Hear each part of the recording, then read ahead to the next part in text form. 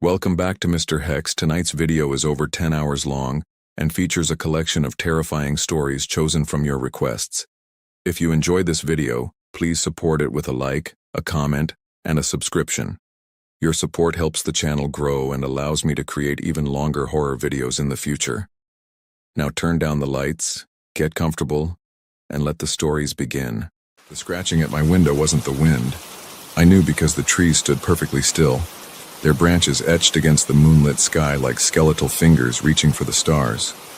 No, this sound was deliberate, insistent, and it was getting louder.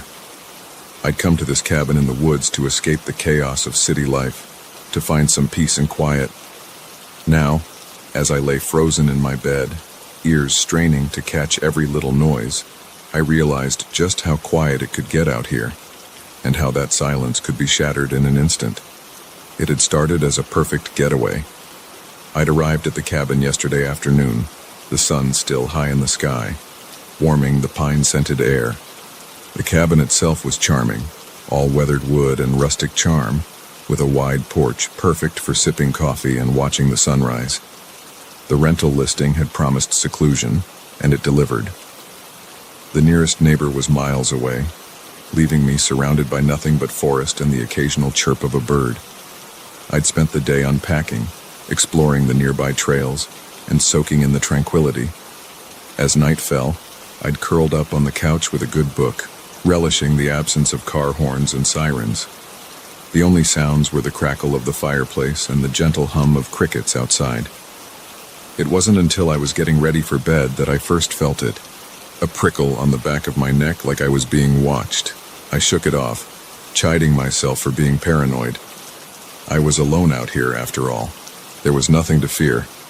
But now, as I lay wide awake in the dead of night, that feeling had returned tenfold. The scratching at my window had stopped, replaced by an even more unsettling sound. Footsteps, crunching on the gravel outside. I held my breath, willing my heart to stop pounding so loudly in my chest. Maybe it was just an animal, I told myself. A deer, or even a bear. They were common in these parts, right? The footsteps circled the cabin, slow and deliberate. They paused at each window, and I could swear I heard the sound of something, breathing heavily. I reached for my phone on the nightstand, my hand shaking so badly I nearly dropped it. No signal. Of course. I was miles from the nearest cell tower. The footsteps had completed their circuit of the cabin and were now on the front porch.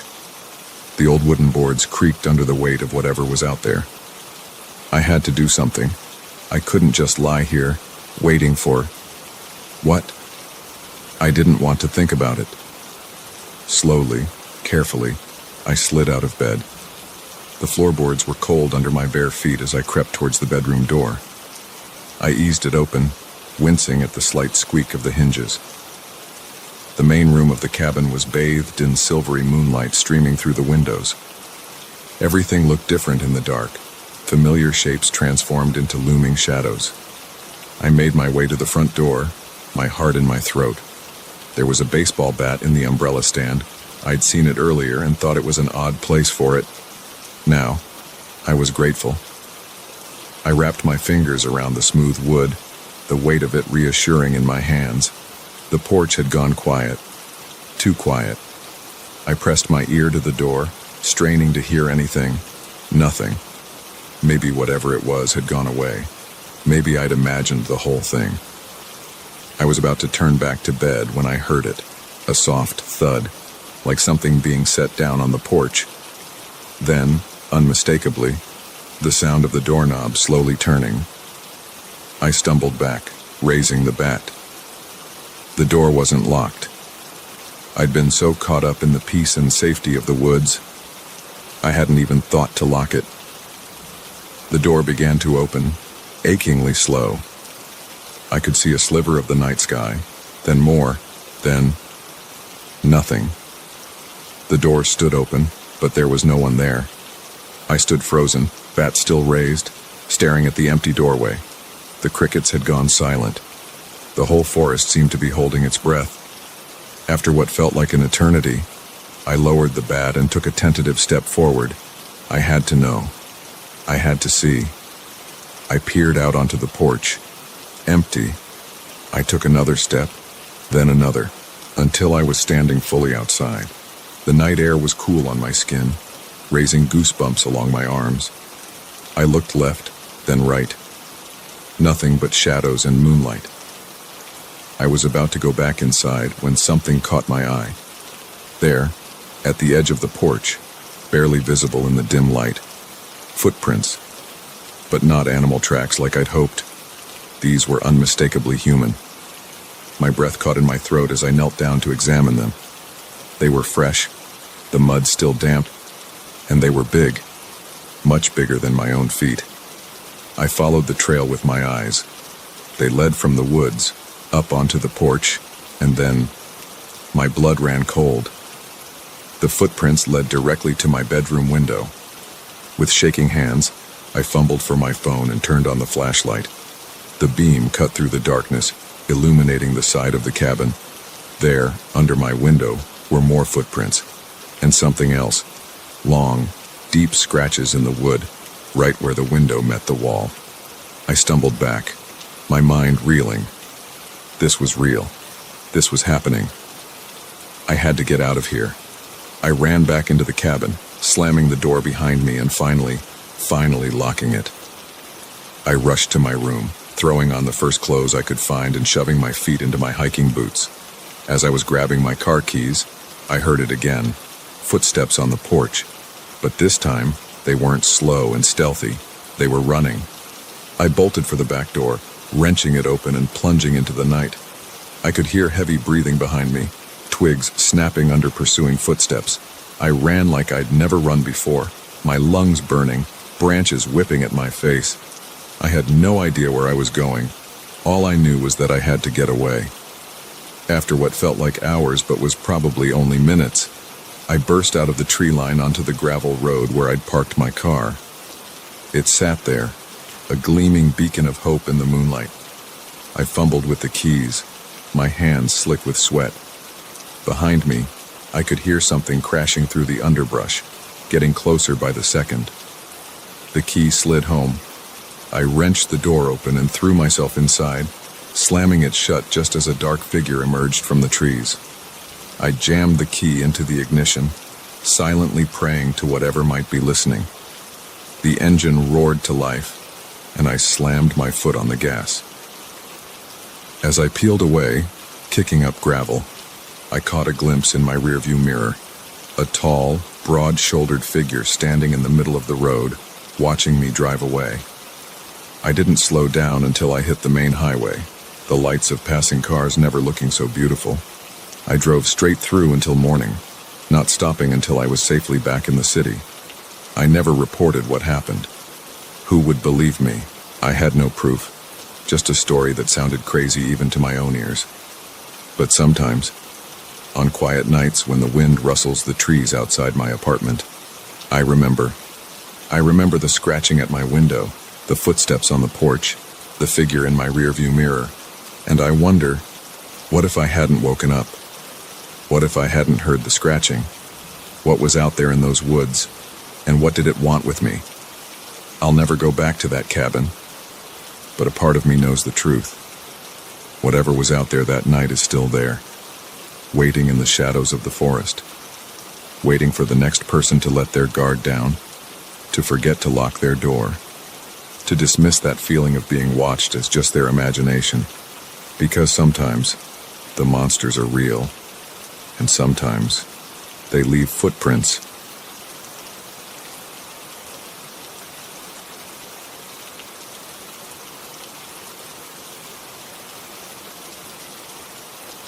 The moment I realized my passenger had vanished, I knew this wasn't going to be an ordinary night.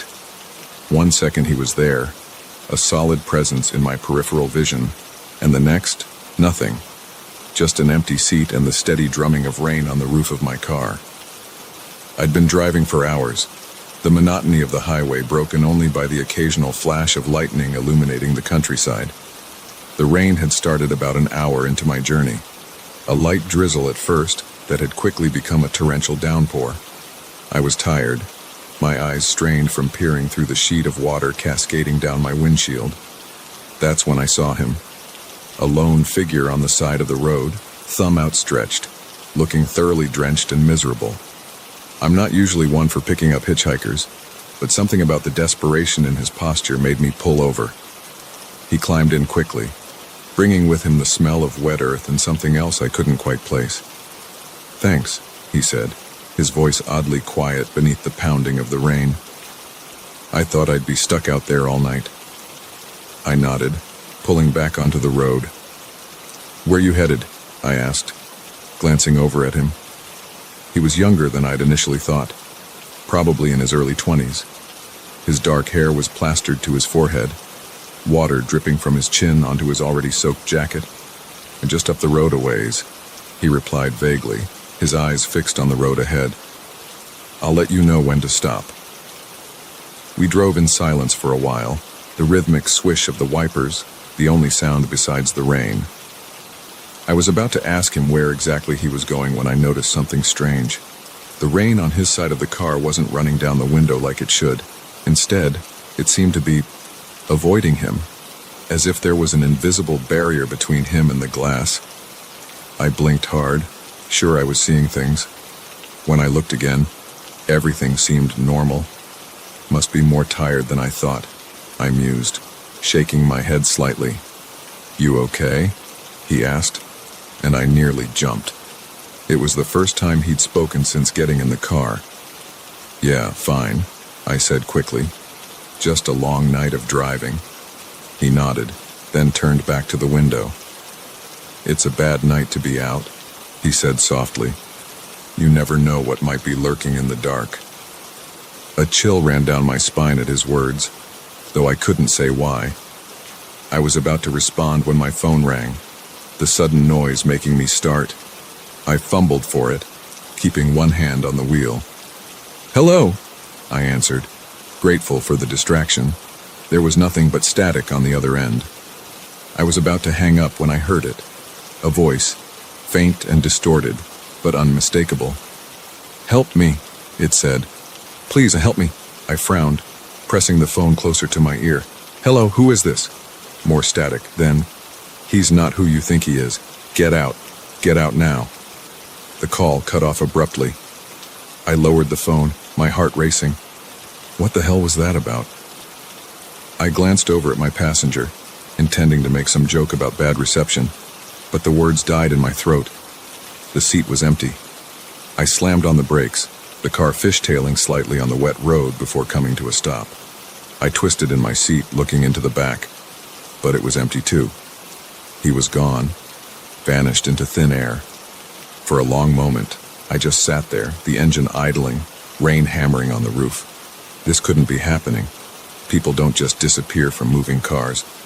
I must have imagined him. That was it. I was tired. It was dark. My mind was playing tricks on me. But even as I thought it, I knew it wasn't true. The seat beside me was still wet from his clothes. I could still smell that strange, earthy scent he'd brought with him. With shaking hands, I put the car back in drive and pulled off to the side of the road. I needed to think, to figure out what was going on. That's when my phone rang again. I stared at it, vibrating innocently on the passenger seat where I'd dropped it. The screen showed an unknown number, the same one as before. My hand hovered over it, part of me screaming not to answer, but another part knowing I had to. I picked it up. "Hello?" I said, my voice barely a whisper. "Why did you pick him up?" The voice was clearer this time, but still distorted, as if coming from very far away. "Don't you know it's dangerous to let strangers into your car?" "Who is this?" I demanded, fear giving way to anger. "What's going on?" "He's not gone," the voice said, ignoring my questions. "He's still there, watching, waiting." The call cut off again. I lowered the phone slowly, my eyes darting around the car, half expecting to see my vanished passenger materialize out of thin air. Nothing. Just the rain and the dark and the empty road stretching out before me. I had to get out of here. I put the car in drive, my foot hovering over the gas pedal, but something stopped me from pressing down. A feeling, an instinct I couldn't explain. I couldn't shake the sensation that I was being watched.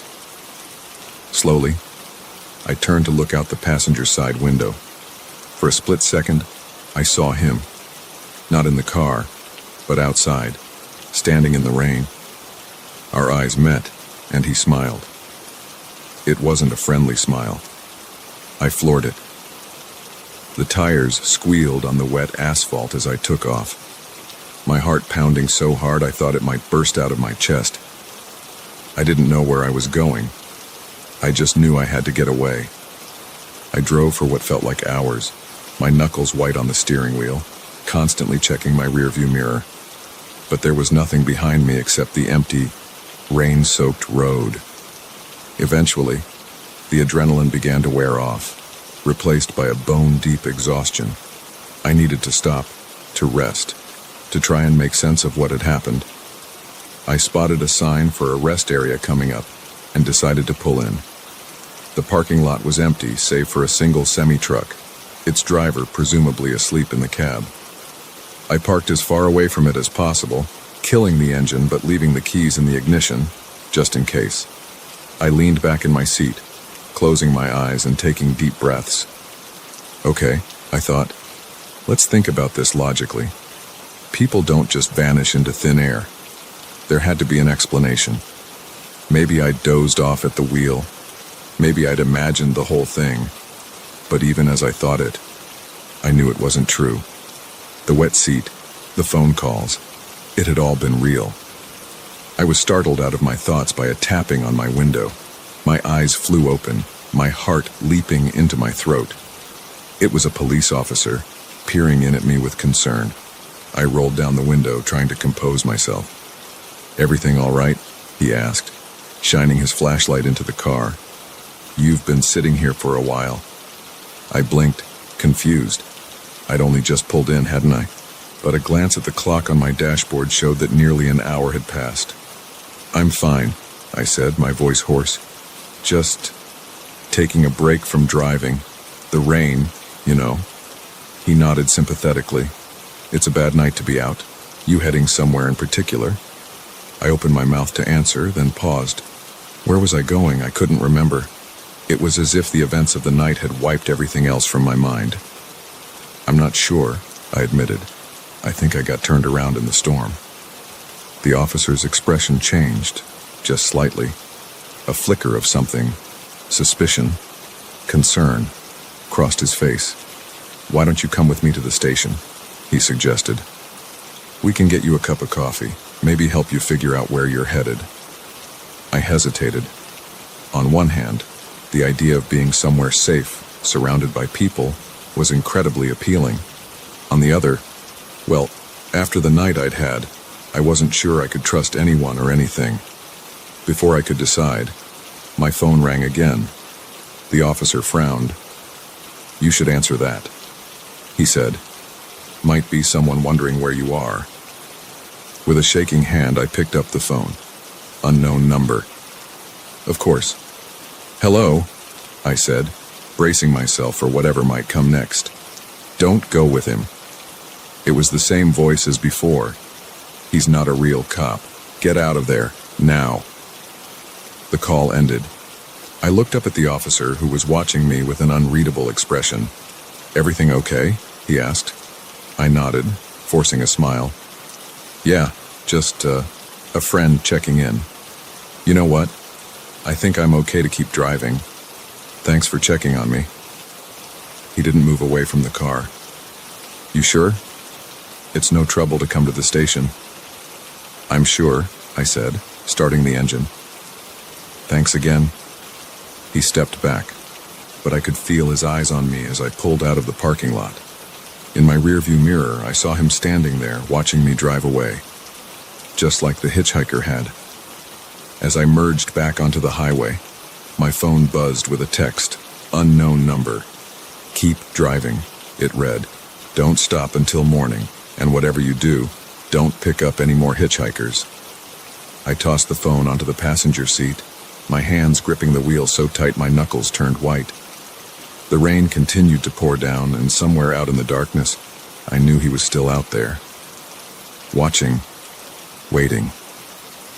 And I drove on into the night, chased by ghosts and shadows, not knowing if I was fleeing from danger or driving straight into it.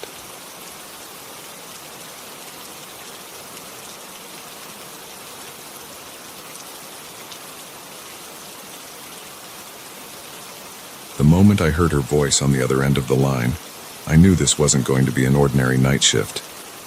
"Please," she whispered, her voice trembling with fear. "You have to help me. I'm trapped somewhere in the building. I've been a night security guard at Oakwood Tower for 3 years now, and I thought I'd seen it all. Drunken office workers who'd fallen asleep at their desks, the occasional raccoon that managed to sneak in through the loading dock, even a minor fire in the server room once. But this was something entirely different. My name's Mike, and up until tonight, my job had been pretty straightforward. Make my rounds, check the cameras, and make sure nothing goes bump in the night. The building's usually empty after hours, just me and the hum of the air conditioning. I was in the middle of my 2 a.m. round when the call came through on the emergency line. It's a direct line to the security desk, meant for real emergencies. In 3 years, it had never rung once. "Ma'am, calm down," I said, trying to keep my voice steady. "Can you tell me where you are?" I don't know," she replied, her voice barely above a whisper. "It's dark. There are no windows. I think I'm in some kind of storage room." I frowned, scanning the bank of security monitors in front of me. Every floor, every hallway, every stairwell was visible, and they were all empty. "How did you get in there?" I asked. "I don't know," she said, and I could hear the panic rising in her voice. "I was working late, and then... I don't remember. Please, you have to find me. He said he'd be back soon." A chill ran down my spine. Who said, "Is there someone else in the building?" But the line had gone dead.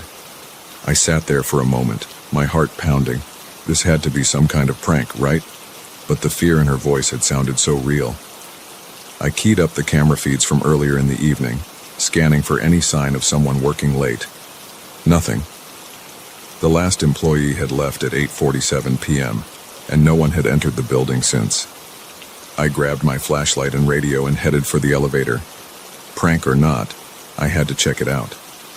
As the elevator doors closed, I caught a glimpse of movement on one of the monitors, just for a second, but it was enough to make my blood run cold. A shadow, moving across the lobby. But that was impossible. I was the only one here. The elevator pinged as it reached the top floor. I stepped out, my flashlight beam cutting through the darkness. The air up here felt different, heavier somehow. I shook off the feeling and started my search. I checked every room, every closet, every possible hiding place. Nothing. The building was as empty as it had been all night. But as I turned to head back to the elevator, I heard it, a soft thump, coming from somewhere above me. There shouldn't be anything above me. I was on the top floor. Or was I? I remembered something then, a rumor I'd heard when I first started this job. Something about a hidden floor, not on any of the official blueprints. I'd always dismissed it as office gossip. But now, I ran my flashlight along the wall near the elevator, looking for anything out of place. And there it was, a slight discoloration in the paint, about the size of a handprint. I pressed my palm against it, and to my shock, a hidden panel slid open, revealing a narrow staircase. My radio crackled, making me jump. "Mike, you there?" It was Tom, my relief for the morning shift. He wasn't due for hours yet. "Yeah, I'm here," I replied, my voice shaky. "Tom, something weird is going on. I think there might be someone in the building." "What? That's impossible. I'm looking at the cameras right now. Place is empty." I was about to tell him about the hidden staircase when I heard it again. That soft thump, closer this time, coming from up those stairs. "Tom, listen. I need you to call the police. Tell them. The radio went dead. Not just silent, but completely dead. I tried the power button, but nothing happened. Great. I stood there for a moment, flashlight trained on the dark staircase, trying to decide what to do. Every instinct told me to get out, to wait for backup. But what if that woman was really up there? What if she was in danger? Taking a deep breath, I started up the stairs. The air grew colder as I ascended, the silence broken only by my footsteps and ragged breathing. The beam of my flashlight seemed to grow dimmer with each step, the darkness pressing in around me. I reached the top of the stairs and found myself in a long, narrow hallway. Unlike the rest of the building, with its modern decor and bright colors, this place felt old. The walls were bare concrete, the floor dusty and cracked. "Hello?" I called out, my voice echoing in the emptiness. "Security, is anyone here?" No response, just that heavy, oppressive silence. I made my way down the hall, checking each door as I passed. They were all locked. Solid metal with no windows. What was this place? At the end of the hall, I found a door that was slightly ajar. I pushed it open slowly, wincing at the creak of rusted hinges. The room beyond was pitch black, my flashlight barely penetrating the gloom. It looked like some kind of old office, with dusty filing cabinets lining the walls and a large desk in the center. As I swept my light across the room, it caught something that made my heart stop. A hand, pale and limp, visible just behind the desk. "Oh God," I muttered, rushing forward. "Ma'am, are you okay?" I rounded the desk and my flashlight illuminated a scene that will haunt me for the rest of my days. It wasn't just a hand, it was a body. A woman, young, with long dark hair obscuring her face. She wasn't moving. I knelt beside her, reaching out to check for a pulse. But as my fingers touched her skin, I recoiled. She was ice cold. And then she moved. It wasn't the movement of someone unconscious stirring. It was jerky, unnatural. Her head snapped up, hair falling away from her face, and I found myself staring into eyes that were completely, utterly black. I scrambled backward, my back hitting the desk. This couldn't be real. This couldn't be happening. The thing that looked like a woman began to rise, its movements twitchy and wrong, like a puppet with tangled strings. Its mouth opened and I heard that voice again, the same one from the phone. "You came," it said, but the voice wasn't coming from its mouth. It seemed to be coming from everywhere at once. "We've been waiting for so long." I didn't wait to hear more. I turned and ran, my heart pounding so hard I thought it might burst from my chest. I could hear it behind me, not running, but moving in that horrible, jerky way. I reached the stairs and practically threw myself down them, taking them 3 at a time. I burst out into the familiar hallway of the top floor, not daring to look back. The elevator was there, doors open, waiting. I dove inside, frantically pressing the button for the lobby. As the doors began to close, I saw it. The thing from upstairs, standing at the end of the hall. It tilted its head, an almost curious gesture, and then smiled. It wasn't a human smile. The elevator seemed to take an eternity to reach the lobby. When the doors finally opened, I ran, out through the lobby, past the security desk with its bank of monitors, out into the cool night air. I didn't stop running until I reached my car. As I fumbled with my keys, I glanced back at the building, and there, in a window on the top floor, I saw a figure, watching me. I got in my car and drove. I didn't know where I was going. I just knew I had to get away. It wasn't until I was miles away that I realized I was shaking. I never went back to Oakwood Tower. I quit the next day, over the phone. They probably think I'm crazy. Hell, maybe I am. But I know what I saw, what I heard. Sometimes, late at night, my phone will ring. Unknown number. I never answer it. But sometimes, when the house is quiet and the shadows are long, I think I can hear a voice, whispering, waiting. And I wonder, Not for the first time. What would have happened if I hadn't gone up those stairs? If I had just dismissed it as a prank and gone about my night? But deep down, I know the truth. It wouldn't have mattered. Because whatever was in that building, whatever was pretending to be a woman in distress, it had been waiting for someone to answer that call, to climb those hidden stairs, waiting for me. And sometimes, in my darkest moments, I fear it's still waiting. That one day I'll turn a corner and find myself back in that hallway, with that thing smiling its inhuman smile, waiting to finish what it started.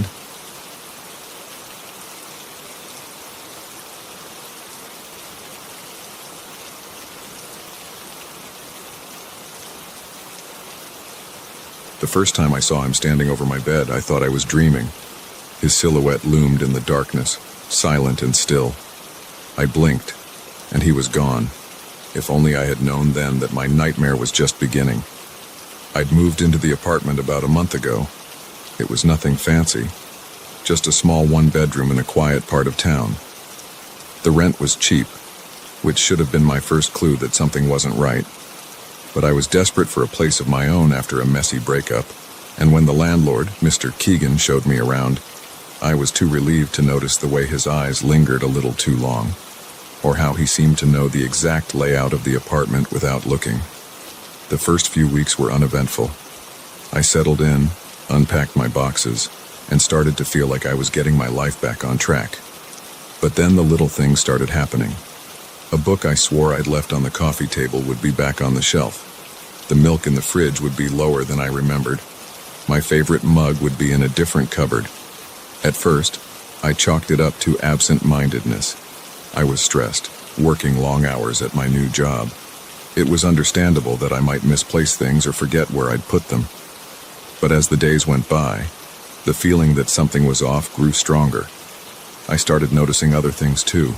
Sometimes, when I came home from work, the air in the apartment felt different, as if someone had been there.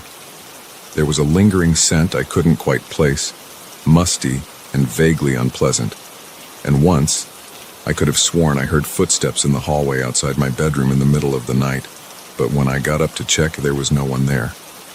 It was about 3 weeks in when I woke up to find my bedroom window open. I always kept it locked, especially since I was on the ground floor. The cool night air sent a shiver down my spine as I got up to close it. That's when I noticed the muddy footprint on the carpet just inside the window. My heart raced as I stared at it, trying to convince myself it was just a shadow, a trick of the light. But I knew it wasn't. Someone had been in my room while I slept. I called the police, but they didn't find anything. No signs of forced entry, no fingerprints, nothing missing. They suggested I might have left the window open myself and forgotten about it. The footprint, probably tracked in by my own shoes.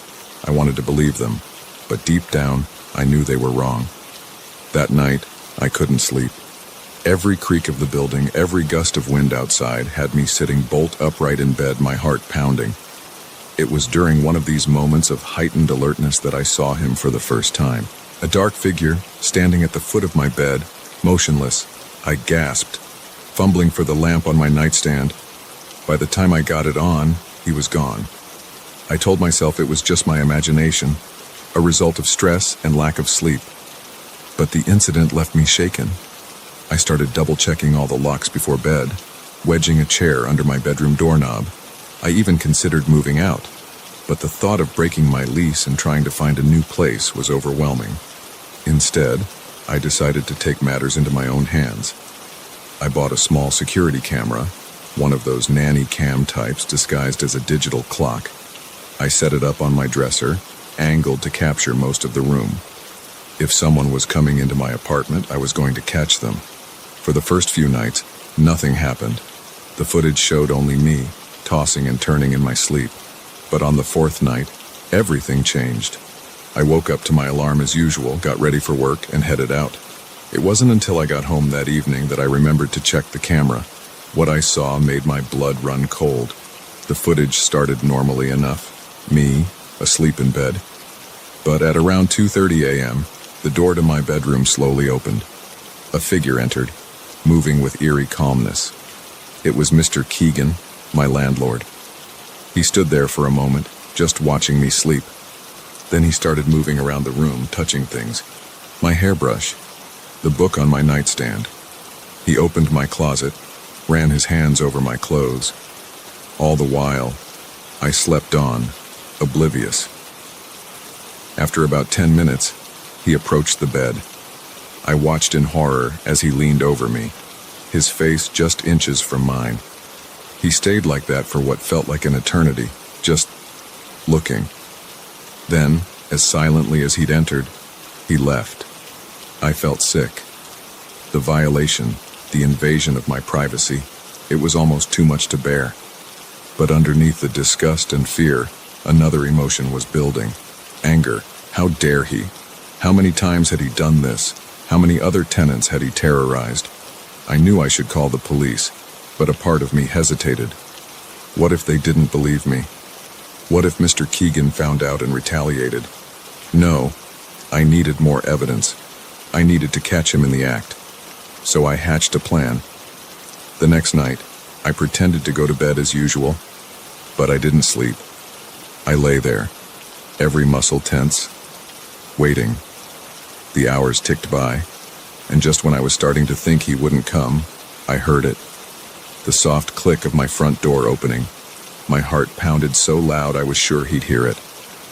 I forced myself to breathe slowly, evenly, as I heard his footsteps approaching my bedroom. The door creaked open. I waited until I felt his presence near the bed. Then, in one swift motion, I sat up and turned on the lamp. Mr. Keegan stood there, frozen like a deer in headlights. For a moment, we just stared at each other. Then he smiled. It wasn't a friendly smile. It was the smile of a predator who's been caught but isn't sorry. "You're awake," he said, his voice unnervingly calm. "Get out," I said, surprised at how steady my own voice sounded. "Get out now, or I'm calling the police." He chuckled, a low, unsettling sound. "And tell them what? That your landlord used his key to check on his property. I'm allowed to do that, you know. It's in the lease." I reached for my phone, but he was faster. His hand clamped around my wrist, painfully tight. "I wouldn't do that if I were you," he said, his voice now a menacing growl. "You have no idea what I'm capable of." In that moment, I realized how truly dangerous this man was. This wasn't just about invading my privacy. He was unhinged, and I was trapped in a small apartment with him, but I wasn't going to be a victim. Not again. With my free hand, I grabbed the lamp and swung it as hard as I could. It connected with the side of his head with a sickening crack. He stumbled backward, releasing my wrist. I didn't hesitate. I ran. Out of the bedroom, through the living room, fumbling with the front door lock.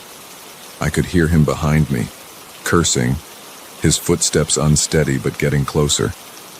Finally, the door opened, and I burst out into the hallway. I ran down the stairs, taking them 2 at a time, not daring to look back. I didn't stop running until I reached the police station 2 blocks away. Breathless and shaking, I told them everything. This time, they listened. They took my statement, looked at the video footage I had on my phone, and sent officers to arrest Mr. Keegan. It turned out I wasn't his first victim. The police found evidence in his apartment linking him to a string of burglaries and stalking incidents across the city.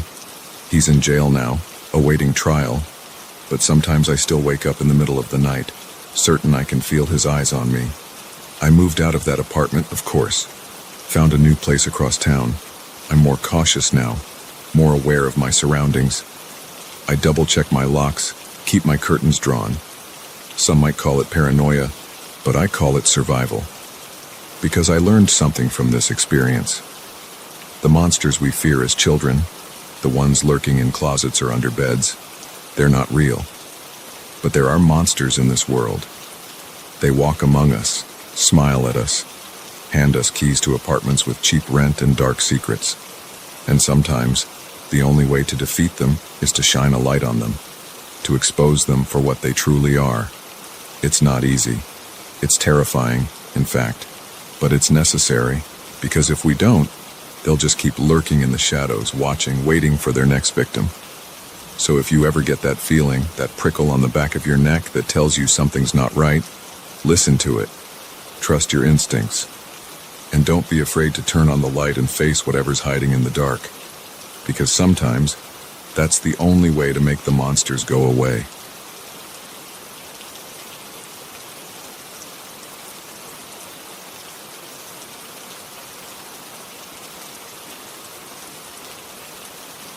The moment I found the diary, I knew I should have left that godforsaken motel. But curiosity got the better of me, and by the time I realized the gravity of my mistake, it was already too late. It was supposed to be a quick overnight stay, just a pit stop on my cross-country drive to my new job in California.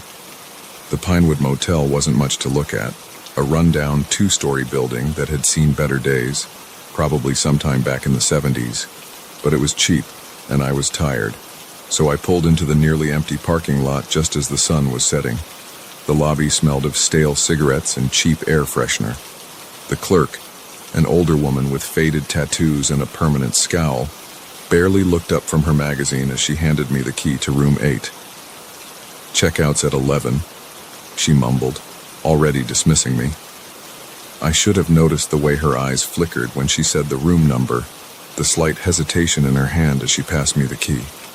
But I was exhausted from driving all day, my eyes gritty from staring at endless miles of highway. All I wanted was a shower and a bed. The room was about what I expected: faded wallpaper, a sagging double bed, and a TV that looked old enough to have watched the moon landing. But it was clean enough, and the water pressure in the shower was surprisingly good. I was just starting to think I might get a decent night's sleep after all when I noticed it. The corner of something poking out from under the bed. Probably just trash left by a previous guest, I thought. But when I bent down to look, I realized it was a book, a diary, to be exact. Old and battered, its cover worn smooth by years of handling. I shouldn't have opened it. I know that now. But at the time, it seemed harmless enough. Just a forgotten journal, probably full of someone's boring vacation memories or work notes. The first few pages were exactly that. Mundane entries about a business trip, complaints about the weather, nothing exciting. But as I flipped through, the tone started to change. The handwriting became more frantic, the entries shorter and more disjointed. "Something's wrong with this place," when one entry read. "The walls, they move when I'm not looking. And the noises at night, God, the noises." I felt a chill run down my spine, but I couldn't stop reading. The next entry was even worse. "I tried to leave today. The door wouldn't open. It was locked, but I know I didn't lock it. When I finally got it open, the hallway, it wasn't the same. It went on forever, doors on both sides as far as I could see. This isn't possible. This isn't real." My hands were shaking now, but I kept turning pages. The entries became more and more disturbing. The writer talked about shadows moving on their own, about voices whispering from the walls, about something that came in the night, something that stood over the bed watching. The last entry was scrawled in shaky handwriting, barely legible. "If you're reading this, get out. Get out now, before it's too late. Before you become part of this place, like I have, like we all have." I slammed the diary shut, my heart pounding. This had to be some kind of joke, right? A prank left by a previous guest to scare people. But as I sat there, the room suddenly felt different, colder. The shadows in the corners seemed deeper, somehow. I decided I wasn't going to stick around to find out if the diary was real or not. I grabbed my bags and headed for the door. But when I turned the handle, it wouldn't budge. I tried again, harder this time, but it was like the door was welded shut. Panic started to set in. I ran to the window, thinking I could climb out, but it wouldn't open either. That's when I noticed something that made my blood run cold. The parking lot outside, which had been nearly empty when I arrived, was now full of cars. Old cars, from every decade stretching back to the 50s. and they were all covered in a thick layer of dust, keen as if they hadn't moved in years. I backed away from the window, my mind reeling. This couldn't be happening. It had to be some kind of hallucination. Maybe I was more tired than I thought. I closed my eyes, took a deep breath, and counted to 10. When I opened them again, everything would be normal. 1, 2, 3. I could hear something now, a faint scratching sound coming from the walls. 4, 5, 6. Was it just my imagination? Or was the room getting smaller? 7, 8, 9. The scratching was louder now, accompanied by whispers too faint to make out. 10. I opened my eyes. The room looked the same, but something felt different. The air was heavier, charged with a strange energy that made the hair on my arms stand up. And the door was open now, revealing a hallway that seemed to stretch on into infinity. I knew I shouldn't go out there. Every instinct was screaming at me to stay put, to wait for morning when surely this would all turn out to be some vivid nightmare. But I couldn't stay in that room. Not with those whispers growing louder. Not with the shadows that seemed to be reaching for me. So I stepped out into the hallway. It was like entering another world. The cheap carpet and peeling wallpaper were gone, replaced by dark, polished wood and elegant wallpaper that seemed to shimmer in the dim light. Doors lined both sides of the hallway, stretching as far as I could see in both directions. I started walking, telling myself I just needed to find the stairs, to get to the lobby and out of this insane place. But no matter how far I went, there were no stairs, no elevator, no way down, just an endless procession of doors. I don't know how long I walked. It could have been minutes, or hours, or days. Time seemed to have no meaning here. Sometimes I thought I heard voices behind the doors, muffled conversations or muted sobs.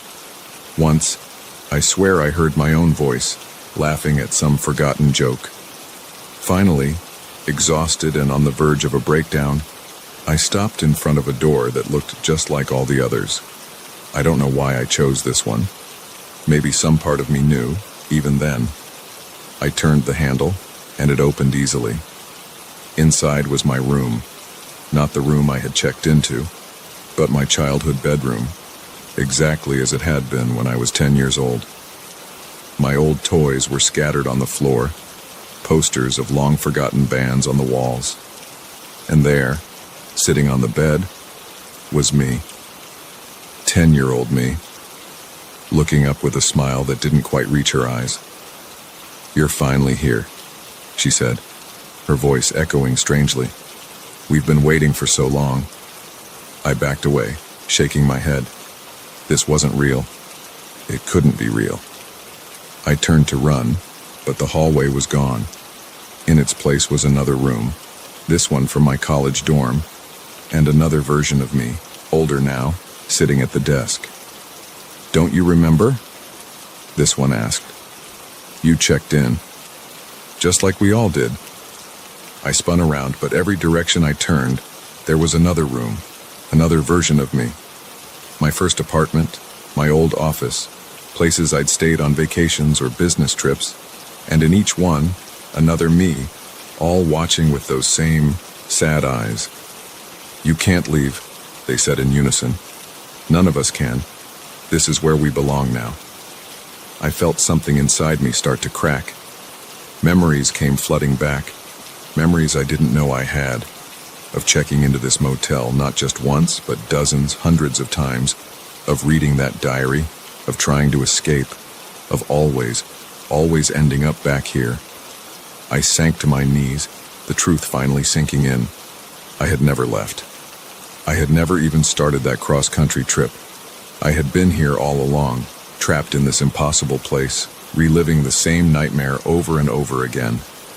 As the realization washed over me, I felt the motel shift around me. The rooms faded away, and I was back in room 8. It looked just as it had when I first checked in, right down to the diary peeking out from under the bed. I picked it up with trembling hands and opened it to the last page. There, in my own handwriting, was a new entry. "If you're reading this, get out. Get out now, before it's too late, before you become part of this place, like I have, like we all have. I put the diary back where I found it and sat on the bed waiting. Soon, there would be a knock on the door, a new guest checking into room 8, and the cycle would begin again. Because that's the thing about the Pinewood Motel. You can check in anytime you like, but you can never leave.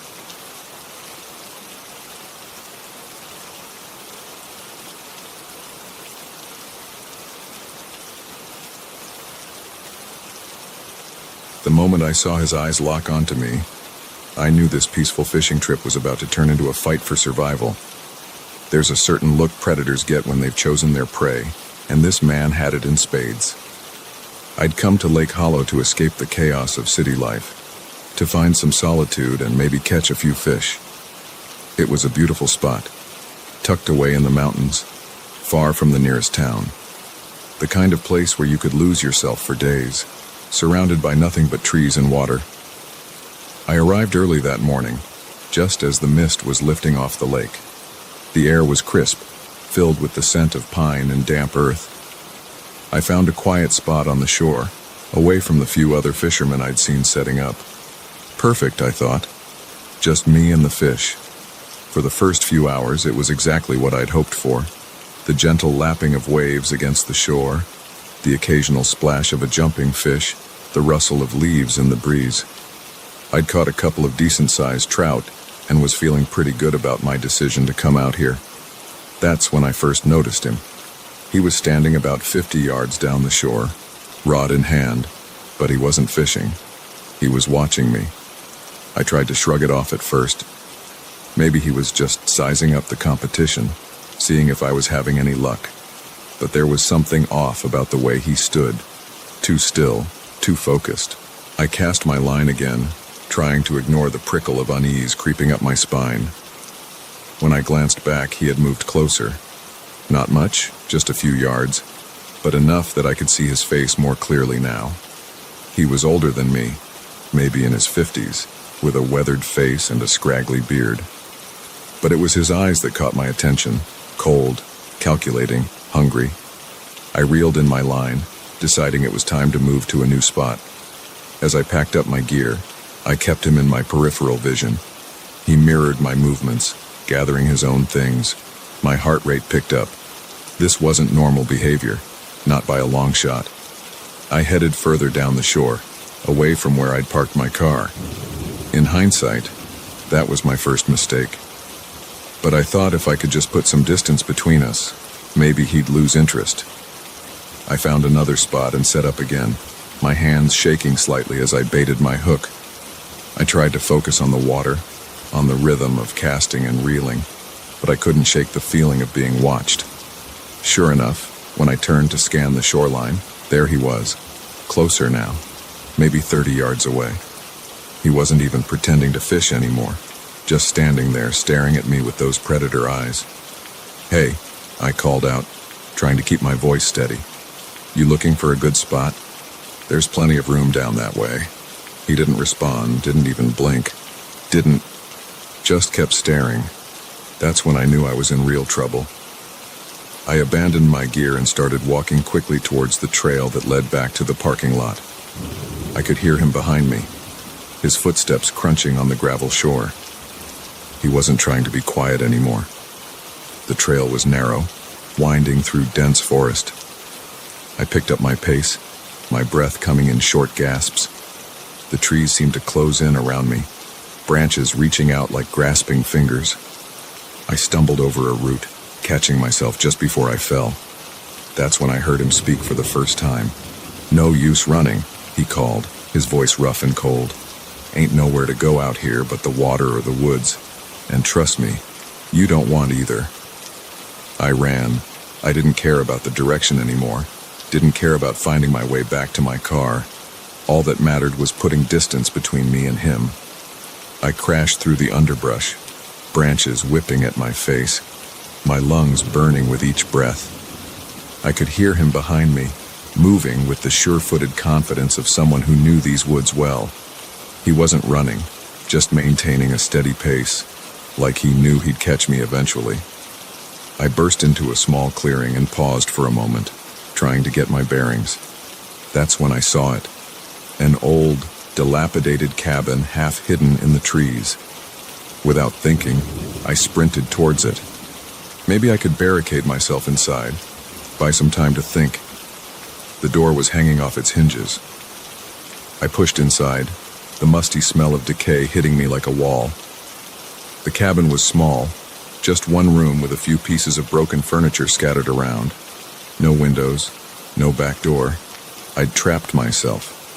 I could hear him outside now, his footsteps slow and deliberate on the creaky porch. My eyes darted around the room, looking for anything I could use as a weapon. There was an old fireplace poker leaning against the wall. I grabbed it, the rusted metal rough against my palm.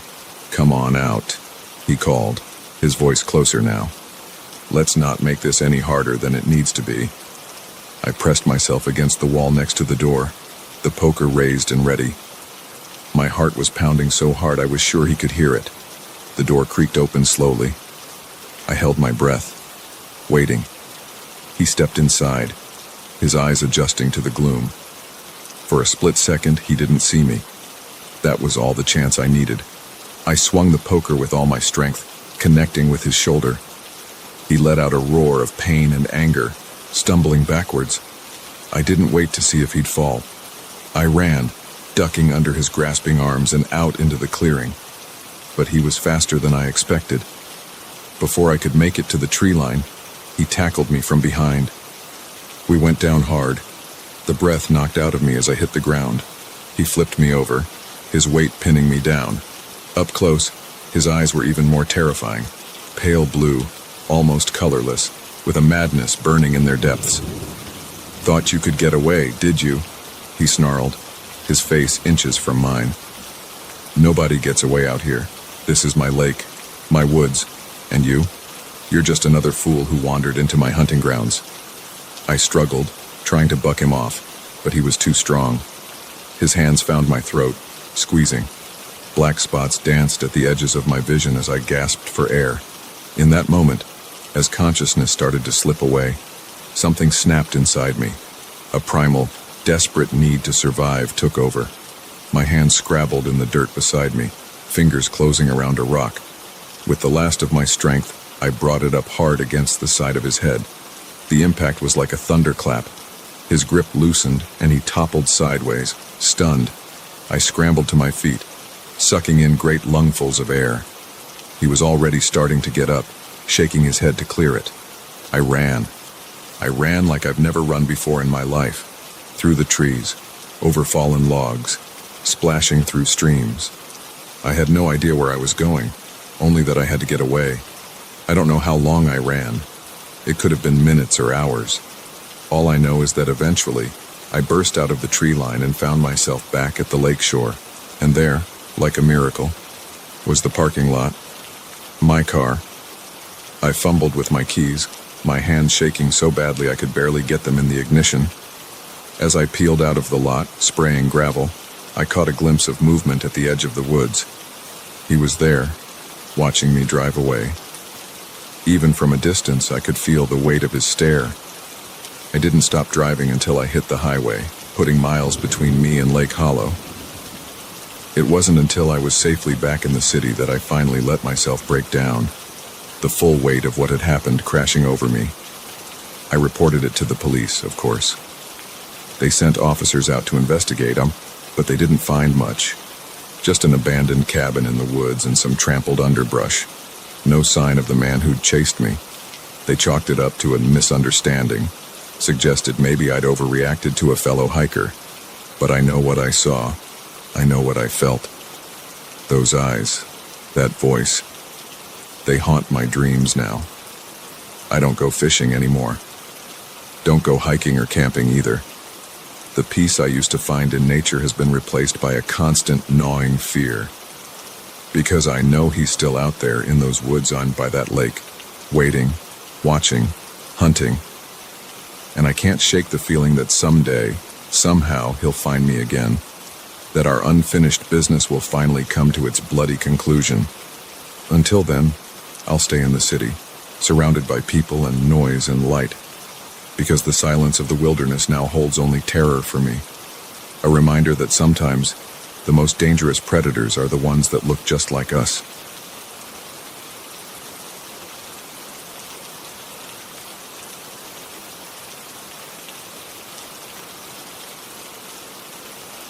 The moment I opened that package, I knew I'd stumbled into something far bigger and more dangerous than I could have ever imagined.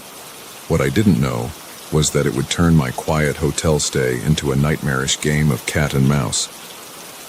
I'd checked into the Pinewood Hotel late that evening, exhausted from a long day of business meetings. It was one of those generic chain hotels, nothing fancy, but clean and comfortable enough for a night or two. The lobby was quiet, just me and the bored-looking receptionist who barely looked up from her computer as she handed me my key card. "Room 317, she said, her voice as bland as the beige walls around us.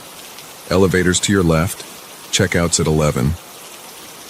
I nodded my thanks and headed up, my wheeled suitcase bumping along behind me. The third-floor hallway was deserted, the only sound the soft hum of the ice machine at the far end. I found my room easily enough and swiped the card, eager to kick off my shoes and fall into bed. That's when I saw it. A small package, about the size of a shoebox, sitting right in front of my door. At first, I thought maybe I'd dropped something from my briefcase key, but as I bent to pick it up, I realized it wasn't mine. The label was addressed to someone named J. Marston, definitely not me.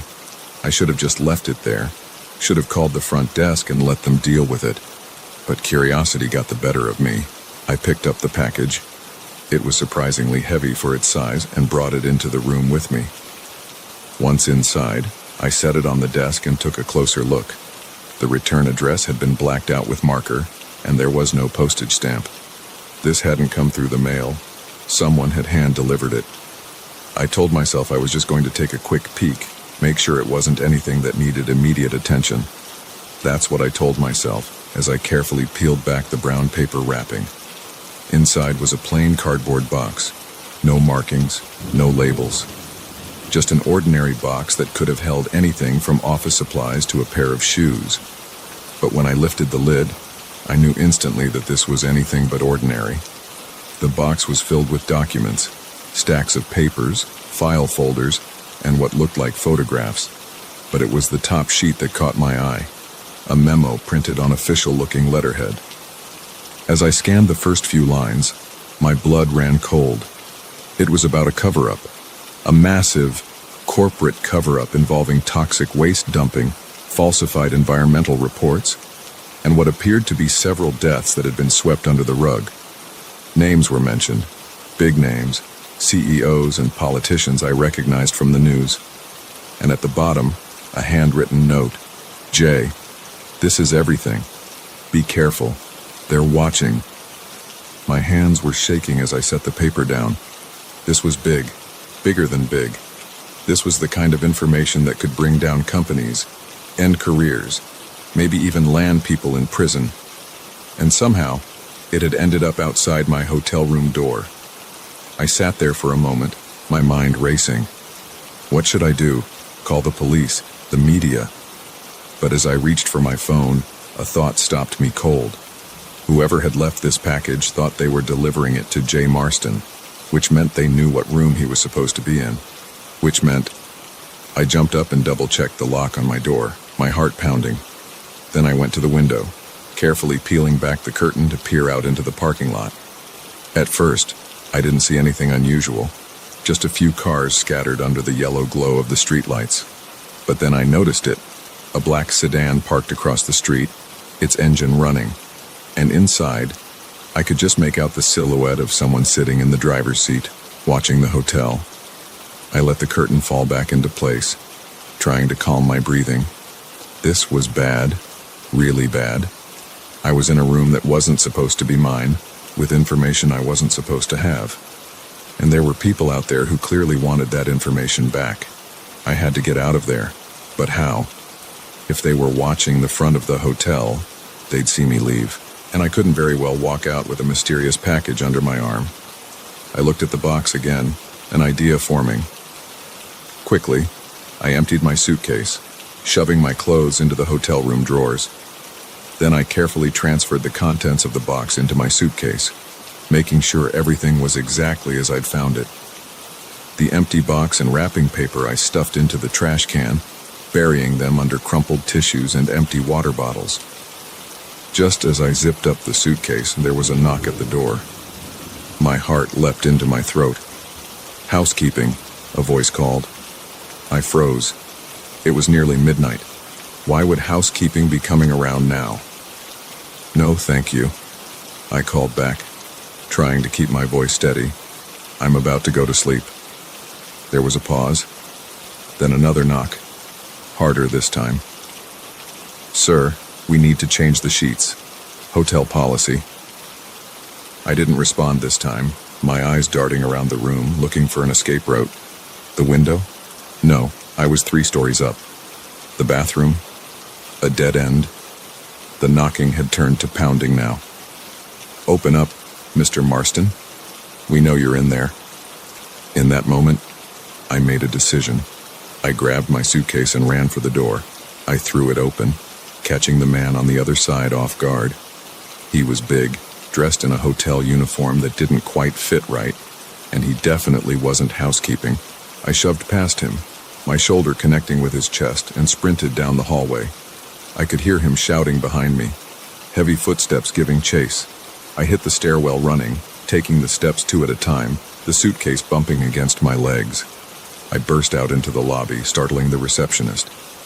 "Call the police," I yelled as I ran past, but whether from shock or complicity, she just sat there, staring. Outside, the night air hit me like a slap to the face. I ran for my car, fumbling with the keys.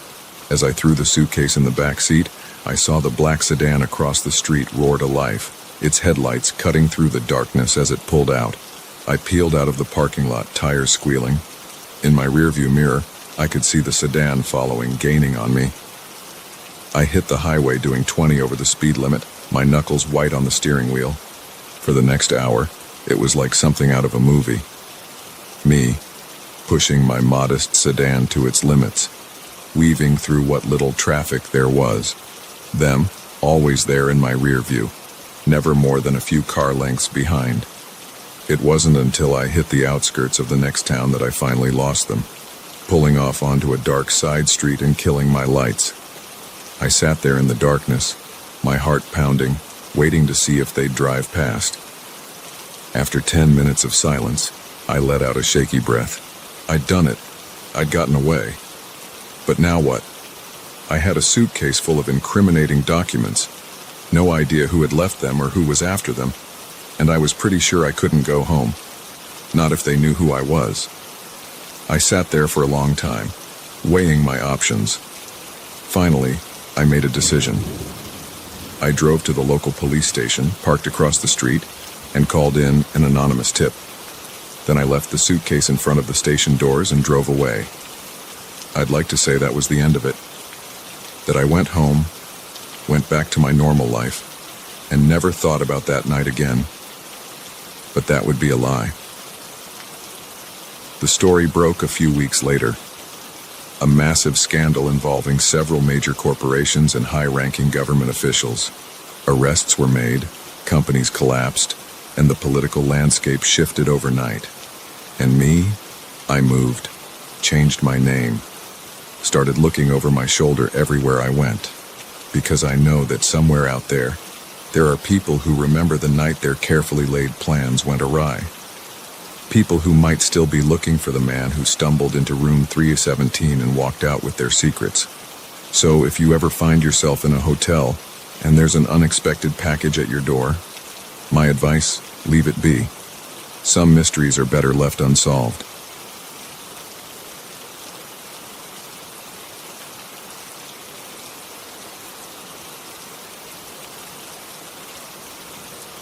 The moment I realized we were heading in the wrong direction, I knew I'd made a terrible mistake. But by then, it was already too late. The doors were locked. The man behind the wheel was no longer the helpful stranger he'd pretended to be, and the vast emptiness of the desert stretched out around us in every direction. It had started innocently enough. My old Chevy had finally given up the ghost, sputtering to a stop on a desolate stretch of highway somewhere in the middle of New Mexico. I'd been driving for hours, the monotonous landscape broken only by the occasional cactus or tumbleweed. The sun was setting, painting the sky in brilliant shades of orange and purple, but I couldn't appreciate the beauty. All I could think about was how screwed I was. I'd tried the engine a few times, but it just made a sad whining noise and refused to turn over. My cell phone, predictably, had no signal. I was stuck. That's when I saw the headlights approaching in the distance. Relief washed over me. Surely, whoever it was would be able to help, or at least give me a ride to the nearest town. The vehicle, an old pickup truck that had seen better days, slowed as it approached. The driver, a middle-aged man with a weathered face and a friendly smile, rolled down his window. "Car trouble?" he asked, his voice gravelly but kind. I nodded, explaining my situation. He listened patiently, then offered to give me a ride to the next town. "It's about an hour away," he said. "We can call a tow truck from there." I hesitated for a moment. My mom's voice echoed in my head, warning me about the dangers of accepting rides from strangers. But what choice did I have? Stay here and hope another car came along before I died of thirst or heat stroke? "That would be great," I said, grabbing my backpack from the car. "Thank you so much." He introduced himself as Frank as I climbed into the passenger seat. The inside of the truck smelled of leather and tobacco, and country music played softly from the radio. We made small talk as we drove. He asked where I was headed, a new job in Los Angeles, where I was from, a small town in Ohio he'd never heard of, if I had family waiting for me, just some college friends I'd be rooming with. In return, he told me he was a local, born and raised in these parts. He knew the desert like the back of his hand, he said. It wasn't until about 20 minutes into the drive that I started to feel uneasy. Something about the way Frank was asking questions, the intensity of his gaze when he looked at me, it just felt off. I tried to shake it off. He was just being friendly, I told myself. But then I noticed something that made my blood run cold. We were heading east. The sun, which had been setting in front of us when we started driving, was now on our left. Frank, I said, trying to keep my voice casual. I think we might be going the wrong way. Wasn't the town supposed to be west of where my car broke down? He didn't answer right away. When he did, his voice had lost all its earlier warmth. "No," he said flatly. "We're going the right way." My heart started pounding. I reached for the door handle, thinking maybe I could tuck and roll, action movie style. But the door wouldn't open. Child locks. "Where are we going?" I asked, no longer bothering to hide the fear in my voice. Frank's lips curled into a smile that sent chills down my spine. "Somewhere private," he said, "where we won't be disturbed." Panic set in. I looked around wildly, searching for something, anything I could use as a weapon. The truck was clean, almost obsessively so. No loose tools, no conveniently placed tire iron, nothing. "Please," I said, hating how weak my voice sounded.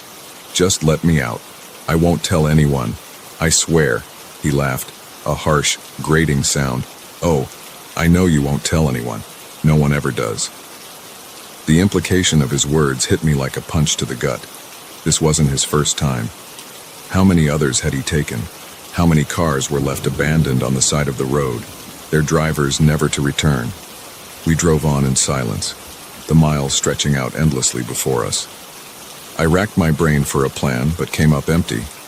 I was trapped in a moving vehicle with a man who clearly meant me harm, heading deeper into a desert I didn't know.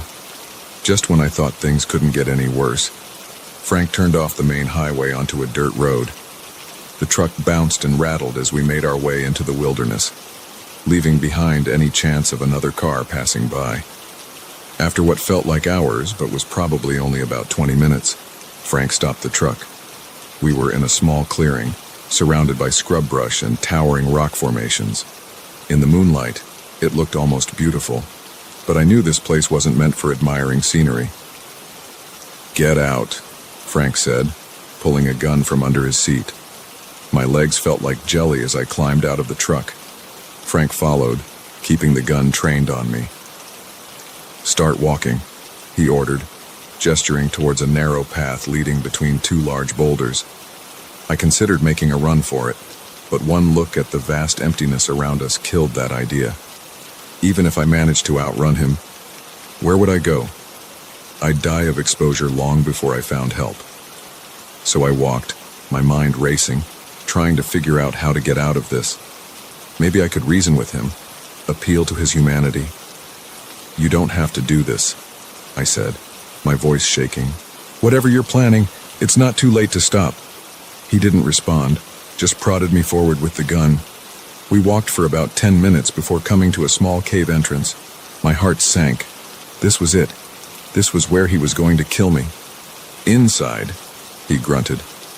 I hesitated, looking around desperately for some way out of this nightmare. That's when I saw it. A flash of metal in the moonlight, half buried in the sand. A piece of rebar, probably left over from some long-abandoned construction project. In that moment, survival instinct took over.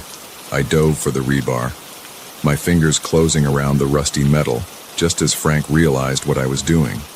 He lunged for me, but I was quicker.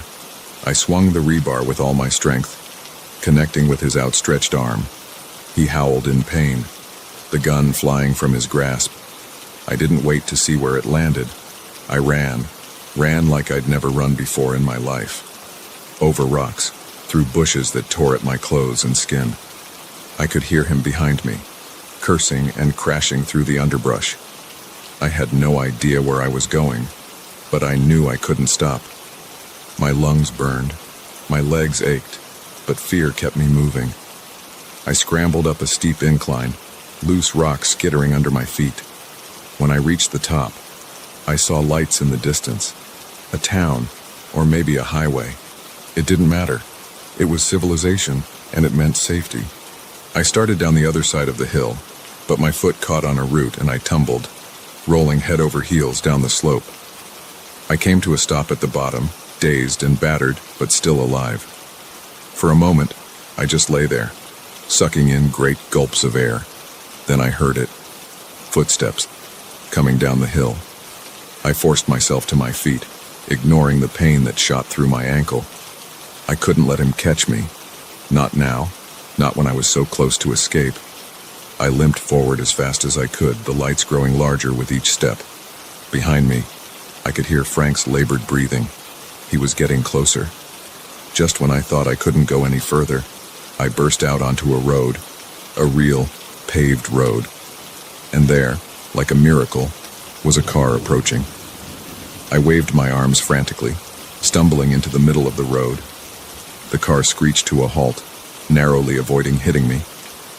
An older couple peered out at me, their faces a mix of concern and fear. "Please," I gasped. "Help me. He's trying to kill me." They hesitated for only a second before the woman opened the back door. "Get in," she said. I didn't need to be told twice. I dove into the back seat just as Frank emerged from the darkness. "Drive," I yelled. The man floored it, and we took off down the road, leaving Frank standing there, a dark silhouette against the desert night. We went straight to the police station in the next town. I told them everything, my story spilling out in a rush of tears and trembling words. They found my car where I'd left it, and Frank's truck abandoned near the cave. But of Frank himself, there was no sign. He'd vanished into the desert he knew so well. Sometimes I still have nightmares about that night, about what might have happened if I hadn't found that piece of rebar, if that couple hadn't come along when they did. But mostly, I think about how close I came to being just another missing person, another mystery for someone else to solve. I don't pick up hitchhikers anymore, and I always make sure my car is in good working order before a long trip, because I know now that sometimes the real monsters aren't hiding under your bed or in your closet. Sometimes they're waiting on the side of the road, ready to offer you a ride.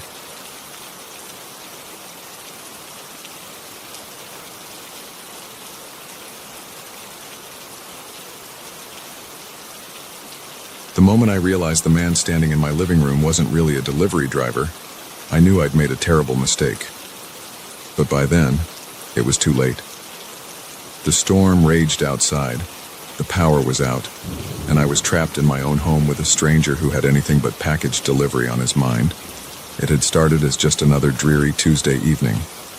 I'd been working from home, trying to meet a deadline while the wind howled and rain lashed against the windows. The storm had been building all day, and by nightfall it was in full force. The lights had been flickering on and off for hours, and I was just considering calling it quits when there was a knock at the door. I hesitated. Who would be out in weather like this? But then I remembered I'd ordered a package and the tracking had said it would arrive today. Maybe the poor delivery guy had gotten caught in the storm. I opened the door to find a man in a brown uniform, soaked to the bone and holding a soggy cardboard box. "Evening, ma'am," he said, his voice barely audible over the wind.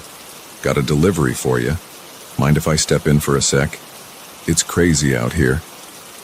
I should have said no. Every instinct was screaming at me to keep the door closed, to tell him to just leave the package on the porch. But he looked so miserable, standing there in the rain, that I found myself stepping aside. "Of course," I said. "Come in. Get out of that rain."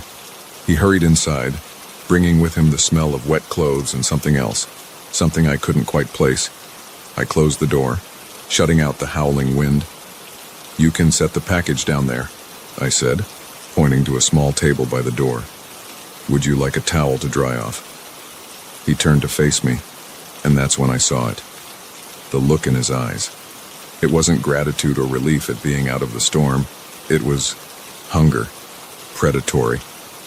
My heart skipped a beat. "That's awful kind of you," he said, his voice low and no longer muffled by the wind. "But I don't think a towel is going to cut it." He took a step towards me, and I instinctively backed up. "What do you mean?" I asked, trying to keep my voice steady. He smiled, but it wasn't a friendly smile. It was the kind of smile a wolf might give a rabbit it had cornered. "I think you know exactly what I mean." That's when the power went out. One moment, the living room was bathed in warm light, and the next, we were plunged into darkness. I heard him chuckle, a sound that sent chills down my spine. "Well, ain't that convenient?" he said. I turned and ran, my heart pounding in my chest. I knew my house, even in the dark. He didn't. That was my only advantage. I made it to the kitchen, fumbling in a drawer for anything I could use as a weapon. My fingers closed around a rolling pin just as I heard his heavy footsteps entering the room. "Come on now," he called, his voice sickeningly playful. "No need to make this difficult. We're going to have a nice long night together, you and me." I swung the rolling pin blindly in the direction of his voice. There was a satisfying thunk and a grunt of pain. I didn't wait to see if I'd done any real damage. I ran again, this time heading for the stairs. I took them 2 at a time, my free hand skimming the wall to keep my bearings in the darkness. Behind me, I could hear him recovering, his footsteps heavy on the stairs. "You're gonna pay for that," he growled, all pretense of friendliness gone. I made it to my bedroom and slammed the door shut, fumbling with the lock. It wouldn't hold him for long, but it might buy me enough time to think of a plan. My eyes darted around the room, adjusting to the dim light coming through the window. Phone. I needed my phone. But where was it? In my panic, I couldn't remember where I'd left it. The door shuddered as he threw his weight against it. The lock wouldn't hold for long.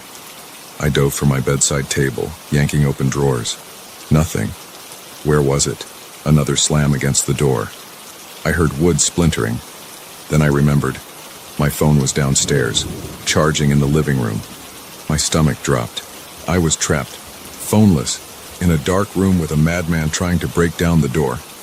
The window. It was my only chance. I ran to it, throwing it open. The wind and rain immediately whipped into the room, soaking me in seconds. I looked down. It was a long drop to the ground over the porch roof. I might break something if I jumped, but it was better than the alternative. Just as I was about to climb out, a flash of lightning illuminated the yard. And there, parked behind my car, was a van. A van that definitely wasn't a delivery vehicle. How long had he been watching me, waiting for his chance? The bedroom door exploded inward with a crash that made me jump. He stood there, silhouetted in the doorway, his breath coming in heavy pants. "Nowhere left to run," he said, taking a step into the room. I gripped the rolling pin tighter, backing up until I felt the windowsill press against my back. "Stay back," I warned, trying to sound braver than I felt. He laughed, a harsh, grating sound. "Or what? You'll hit me with your little rolling pin again? Go ahead. I like it when they fight back." He lunged at me. I swung the rolling pin, but this time he was ready. He caught my wrist, twisting until I cried out in pain and dropped my makeshift weapon. "Now then," he said, his face inches from mine. "Let's have some fun." In that moment, with his foul breath on my face and his iron grip on my wrist, something in me snapped. I wasn't going to be a victim. I wasn't going to let this be how my story ended. I brought my knee up hard, connecting solidly with his groin. He let out a howl of pain, doubling over. I shoved him with all my might, sending him stumbling backwards. Without pausing to think, I climbed out onto the porch roof. The shingles were slick with rain, and I nearly lost my footing. Behind me, I could hear him recovering, cursing as he made his way to the window. I half ran, half slid down the roof, my heart in my throat. At the edge, I hesitated for just a second before jumping. I hit the ground hard, pain shooting up through my ankles and knees, but I didn't have time to recover. I could see him at the window, preparing to follow. I ran, through my yard, across the street, to my neighbor's house. I pounded on their door, screaming for help. Lights came on inside, and I heard movement. Just as my neighbor opened the door, I heard the screech of tires. I turned to see the van peeling away, disappearing into the stormy night. The police came, took my statement, searched the area, but they didn't find him. The van was gone, and with it, any real evidence. They told me I was lucky, that it could have been much worse. As if I needed reminding. I didn't sleep that night, or for many nights after. Every time I closed my eyes, I saw his face, heard his voice. I jumped at every sound, flinched at every unexpected movement. I moved out of that house, changed my phone number, even considered changing my name. But the fear lingered. It still lingers, if I'm honest, because I know he's still out there. Maybe watching, maybe waiting for another stormy night, another woman alone in her house. And I know that the next time, he might not make the mistake of letting his victim get away.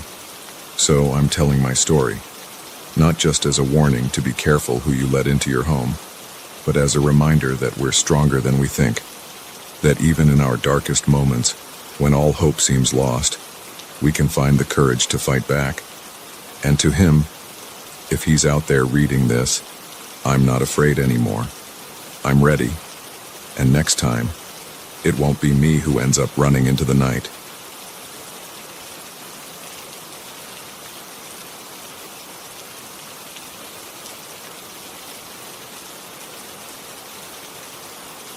The moment I saw those footprints in the old barn, I knew I wasn't alone out here, and whatever was sharing these woods with me was definitely not some harmless wildlife. I'd come out to Blackwater Forest for a weekend of solitude and reflection. My life back in the city had become a chaotic mess of deadlines, relationship drama, and existential crises. I figured a few days of roughing it in the wilderness might help me clear my head and reset my priorities. How wrong I was. The first day had gone well enough. I'd hiked several miles into the forest, found a nice clearing to set up my tent, and spent the afternoon exploring the surrounding area. As the sun began to set, I'd gathered wood for a fire and settled in for a quiet evening under the stars. It wasn't until the next morning that things started to feel off. I woke up to find my backpack had been moved from where I'd left it outside my tent. At first, I thought maybe an animal had gotten curious during the night, but nothing was torn or chewed, just rearranged. It was odd, but I brushed it off and went about my day. I decided to explore further into the forest, following a barely visible trail that seemed to wind between the towering pines. The deeper I went, the denser the woods became. The canopy overhead grew so thick that only slivers of sunlight managed to penetrate, casting eerie shadows on the forest floor. That's when I stumbled upon the old barn. It was tucked away in a small clearing, its weathered boards gray with age and half hidden beneath a tangle of vines. It looked like it hadn't been used in decades, maybe even a century. Curiosity got the better of me, and I decided to take a closer look. The door creaked ominously as I pushed it open, sending a shiver down my spine. The interior was dim, dust motes dancing in the few beams of light that managed to sneak through cracks in the walls.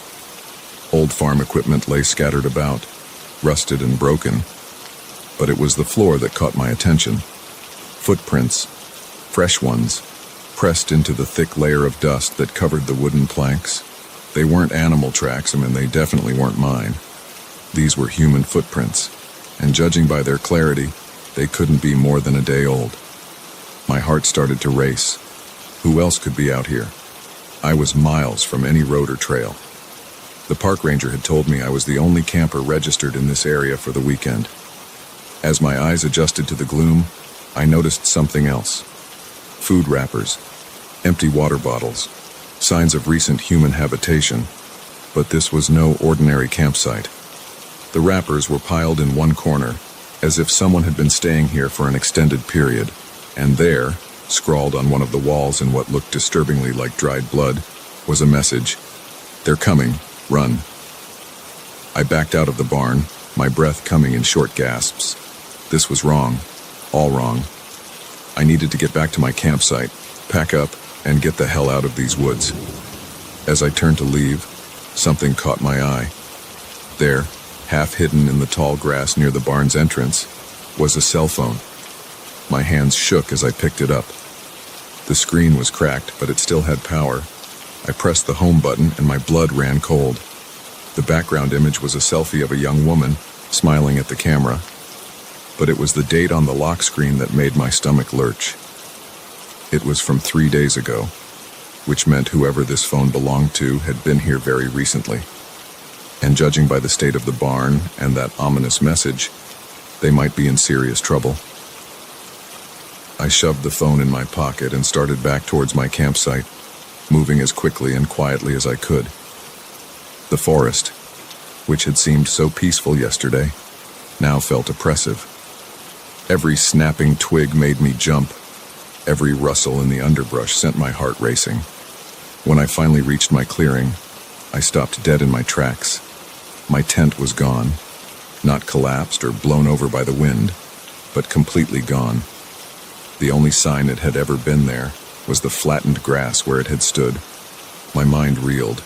This couldn't be happening. Who would take my tent, and why? Then a chilling thought struck me. What if they were still here? I spun around, scanning the trees surrounding the clearing. That's when I saw it. Just for a second, a flash of movement between two distant pines. A figure, darting out of sight. Panic seized me. I had to get out of here. Now. But which way? In my haste to return to camp, I'd lost track of which direction I'd come from.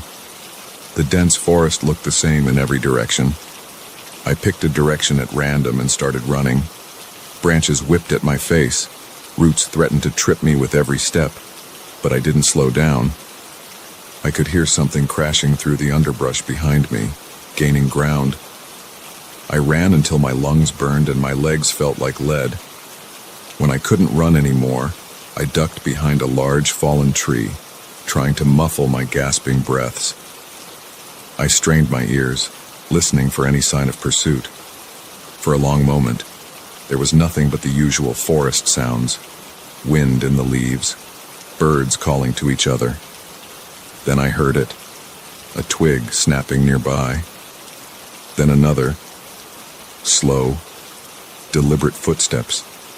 coming closer. I held my breath, pressing myself against the rough bark of the fallen tree. The footsteps stopped, so close I could have reached out and touched whoever it was. I could hear breathing, heavy and ragged. "I know you're there," a voice said, low and gravelly. "No use hiding. We've been watching you since you entered our forest." Our forest? Who was this person?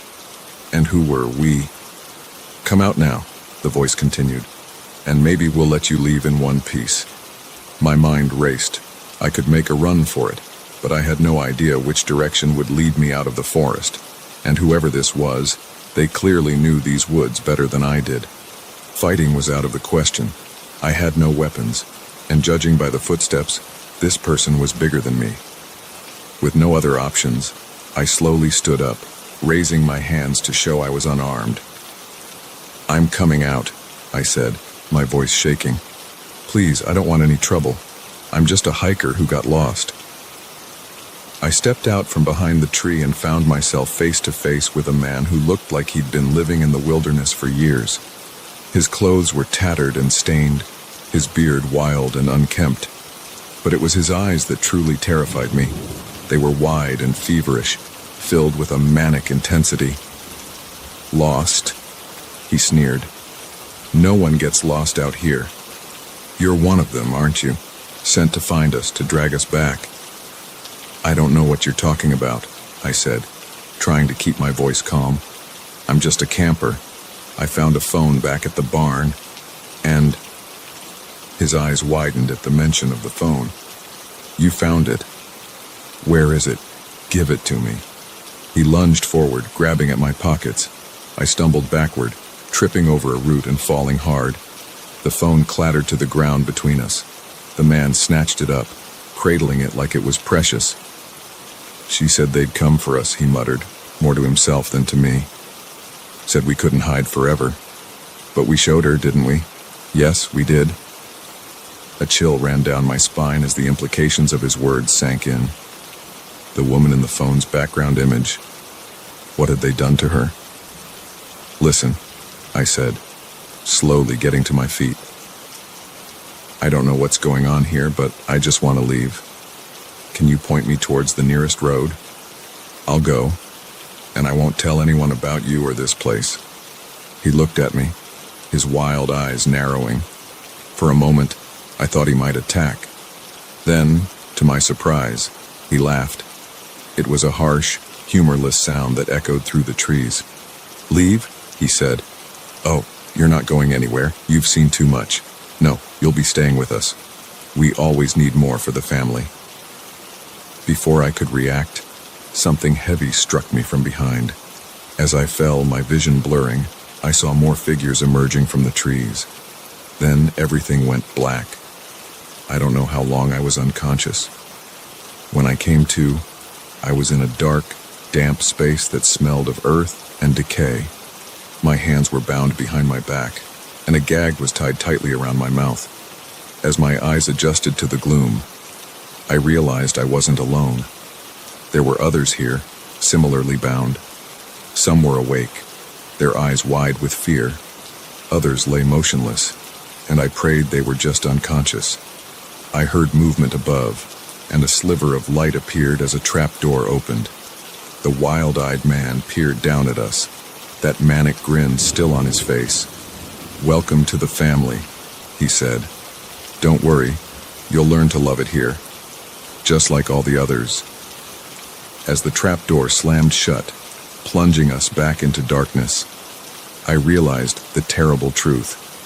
My weekend of solitude had turned into a nightmare, and these woods held secrets far darker than I could have ever imagined. And the worst part, no one knew I was here. No one would come looking for me. In trying to escape the chaos of my old life, I'd stumbled into a horror beyond imagination. As I lay there in the dark, listening to the muffled sobs of my fellow captives, I made a silent vow. Somehow, some way, I would find a way out of this. And when I did, I would make sure these monsters faced justice for what they'd done. But for now, all I could do was wait and hope that an opportunity for escape would present itself. because in these dark woods, hope was all I had left.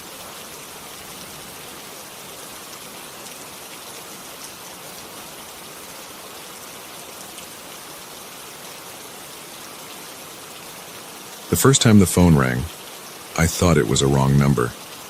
By the third call, I knew someone was watching me, and by the 10th, I realized my life would never be the same again. It started on a Tuesday evening. I'd just gotten home from work, kicking off my shoes and collapsing onto the couch with a sigh of relief. The day had been long, filled with meetings and deadlines, and all I wanted was to order some takeout and binge-watch my favorite show.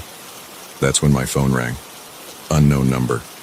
I usually don't answer calls from numbers I don't recognize, but something made me pick up this time. "Hello?" I said, expecting a telemarketer or maybe a wrong number. There was silence on the other end. Then, just as I was about to hang up, a voice spoke. It was distorted, like someone was using a voice changer. "Hello, Sarah," the voice said. "Red looks good on you today." I froze. I was wearing a red blouse. How did they know that? "Who is this?" I demanded, my heart starting to race. The line went dead. I sat there for a moment, staring at my phone. It had to be a coincidence, right? Maybe someone from work playing a prank. But deep down, I knew that wasn't the case. I got up and went to the window, peering out at the street below. Everything looked normal. Cars parked along the curb, a couple walking their dog, the usual evening scene in my quiet suburban neighborhood. But now it all seemed sinister somehow. I drew the curtains and double-checked the locks on my doors and windows. Then I called my best friend, Lisa. "Hey, did you or anyone from the office try to prank call me just now?" I asked when she picked up. "What? No, why would we do that?" Lisa sounded confused. I explained what had happened. Lisa listened, then said, "That's creepy, Sarah. Maybe you should call the police." I considered it, but what would I tell them? That I got a weird phone call. They'd probably just tell me to block the number. So I tried to shake it off. I ordered my food, settled in with my show, and tried to forget about the strange call. But an hour later, my phone rang again. Same unknown number. This time, I didn't answer. It rang 4 times, then stopped. A moment later, a text came through. "Why didn't you answer, Sarah? Don't you want to talk to me?" My hand shook as I dropped the phone onto the couch. This wasn't happening. This couldn't be happening. I picked up the phone again and blocked the number. Then I turned off all the lights in my apartment and sat in the dark, watching the street through a crack in the curtains. Nothing seemed out of place. No suspicious cars. No one lurking in the shadows. But I couldn't shake the feeling of being watched. I didn't sleep much that night. Every noise made me jump. Every shadow seemed to move. When morning finally came, I was exhausted and on edge. I called in sick to work. I couldn't face going outside, couldn't bear the thought of being in public where anyone could be watching me. Around noon, my phone rang again. Different unknown number. I let it go to voicemail. A minute later, I got a text. "Staying home today, Sarah. Smart girl, but you can't hide forever." I threw the phone across the room, watching it bounce off the wall and clatter to the floor. This was insane. How did they know I was home? Were there cameras in my apartment? Was someone watching from outside? I spent the next hour searching every inch of my place, looking for hidden cameras or microphones. I found nothing, but that didn't make me feel any better. The calls and texts continued throughout the day, each one more personal, more threatening than the last. "That pizza you ordered last night looked good. Maybe we should share one sometime. Your mother would be so disappointed if she knew what you did last summer. I wonder if your boss knows about those files you accessed after hours." How did they know these things? The pizza I could understand if someone was watching my building, but the thing about my mother, the files at work, this was information no stranger should have. By evening, I was a wreck. I hadn't eaten, hadn't showered, hadn't done anything but pace my apartment and jump at every sound. That's when the final call came. This time, when I answered, the voice wasn't distorted. "Hello, Sarah," said a man's voice, smooth and cultured. "I think it's time we met in person, don't you?" "Who are you?" I whispered, my voice shaking. "What do you want from me?" He chuckled, a sound that sent chills down my spine. "Oh, Sarah, it's not about what I want from you. It's about what you're going to do for me." "I'm calling the police," I said, trying to sound braver than I felt. "No, you're not," he replied calmly. "Because if you do, I'll have to share some very interesting information with some very interested parties. Information about what really happened to your father's company, about where that money really went." My blood ran cold. How could he possibly know about that? I'd been so careful, covered my tracks so well. "What do you want?" I asked, defeated. "Meet me at the corner of 5th and Main in 1 hour," he said. "Come alone, or things will get very unpleasant for you and your loved ones." The line went dead. I stood there, my mind racing. I could run, but where would I go? He seemed to know everything about me. I could call the police, but what if he made good on his threat? In the end, I did the only thing I could think of. I wrote down everything that had happened, sealed it in an envelope addressed to Lisa, and left it on my kitchen table. Then I grabbed my keys and headed out. The streets were quiet as I drove to the meeting point. It was late, and a light rain had started to fall, giving everything a ghostly, surreal quality. I parked a block away and walked the rest of the distance, my heart pounding so hard I thought it might burst out of my chest. As I approached the corner, I saw a man standing under a streetlight. He was tall, well-dressed, with salt and pepper hair and a neatly trimmed beard. He looked like he could be someone's kindly uncle or a successful businessman. Not at all what I had imagined. He smiled as I approached, but it didn't reach his eyes. Those were cold, calculating. "Sarah," he said, extending his hand. "So good to finally meet you in person." I didn't take his hand. "What do you want from me?" I asked, my voice barely above a whisper. He chuckled again, that same chilling sound I'd heard on the phone. Straight to business. I like that. "Well, Sarah, what I want is simple. I want you to use your unique skills to help me with a little project." "What kind of project?" He pulled out a USB drive and held it up. "On this drive is a list of names and account numbers. I need you to do what you do best. Move the money, hide the trail, just like you did for your father." I felt sick. He wanted me to launder money for him, to use the same skills that had gotten me into this mess in the first place. "And if I refuse?" I asked, already knowing the answer. His smile turned predatory. "Then I start making phone calls, to the police, to your company, to your mother.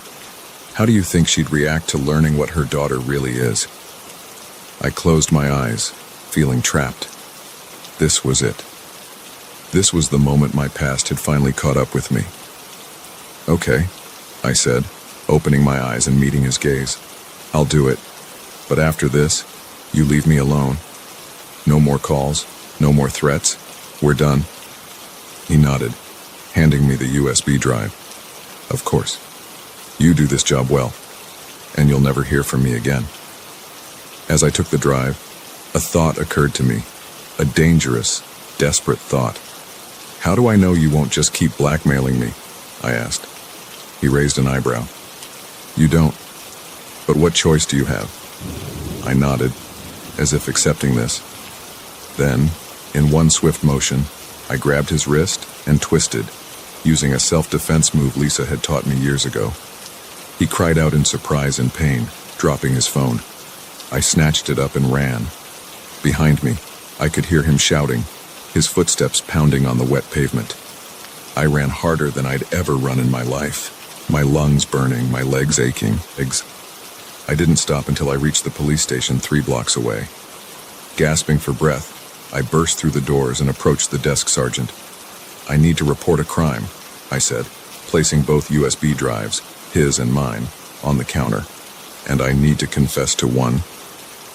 The sergeant looked at me, then at the drives, his expression a mix of confusion and concern. "All right, miss," he said slowly. "Why don't you start from the beginning?" So I did. I told him everything. About the calls, the threats, the blackmail, and about what I'd done for my father all those years ago. It wasn't easy. I knew I was throwing away my freedom, my future. But as I spoke, I felt a weight lifting off my shoulders. No more secrets, no more looking over my shoulder. They arrested me, of course, and him too, when they caught up with him trying to flee the city. It turned out he was wanted for similar schemes in 3 other states. As they led me to a cell, I caught a glimpse of myself in a mirror. I looked tired, scared, but also relieved. The nightmare of the past few days, of the past few years, really, was over. I don't know what the future holds for me now. There will be trials, probably prison time, but for the first time in a long time, I feel like I can breathe. The phone won't ring anymore with threats and demands. The shadows won't hold hidden watchers. I'm not free, but in a strange way, I've never felt more liberated. Because now, finally, the only voice I have to answer to is my own.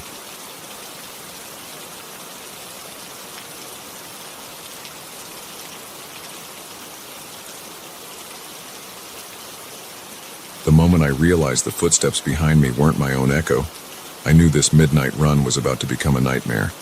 But by then, it was too late to turn back. I've always been a night owl, preferring the quiet solitude of the city after dark. That's why I started jogging at night. The streets were emptier, the air cooler, and the usual hustle and bustle of the day faded into a peaceful hum of distant traffic and the occasional hoot of an owl. This particular night was no different, or so I thought. I laced up my running shoes, popped in my earbuds, and headed out into the cool autumn air. The moon was full, casting long shadows across the sidewalks and giving everything an ethereal, almost eerie glow. I started my usual route, heading towards the park. The streetlights flickered as I passed under them, creating a strobe-like effect that played tricks on my eyes. But I was used to it, barely noticing as I focused on my breathing and the rhythm of my feet hitting the pavement. It wasn't until I entered the park that I first noticed something was off.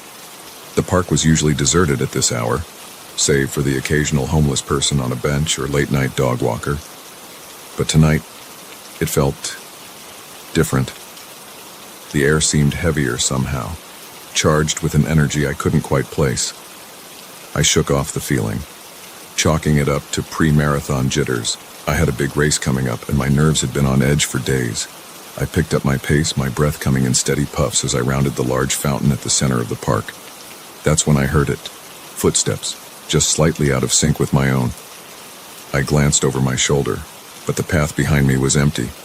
Just shadows and moonlight. I frowned, slowing my pace slightly. The footsteps slowed too. My heart rate, already elevated from the run, kicked up a notch. I told myself I was being paranoid, that it was just an echo or my imagination playing tricks on me. But as I rounded the next bend, the footsteps grew louder, more distinct. I stopped abruptly, spinning around to confront whoever was following me. But there was no one there. The path stretched out behind me, empty and silent. The only sound was my own ragged breathing and the distant hum of the city. "Hello," I called out, my voice sounding small and scared in the vast emptiness of the park. No response. I stood there for a moment, straining my ears for any sign of movement. Nothing, just the rustle of leaves in the gentle breeze and the far-off bark of a dog. Shaking my head, I turned to continue my run. But as soon as I started moving, the footsteps returned. This time, they were faster, more urgent, as if whoever, or whatever, was making them was trying to catch up. Panic seized me. I broke into a sprint, my feet pounding the pavement as I raced towards the park exit. The footsteps behind me quickened to match my pace, growing louder with each passing second.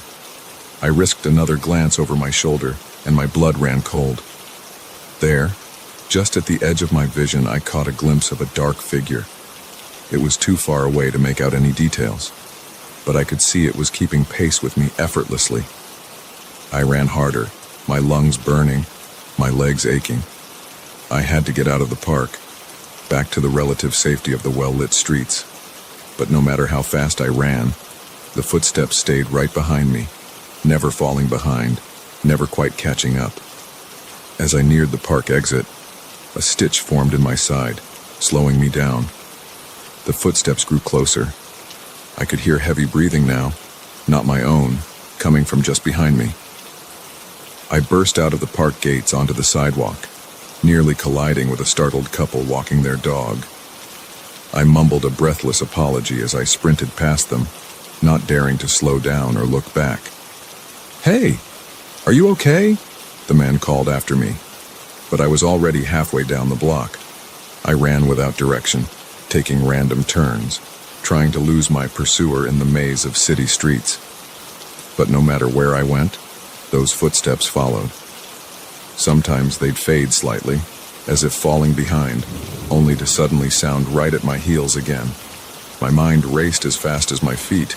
Who was following me? What did they want? I hadn't seen anyone suspicious when I left my apartment. Had they been waiting for me in the park? The thought sent a fresh wave of terror through me. I turned down a narrow alley, hoping to cut through to the next street over. It was a mistake. The alley was darker than I'd realized, the tall buildings on either side blocking out what little moonlight there was. Halfway through, I tripped over something, a discarded box or a piece of trash, I couldn't tell, and went sprawling. I hit the ground hard, the rough asphalt scraping my palms and knees. For a moment, I lay there, stunned and winded. Then I heard it, the footsteps, slow and deliberate now, entering the alley. I scrambled to my feet, ignoring the pain in my hands and knees. But as I turned to run, I realized with horror that I was facing a dead end. The alley was blocked by a high chain-link fence. The footsteps drew closer. I spun around, pressing my back against the fence. "Who's there?" I shouted, trying to sound braver than I felt. "I'm warning you. I've called the police." No response, just those steady footsteps, growing louder, closer. I looked around frantically for anything I could use as a weapon. My eyes fell on a broken piece of pipe lying among some trash. I snatched it up, holding it out in front of me like a sword. "Stay back," I yelled. "I'm armed." The footsteps stopped. For a long moment, there was nothing but silence. Then, slowly, a figure emerged from the shadows at the mouth of the alley. My grip on the pipe tightened as the figure drew closer. In the dim light, I couldn't make out any features. It was just a silhouette, tall and menacing.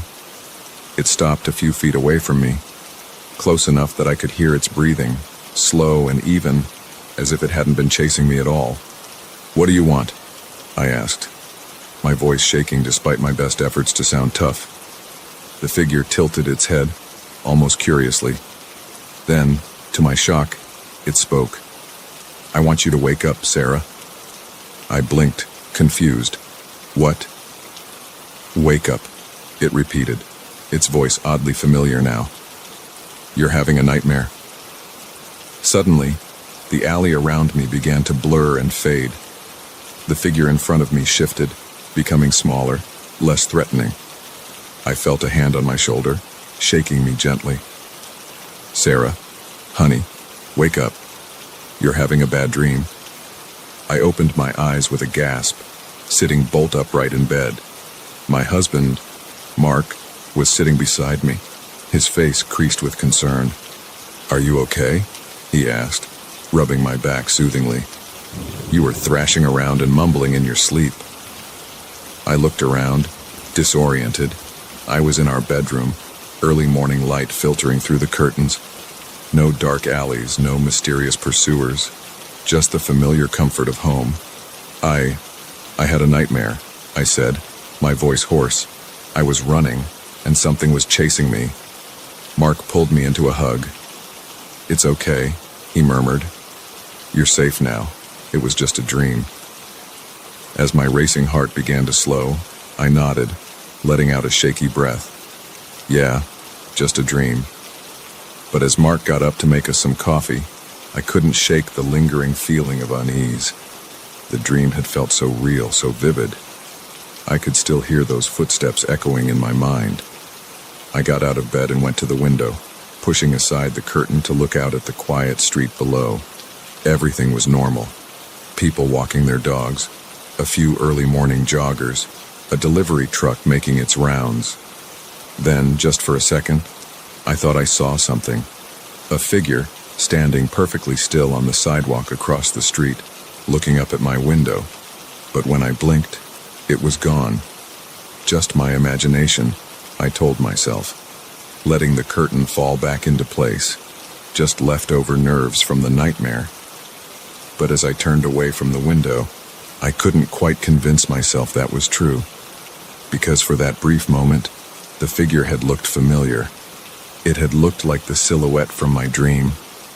I shook my head, trying to clear away the last cobwebs of sleep and fear. It was just a dream, I repeated to myself. Just a dream. But deep down, a small part of me wondered. And as I made my way to the kitchen to join Mark for coffee, I found myself listening for footsteps that weren't my own.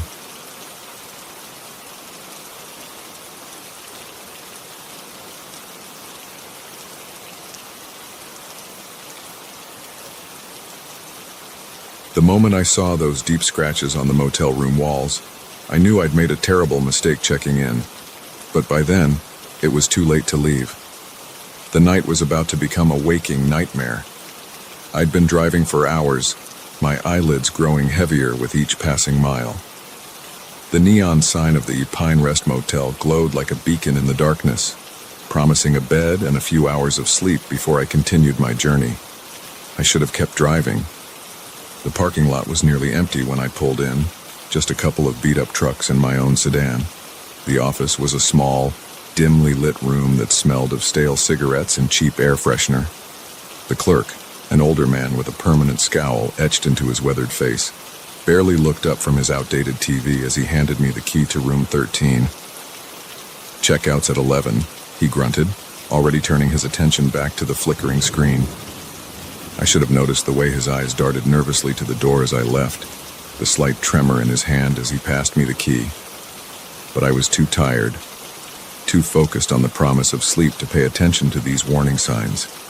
The walk to my room felt longer than it should have, the silence of the night broken only by the crunch of gravel under my feet and the distant hum of the highway. When I reached door 13, I hesitated for just a moment, my hand hovering over the knob. Something felt off, but I chalked it up to road fatigue and pushed the door open. The room was about what you'd expect from a budget motel: faded wallpaper, a sagging double bed, and a TV that looked old enough to have broadcast the moon landing.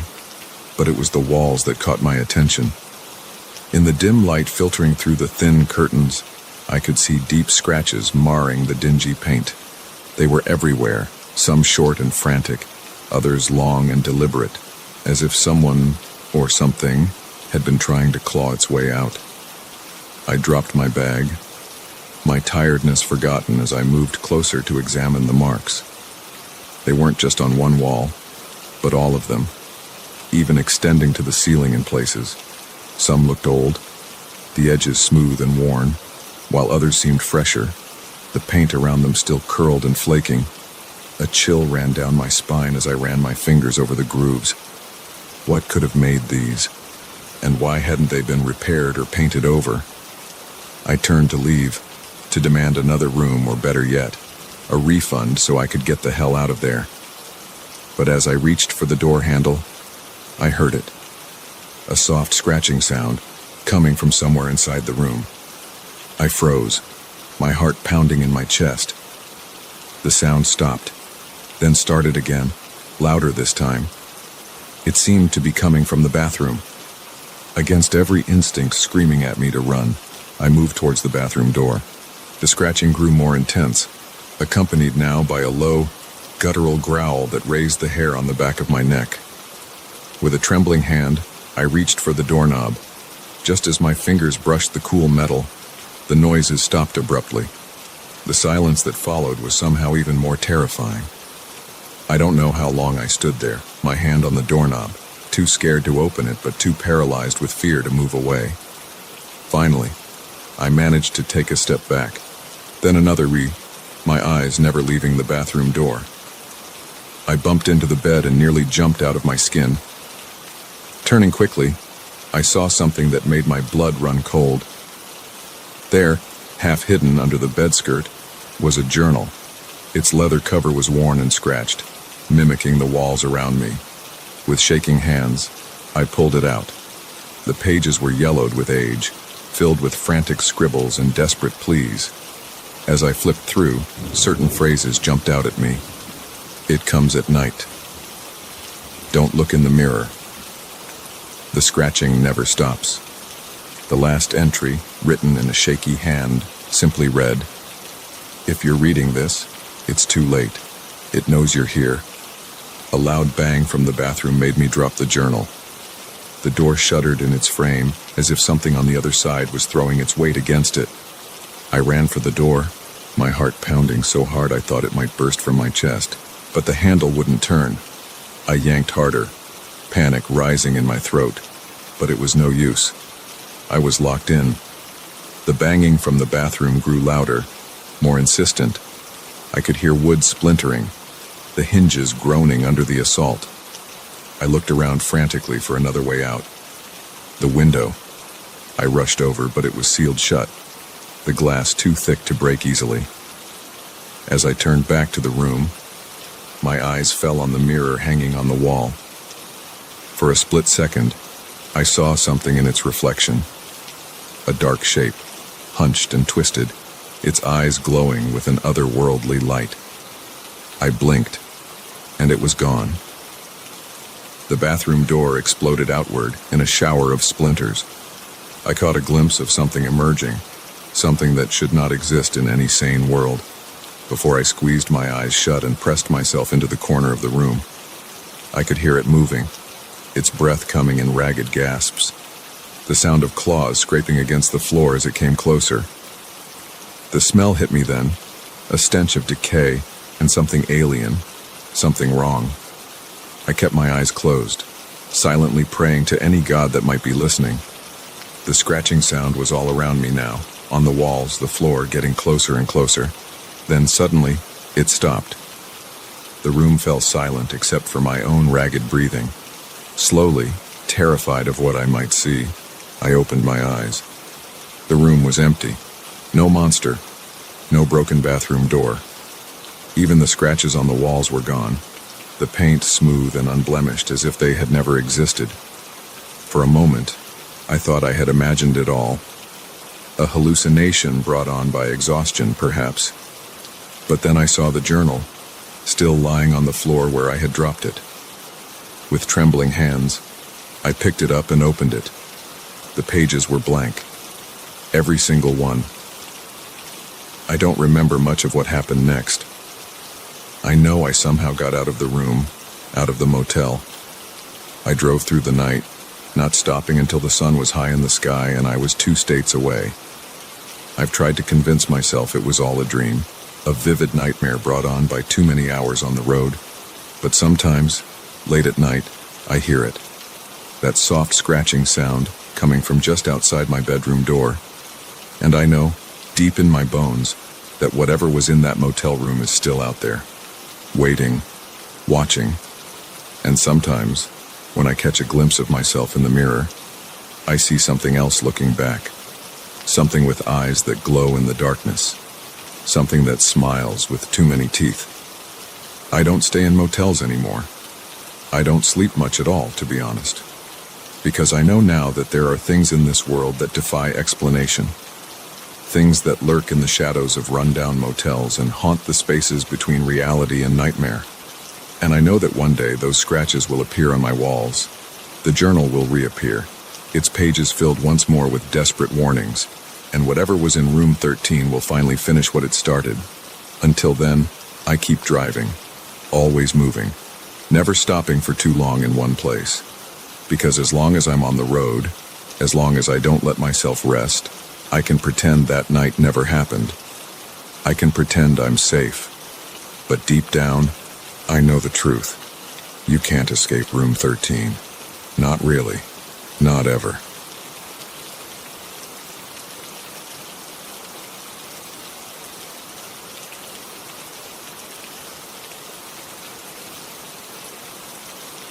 The moment I heard the footsteps in the attic, I knew this house-sitting gig was going to be anything but ordinary. My parents had always kept that door locked, but now, in the dead of night, something was moving up there. And I was about to discover why some doors are better left unopened. It was supposed to be a quiet week. My parents had finally taken that European vacation they'd been planning for years, and they'd asked me to keep an eye on the house. At 25, I was well past the age of throwing wild parties when the folks were away, so they trusted me implicitly. Plus, I figured it would be a nice break from my cramped apartment in the city. The first couple of days were uneventful. I worked remotely from Dad's study, enjoyed Mom's well-stocked kitchen, and relished the peace and quiet of suburban life. But on the third night, everything changed. I was up late, binging a new series on Netflix, when I heard it. A soft thud like something heavy being dropped coming from above. At first, I thought it might be the house settling. It was an old place, built in the 60s, and had its fair share of creaks and groans. But then I heard it again, followed by what sounded distinctly like footsteps. My heart started racing. The attic had always been off-limits when I was growing up. Dad kept it locked, claiming it was full of old junk and probably not safe to walk around in. But now, there was definitely something up there, moving around. I muted the TV and listened intently. The footsteps continued, slow and deliberate, moving from one end of the attic to the other. Then, silence. I sat there for what felt like hours, straining my ears for any further sound. Nothing. Eventually, exhaustion won out over fear, and I fell into a fitful sleep on the couch. The next morning, I convinced myself it had been a dream. Probably just the wind. Or maybe a raccoon had somehow gotten into the roof space. But as I made my way upstairs to shower, I noticed something that made my blood run cold. The attic door, always locked for as long as I could remember, was slightly ajar. I stood at the bottom of the narrow staircase, staring up at that sliver of darkness. Every instinct told me to close the door, lock it if I could, and forget about it. But curiosity, that damned human trait, got the better of me. Taking a deep breath, I began to climb the stairs. Each step creaked under my weight, the sound unnaturally loud in the quiet house. As I reached the top, I hesitated for a moment before pushing the door fully open. The attic was dimly lit by a single circular window at the far end. Dust motes danced in the shaft of sunlight, giving the whole space an ethereal quality. At first glance, it looked exactly as Dad had always described, just a storage space full of old furniture and boxes. But as my eyes adjusted to the gloom, I noticed something odd. In the center of the room, the dust on the floor had been disturbed. There were footprints, and they didn't look like they belonged to a raccoon. They were human. My heart pounding, I stepped further into the attic. The footprints led to a stack of boxes in the corner. As I got closer, I realized the top box had been opened recently. The packing tape was freshly torn, the flaps hastily closed. With shaking hands, I opened the box. Inside were photo albums, dozens of them. But these weren't the familiar family photos I'd grown up with. These were older, many in black and white, showing people I didn't recognize. I pulled out one of the albums and opened it. The first photo made me gasp. It showed a young woman, probably in her early 20s, standing in front of this very house. She looked eerily similar to me. Same dark hair, same eyes. But the clothes and the car in the background placed the photo sometime in the 1950s. I flipped through more pages, more photos of this woman and a man I assumed was her husband. They looked happy, smiling at the camera, embracing each other. But as I got further into the album, the photos changed. The woman's smile became forced, her eyes haunted. In the last few photos, she looked terrified, her gaze always darting to something just out of frame. The final photo in the album chilled me to the bone. It showed the woman standing in this very attic, her face a mask of fear, reaching towards the camera as if pleading for help. I dropped the album, my hands shaking. What was I looking at? Who was this woman, and why did she look so much like me? As if in answer to my unspoken questions, I heard a creak behind me. I spun around, my heart in my throat. There, emerging from behind a stack of old furniture, was a figure. It was hazy at first, like heat shimmer on a hot day, but as I watched in horror, it solidified into the form of a man. He was tall, dressed in clothes from another era, and he was smiling. But it wasn't a friendly smile. It was predatory, triumphant. I scrambled backward, knocking over boxes in my haste to get away. The figure advanced, its movements jerky and unnatural. As it got closer, I could see right through it to the wall behind. A ghost. I was looking at a ghost. I turned and ran, practically falling down the attic stairs in my desperation to escape. I slammed the door behind me, not stopping until I was out of the house and in my car. I drove aimlessly for hours, trying to make sense of what I'd seen. When I finally calmed down enough to think rationally, I called my parents. It took some convincing, but I finally got them to tell me the truth. The woman in the photos was my grandmother, my real grandmother. The woman I'd grown up calling Gran was actually my step-grandmother. My real grandmother had disappeared in 1956, shortly after my father was born. The police investigation turned up nothing, and eventually, she was declared dead. My grandfather had remarried a few years later, and they had agreed never to tell my father the truth. They thought they were protecting him, and later me, from a painful family history. But they didn't know the whole story. They couldn't have known about the ghost in the attic, the malevolent spirit that had terrorized my grandmother and now seemed fixated on me. I didn't go back to the house. I couldn't, but I did more research, digging into old newspaper archives and county records. I discovered that before my grandparents bought it, the house had belonged to a man named Joseph Crane. He had died there in 1945, in circumstances that were never fully explained. The pieces started to fall into place. Joseph Crane, for whatever reason, had never left that house. His spirit had remained, growing more powerful and malevolent over time. He had tormented my grandmother, perhaps driven her to run away, or worse. And now, decades later, he had sensed my presence. Another woman of the family line back in his domain. I don't know what to do with this knowledge. I can't tell my parents the whole truth. They'd never believe me. But I know I can never set foot in that house again. And I worry constantly about what might happen when they return from their vacation. Sometimes, late at night, I think I hear footsteps in my apartment. Soft, deliberate steps that don't belong to any of my neighbors. And sometimes, out of the corner of my eye, I catch a glimpse of a figure. A tall man in old-fashioned clothes, smiling that terrible smile.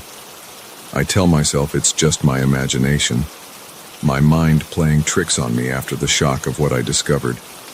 But deep down, I know the truth. Joseph Crane isn't confined to that attic. He's latched onto me now, followed me to my new life in the city, and I don't know how to escape him. So I leave the lights on at night. I avoid mirrors and dark corners, and I pray that one day, I'll find a way to lay this family ghost to rest, before he does to me whatever he did to my grandmother all those years ago. Because now I know, some doors are meant to stay locked. Some secrets are better left buried. And sometimes, the past doesn't just haunt us figuratively. Sometimes, it comes back with a vengeance, wearing a cruel smile and leaving footprints in the dust of a long-forgotten attic.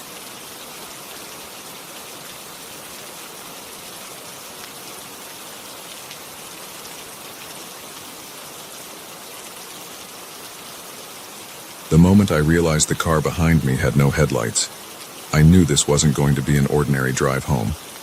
But by then, it was too late. The game of cat and mouse had already begun, and I was the mouse. It was a Friday night, and I was driving back from a late meeting in the city. The rain had started about an hour into my journey, a light drizzle at first that quickly became a torrential downpour. The highway stretched out before me, a ribbon of wet asphalt disappearing into the darkness. I'd always enjoyed night driving. There was something peaceful about it. The world shrunk down to just me, my car, and the road ahead. But tonight, that peace was shattered by an uneasy feeling in the pit of my stomach.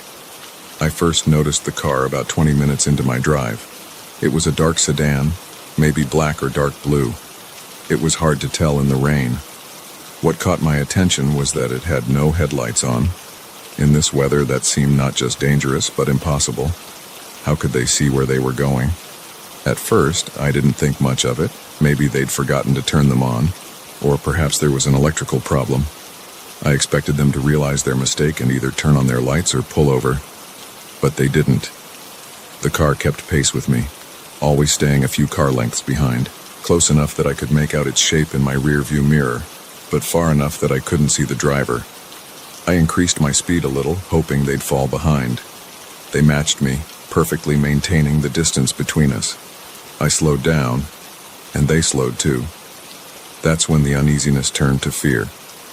This wasn't normal behavior. No one drives like this, especially not in a rainstorm at night. I tried to rationalize it. Maybe they were just using me as a guide, following my taillights since their headlights were out. But if that was the case, why not get closer?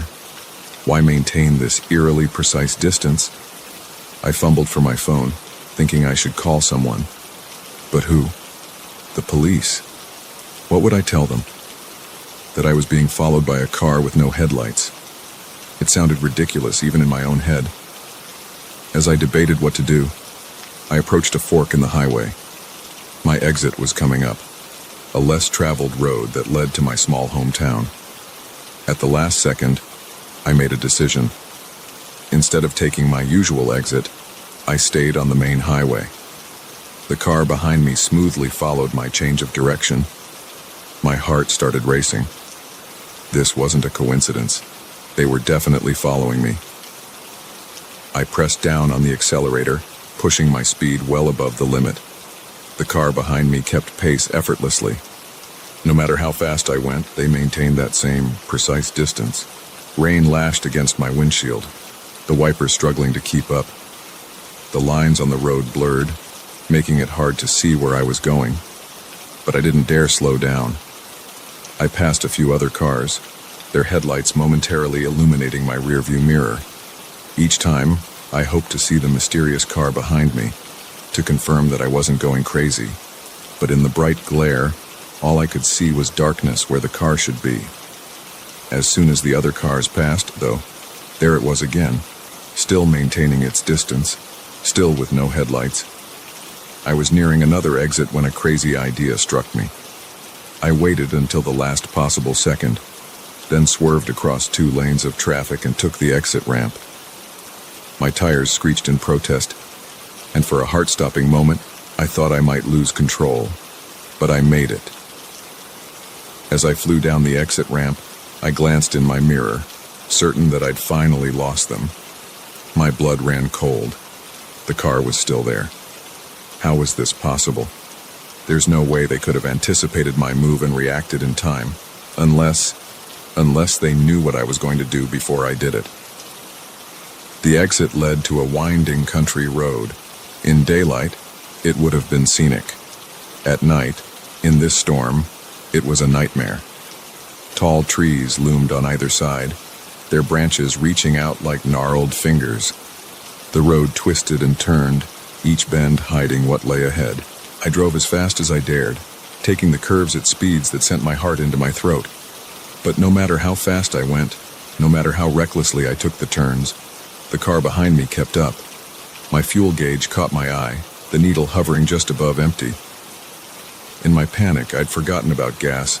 I had maybe 20 miles left, 30 if I was lucky, and I had no idea where the nearest gas station was. As if sensing my predicament, the car behind me suddenly sped up. For the first time, It was closing the distance between us. I pushed my car harder, knowing I was running on fumes. The engine whined in protest as I urged it up a steep hill. As I crested the top, I saw something that made my heart leap. Headlights, approaching from the opposite direction. Relief flooded through me. Another car meant another witness, someone who could confirm that I wasn't crazy, that this mysterious vehicle really was following me. I flashed my lights frantically, trying to get the oncoming car's attention. It was getting closer, close enough that I could see it was a pickup truck. Just as the truck was about to pass me, I glanced in my rearview mirror. The car behind me was gone. I slammed on my brakes, my car skidding on the wet road. The truck blared its horn as it swerved around me, but I barely noticed. I was too busy staring at my mirror in disbelief. The road behind me was empty, no headlights, no dark shape lurking in the shadows. Nothing. I sat there, my hands shaking on the steering wheel, rain drumming on the roof. Had I imagined it all? Was it possible that the stress and the late hour had caused me to hallucinate? A tap on my window made me jump. It was the truck driver, looking concerned. I rolled down my window. "You okay?" he asked, rain dripping from the brim of his cap. "Saw you flash your lights? Car trouble?" I opened my mouth to explain, then closed it. How could I possibly describe what had just happened? I thought I saw something on the road," I lied. "An animal, maybe. Sorry for scaring you." He nodded, though he didn't look entirely convinced. "Well, be careful out here. This road can be treacherous in weather like this. Nearest town's about 10 miles ahead if you need help." I thanked him, and he returned to his truck. As he drove away, I took a deep breath, trying to calm my nerves. Maybe it had all been in my head. The rain, the late hour, the winding road. It was the perfect recipe for an overactive imagination. I was about to start driving again when something caught my eye. There, on the passenger seat, was a piece of paper. I was certain it hadn't been there before. With trembling hands, I picked it up. It was a note, written in handwriting I didn't recognize. The message sent a chill down my spine. "Thanks for the chase. See you again soon." I looked up, my eyes darting to every shadow, every dark space around me. But there was nothing, just the rain, the trees, and the empty road stretching out before me. I crumpled the note in my fist and threw it out the window. Then I started my car and drove, pushing the speed limit the whole way home. I didn't stop until I was safely in my garage. The door closed firmly behind me. That was 3 weeks ago. I haven't driven at night since then. I've varied my routes to and from work, always staying on busy roads, always in broad daylight. I've checked my car for tracking devices, changed the locks on my house, even considered moving to a new town. But deep down, I know it won't matter, because whoever, or whatever, was in that car that night, they weren't following my vehicle. They were following me. And I have a terrible feeling that our game of cat and mouse isn't over. It's just on pause. So now, every night, I sit by my window, watching the street outside, and I wait. I wait for the moment when a dark car with no headlights will turn onto my street, because I know it's coming. It's only a matter of time. And when it does, I'll be ready. Because this time, I won't be the mouse. This time, I'll be the cat.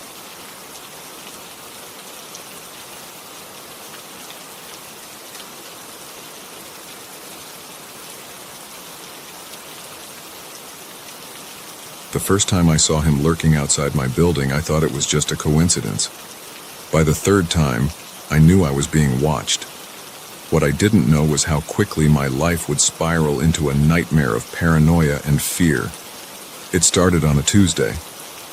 I remember because I had just finished a grueling shift at the hospital where I work as a nurse. All I wanted was to get home, kick off my shoes, and lose myself in a mindless reality show.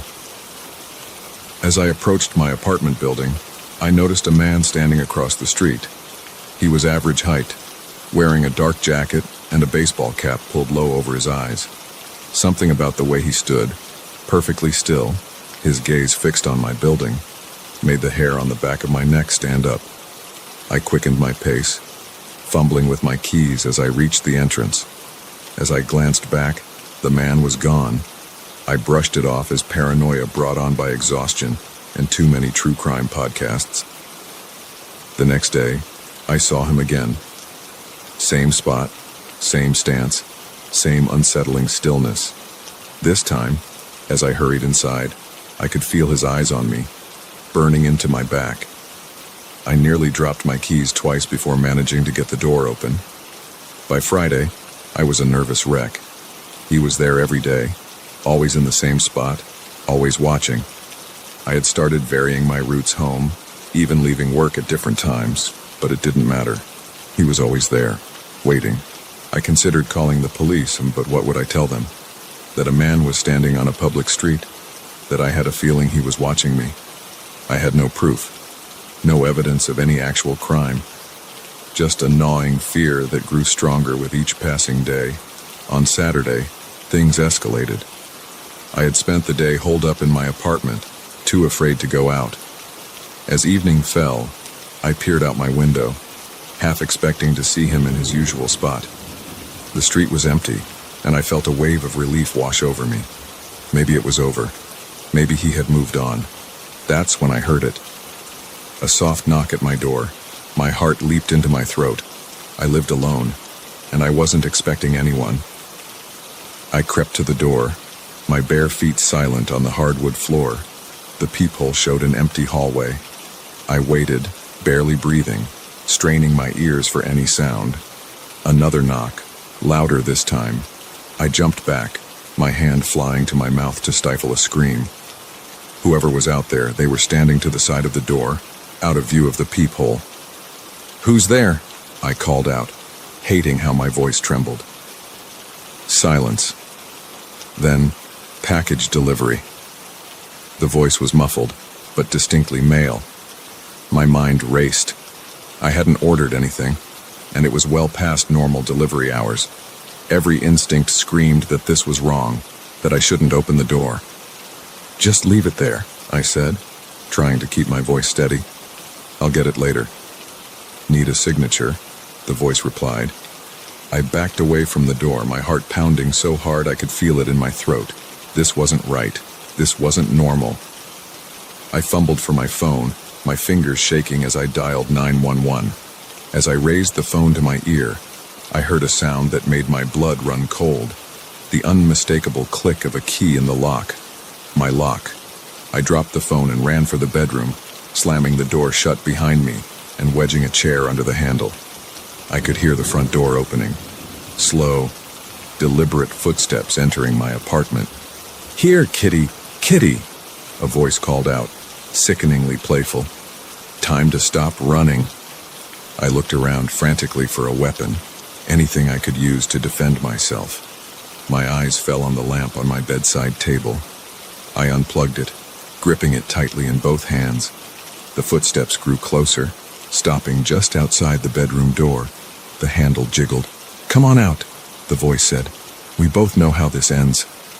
I stood there, frozen in terror, the lamp raised and ready. The door shuddered as he threw his weight against it, once, twice, 3 times. On the 4th try, I heard the chair scraping across the floor. One more hit, and the door would give way. In that moment, something inside me snapped. I was not going to be a victim. I was not going to die here, cowering in fear. As the door burst open, I swung the lamp with all my might. It connected with a satisfying crack, catching my attacker off guard. He stumbled backward, giving me the opening I needed. I bolted past him, not daring to look back as I ran for the front door. I made it to the hallway, screaming for help as I ran towards the stairs. Behind me, I could hear him recovering, his footsteps pounding after me. I took the stairs 2 at a time, my bare feet slipping on the cold concrete. I burst out of the stairwell into the lobby, relief flooding through me as I saw my neighbor, Mr. Johnson, checking his mail. His eyes widened as he took in my disheveled appearance and panicked expression. "Call the police," I gasped, just as my attacker emerged from the stairwell. What happened next was a blur. Mr. Johnson, a retired Marine, moved with surprising speed for a man in his 60s. He tackled my attacker, pinning him to the ground as I fumbled with my phone, finally managing to dial 911. The police arrived within minutes, along with an ambulance. As they led my attacker away in handcuffs, I got my first clear look at his face. It was him, the man who had been watching me all week. But now, in the harsh fluorescent light of the lobby, he didn't look menacing at all. He looked ordinary, just a man, not the monster I had built up in my mind. The detectives told me later that he was wanted in connection with several stalking cases and home invasions across the city. They found detailed notes about my routines in his apartment, along with trophies from other victims. I was lucky, they said. If Mr. Johnson hadn't been there, I didn't go back to my apartment that night, or for many nights after. I stayed with a friend, jumped at every sound, saw danger in every shadow. It took months of therapy before I could sleep through the night without nightmares. Eventually, I moved to a new city, started a new job. I installed a state-of-the-art security system in my new apartment and took self-defense classes. Slowly, I started to feel safe again. But sometimes, when I'm walking home late at night, I'll catch a glimpse of someone standing still on a street corner, or hear footsteps behind me that seem to match my pace. In those moments, the fear comes rushing back, as fresh and raw as it was that night in my old apartment. I know now that the world can be a dangerous place, that there are predators out there who see people like me as prey. But I also know that I'm stronger than I ever thought possible. I survived. I fought back. And if, God forbid, I ever find myself in a situation like that again, I'll be ready. Because the thing about being stalked, about living through that kind of terror, is that it changes you. You can let it break you, let the fear control your life. Or you can use it, let it fuel you, make you more aware, more prepared. I chose the latter. I refuse to be a victim again. I refuse to let one man's sick obsession define the rest of my life. Yes, I still look over my shoulder. Yes, I still check the locks twice before I go to bed. But I also live. I laugh. I love. I don't let the fear win. And to the man who thought he could make me his prey, you failed. You may have taken my sense of security for a while, but you didn't take my life, my spirit, or my strength. In trying to break me, you only made me more resilient. So watch all you want. I'm not afraid anymore. Because now, I'm the one you should be scared of.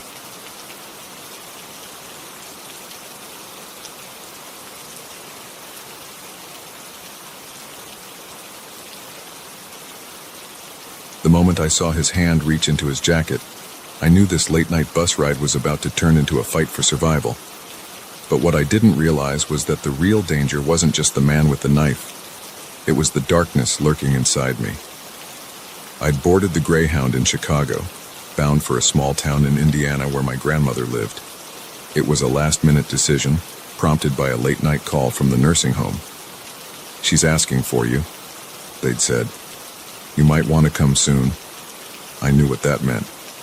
So I'd thrown some clothes in a bag, bought a ticket, and found myself on the 11 p.m. bus, surrounded by a motley crew of night travelers.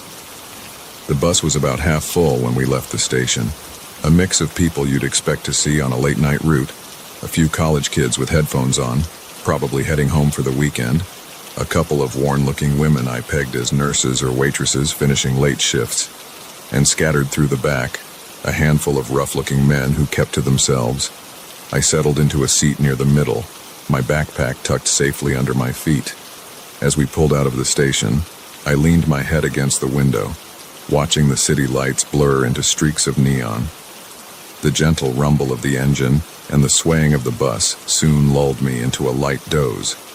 I'm not sure how long I'd been asleep when I felt it, that prickle on the back of your neck when you know you're being watched. I opened my eyes slowly, trying not to make it obvious I was awake. Through the reflection in the window, I could see a man had moved to the seat directly behind me. He was leaning forward, his eyes fixed on the back of my head. My heart rate picked up, but I forced myself to stay calm. Maybe he was just looking out the window. Maybe I was being paranoid. I shifted in my seat, making a show of stretching and yawning like I'd just woken up naturally. As I did, I got my first clear look at him. He was older, maybe in his 50s, with a scruffy beard and eyes that seemed to gleam with an unsettling intensity in the dim bus lighting. When our eyes met, he didn't look away. Instead, his mouth curved into a smile that sent a chill down my spine. "Finally awake, sleeping beauty," he said, his voice low and rough. I mumbled something non-committal and turned back around, my mind racing. The bus was quieter now, most of the other passengers asleep or engrossed in their phones. We were on a stretch of dark highway, nothing but fields and forests on either side. I felt him lean closer, his breath hot on my ear. "You got any cash on you, sweetheart? Or maybe a nice phone I could borrow?" My blood ran cold. This was really happening. I was about to be robbed on a Greyhound bus in the middle of nowhere. I don't have much," I stammered, my voice barely above a whisper. "Just a few dollars for food." He chuckled, a sound devoid of any real humor. Now, don't lie to me. I've been watching you.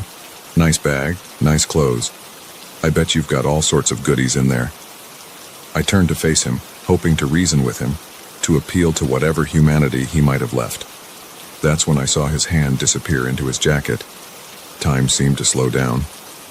I saw the gleam of metal as he pulled out a knife, small but wickedly sharp.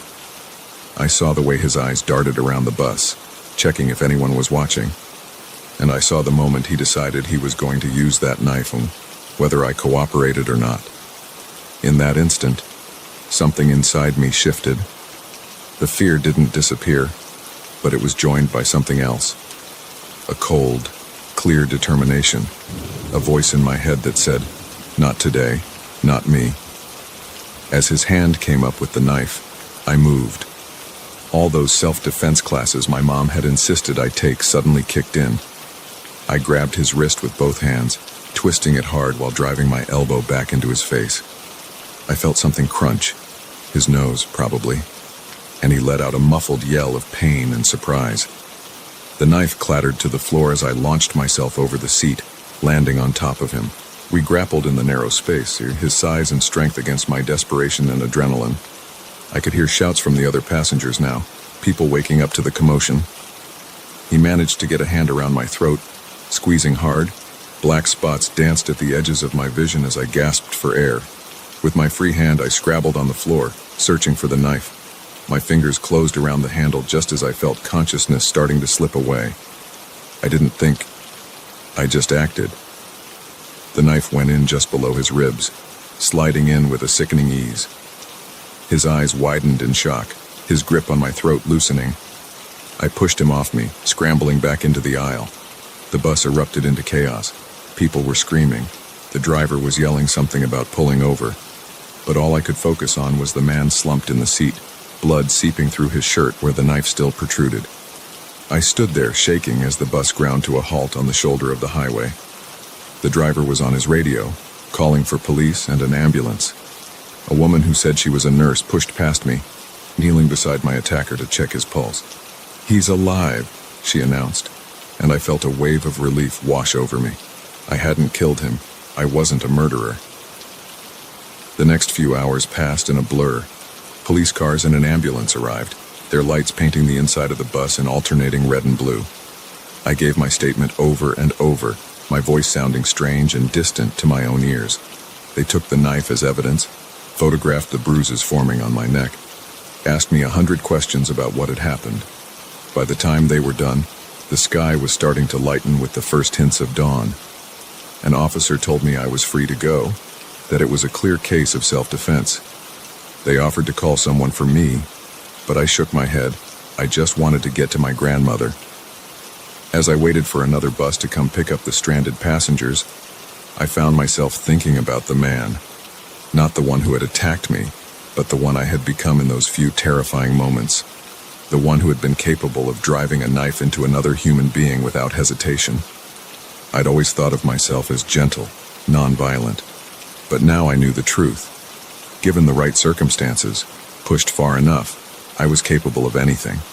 It was a chilling realization, but also, in a strange way, empowering.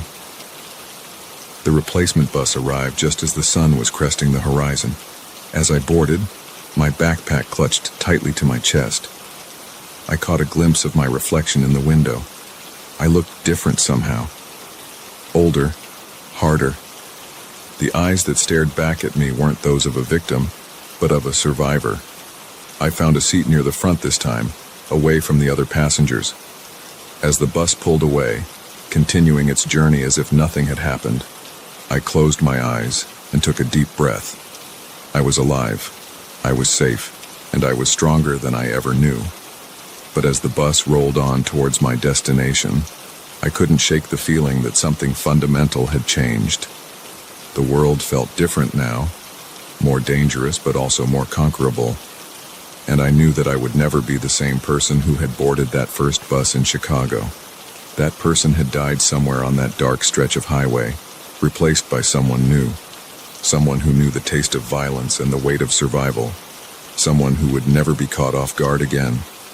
As we passed a sign welcoming us to Indiana, I made a silent promise to myself. I would visit my grandmother, say my goodbyes, and then I would figure out who this new person was. This person who could stare death in the face and come out the other side. Because one thing was certain, I couldn't go back to my old life. Not now, not ever. The road ahead was uncertain, but for the first time in my life, I felt ready to face whatever it might bring. After all, I had faced the worst the night could offer, and I had won. Whatever came next, I would be ready.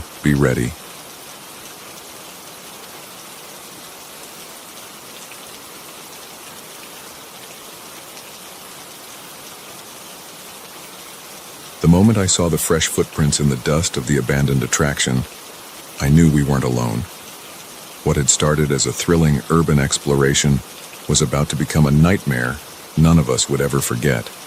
It was Sarah's idea to check out the old Paradise Park. She'd always been the adventurous one in our group, always pushing us to try new things, to step out of our comfort zones. When she showed us the pictures of the decaying amusement park just outside of town, overgrown and forgotten, how could we resist? There were 4 of us. Sarah, the daredevil, Mike, her boyfriend, always eager to impress her, Jess, my best friend since kindergarten, and me, Alex, the cautious one who somehow always got roped into these escapades. We arrived at Paradise Park just as the sun was setting, casting long shadows across the rusted gates and faded signs. The place had been closed for over a decade, left to rot after a series of accidents and financial troubles. Now it stood as a ghostly reminder of happier times, its once cheerful attractions turned eerie in the fading light. "This is awesome," Sarah whispered as we slipped through a gap in the fence. Her eyes were shining with excitement, and I couldn't help but feel a thrill of anticipation myself. We made our way down what used to be the main thoroughfare, our flashlights illuminating peeling paint and broken windows. The silence was oppressive, broken only by the crunch of gravel under our feet and the occasional creak of metal in the wind. "Let's check out the funhouse," Mike suggested, pointing to a dilapidated building with a faded clown face painted on the front. The clown's smile seemed more like a grimace now, its eyes dark and hollow. As we approached, I noticed something odd. The door, which should have been locked or at least difficult to open after years of disuse, swung open easily at Sarah's touch. Inside, our flashlights revealed a maze of mirrors, some cracked, others surprisingly intact. "Look at this," Jess called out, her voice echoing strangely in the enclosed space. She was pointing at the floor, where a clear set of footprints led through the dust. "Probably just some other explorers," Mike said, but he didn't sound convinced. We followed the footprints deeper into the funhouse, past warped mirrors that made our reflections stretch and contort in unsettling ways. The further we went, the more uneasy I felt. The footprints were fresh, the dust still unsettled around them. Suddenly, Sarah gasped. In one of the mirrors, just for a second, I saw a figure that wasn't one of us. It was tall, unnaturally so, with long, spindly limbs and a face hidden in shadow. By the time I turned around, it was gone. "Did you see that?" Sarah's voice was barely above a whisper. Before anyone could answer, we heard it. A laugh, high-pitched and unnatural, echoing through the funhouse. It didn't sound human. Panic set in. We turned to run, but in the maze of mirrors, it was hard to tell which way led out. Every turn seemed to bring us to another dead end, our own terrified reflections staring back at us. The laughter got closer, interspersed now with the sound of footsteps. Not the shuffle of someone walking, but the quick, erratic patter of something scurrying on too many legs. "There!" Mike shouted, pointing to a sliver of moonlight. We'd found the exit. We burst out of the funhouse, gasping for air, but our relief was short-lived. As our eyes adjusted to the darkness, we realized the entire park had changed. The rides, which had been still and lifeless when we entered, were now moving. The rusty Ferris wheel creaked as it turned, empty seats swinging in the breeze. The merry-go-round spun, its painted horses frozen in an eternal gallop. And there were sounds, calliope music, tinny and off-key, and the distant shouts and laughter of a crowd that wasn't there. "We need to get out of here," Jess said, her voice shaking. None of us argued. We ran towards the entrance, but it seemed to get no closer. The paths twisted and turned in ways they hadn't before, leading us deeper into the park instead of out. As we passed the carousel, I saw something that made my blood run cold. The horses weren't empty. Shadowy figures sat astride them, their features indistinct, but their eyes glowing with an otherworldly light. One of them turned to look at me, its mouth opening in a silent scream. I ran faster. We found ourselves in front of the old roller coaster, its wooden structure looming above us like the skeleton of some great beast. The cars were moving along the track, the clack-clack-clack of their ascent echoing in the night.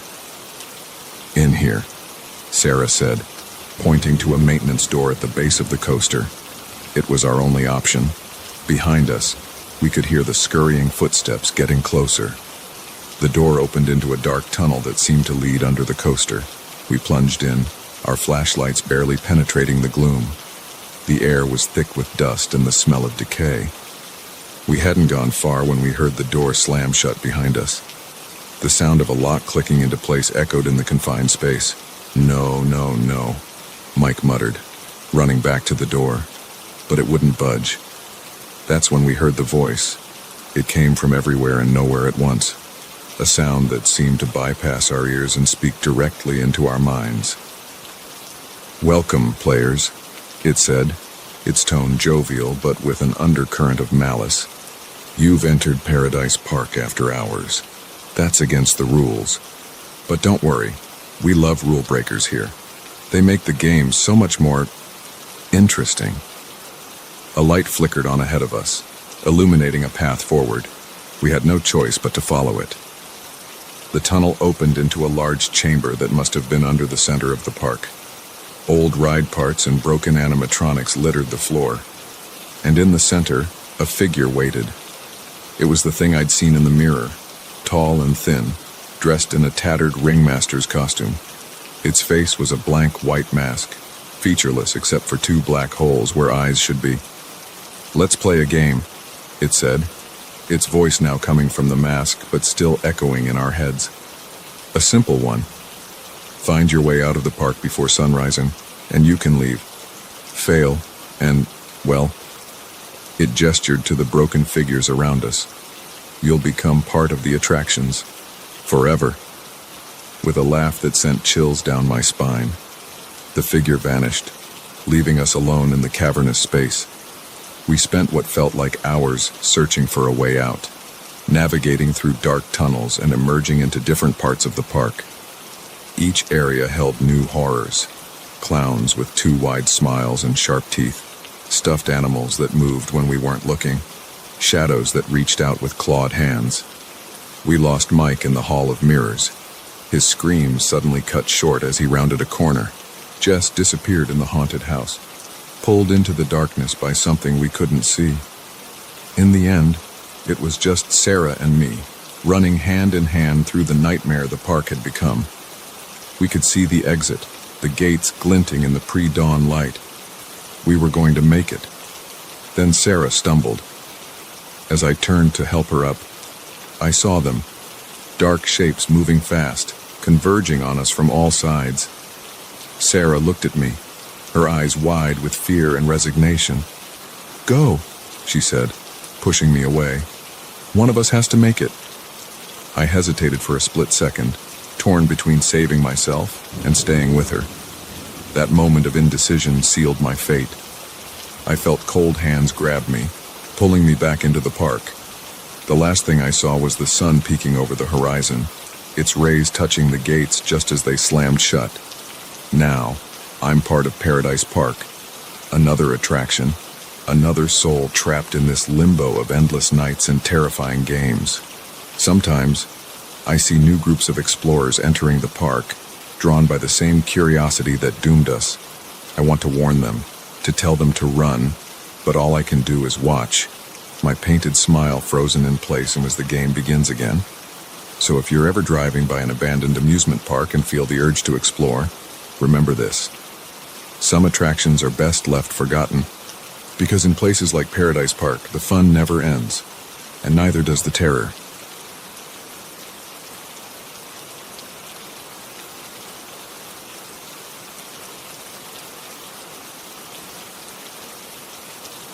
The moment I overheard them talking about and covering up the mess, I knew this wasn't going to be an ordinary night shift at the diner, but I had no idea just how deep into danger I was about to fall. It was a Tuesday night, or rather, Wednesday morning. The kind of hour where the only people out are those who have to be and those who probably shouldn't be.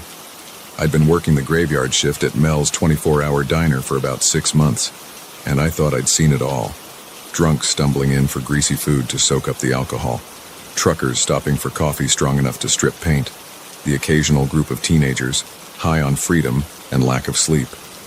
But the two men who walked in at 2:37 a.m. were different.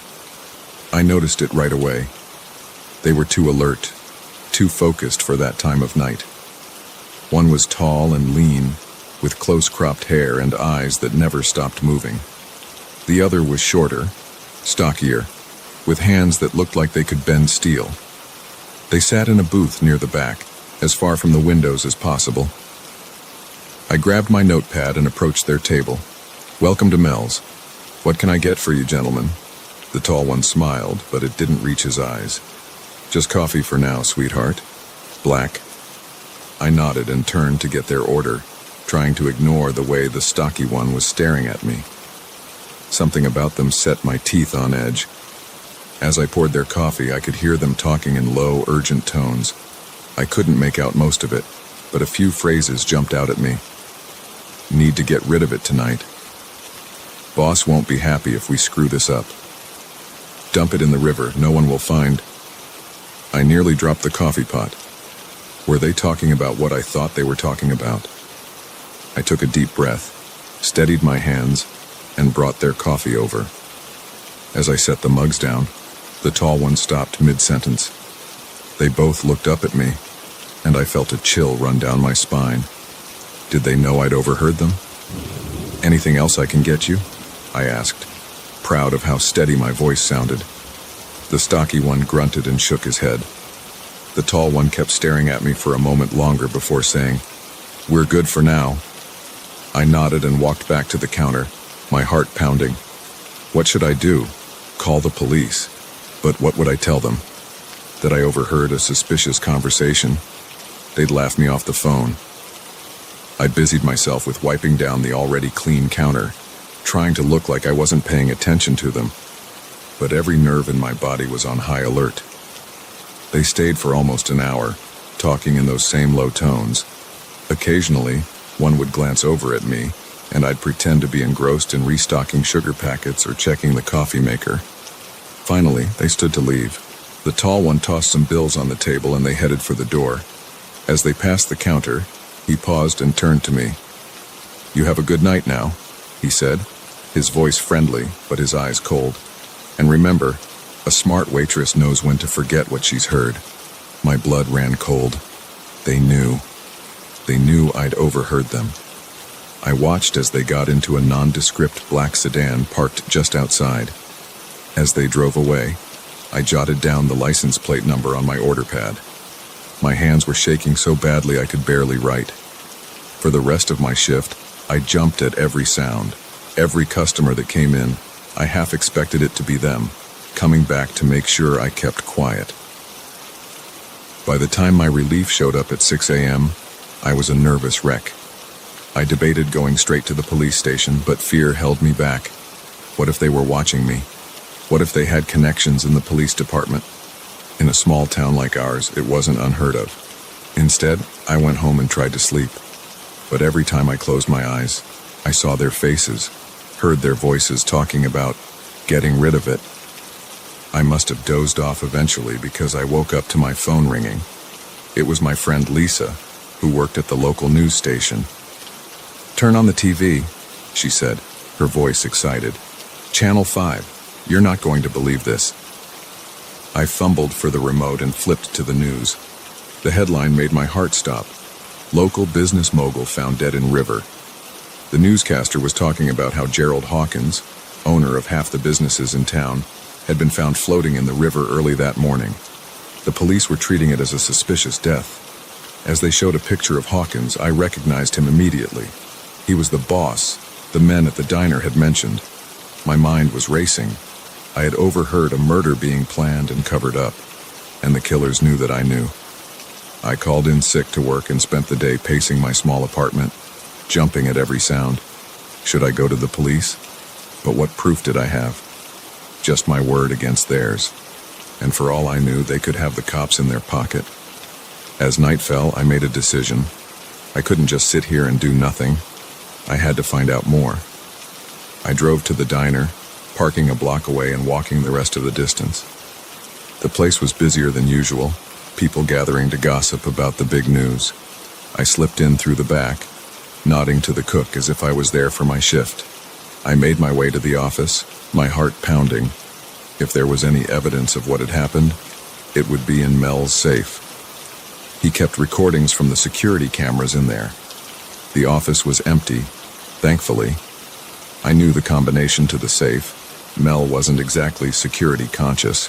Inside, I found stacks of cash, some paperwork, and a box of USB drives labeled with dates. I grabbed the one from last night and was about to leave when I heard voices approaching. Panicking, I ducked into the supply closet, pulling the door shut just as someone entered the office. Through the slats in the door, I could see Mel and the tall man from last night. My blood ran cold. "I appreciate your cooperation, Mel," the tall man was saying. "It's always good to have friends in low places." Mel chuckled nervously. "Happy to help. But, about that waitress. Don't worry about her," the tall man said, his voice chilling. "We'll take care of it."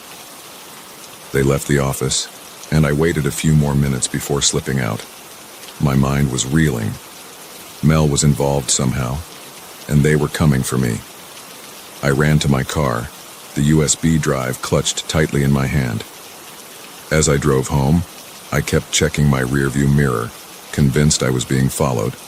Back in my apartment, I plugged the drive into my laptop. The video quality wasn't great, but it was clear enough. I watched as the two men entered the diner, sat down, had their conversation, and then I saw something that made my blood run cold. After they left, Mel came out of the back office. He walked to their table, picked up something they had left behind, a small, bloody knife, and took it back to the office. Mel was involved. He was helping them cover up a murder. I sat there, staring at the screen, my mind racing. What should I do now? I had evidence, but going to the police still felt risky. And now I knew that Mel, someone I had trusted, was involved. A knock at my door made me jump. "Sarah? It's Mel. Can we talk?" My heart was pounding so hard I thought it might burst out of my chest. How had he found me? What did he want? I looked around frantically for a way out, but there was only the door and the window, and I was 3 stories up. Sarah, I know you were at the diner tonight. We need to talk about what you saw. His voice was friendly, but I could hear an edge to it. He knew I knew.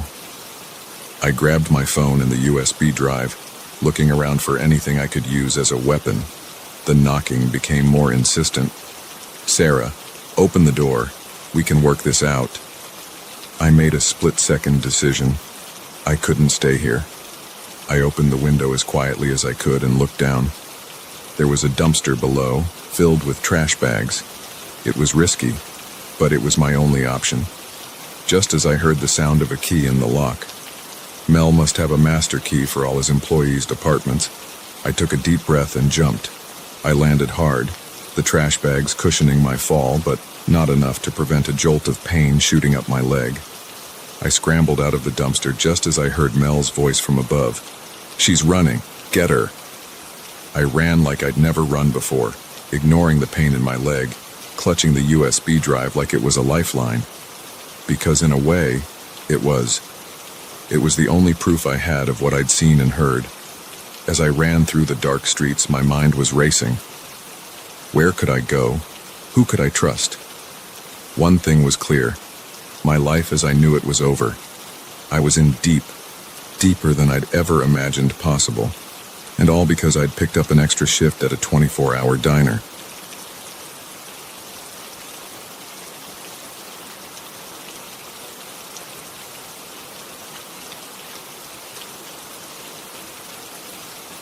The moment the power went out and the first call came through, I knew this stormy night was about to become a waking nightmare. What I didn't realize was that the terror was coming from inside our own home. It had been raining for days, the kind of relentless downpour that makes you wonder if it'll ever stop. My husband, Mark, and our 2 kids, Lily and Jack, were all huddled in the living room. We'd been playing board games by candlelight, trying to make the best of the power outage that had plunged our neighborhood into darkness an hour earlier. Mom, I'm scared, Lily whispered, clutching her stuffed rabbit tighter as another crack of thunder shook the windows. I pulled her close, running my fingers through her hair. It's okay, sweetie. It's just a storm. We're safe in here. If only I'd known how wrong I was.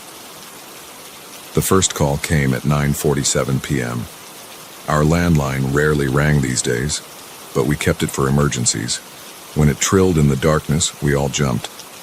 Mark answered, his face illuminated by the flickering candlelight. Hello? I watched as his expression changed from confusion to concern.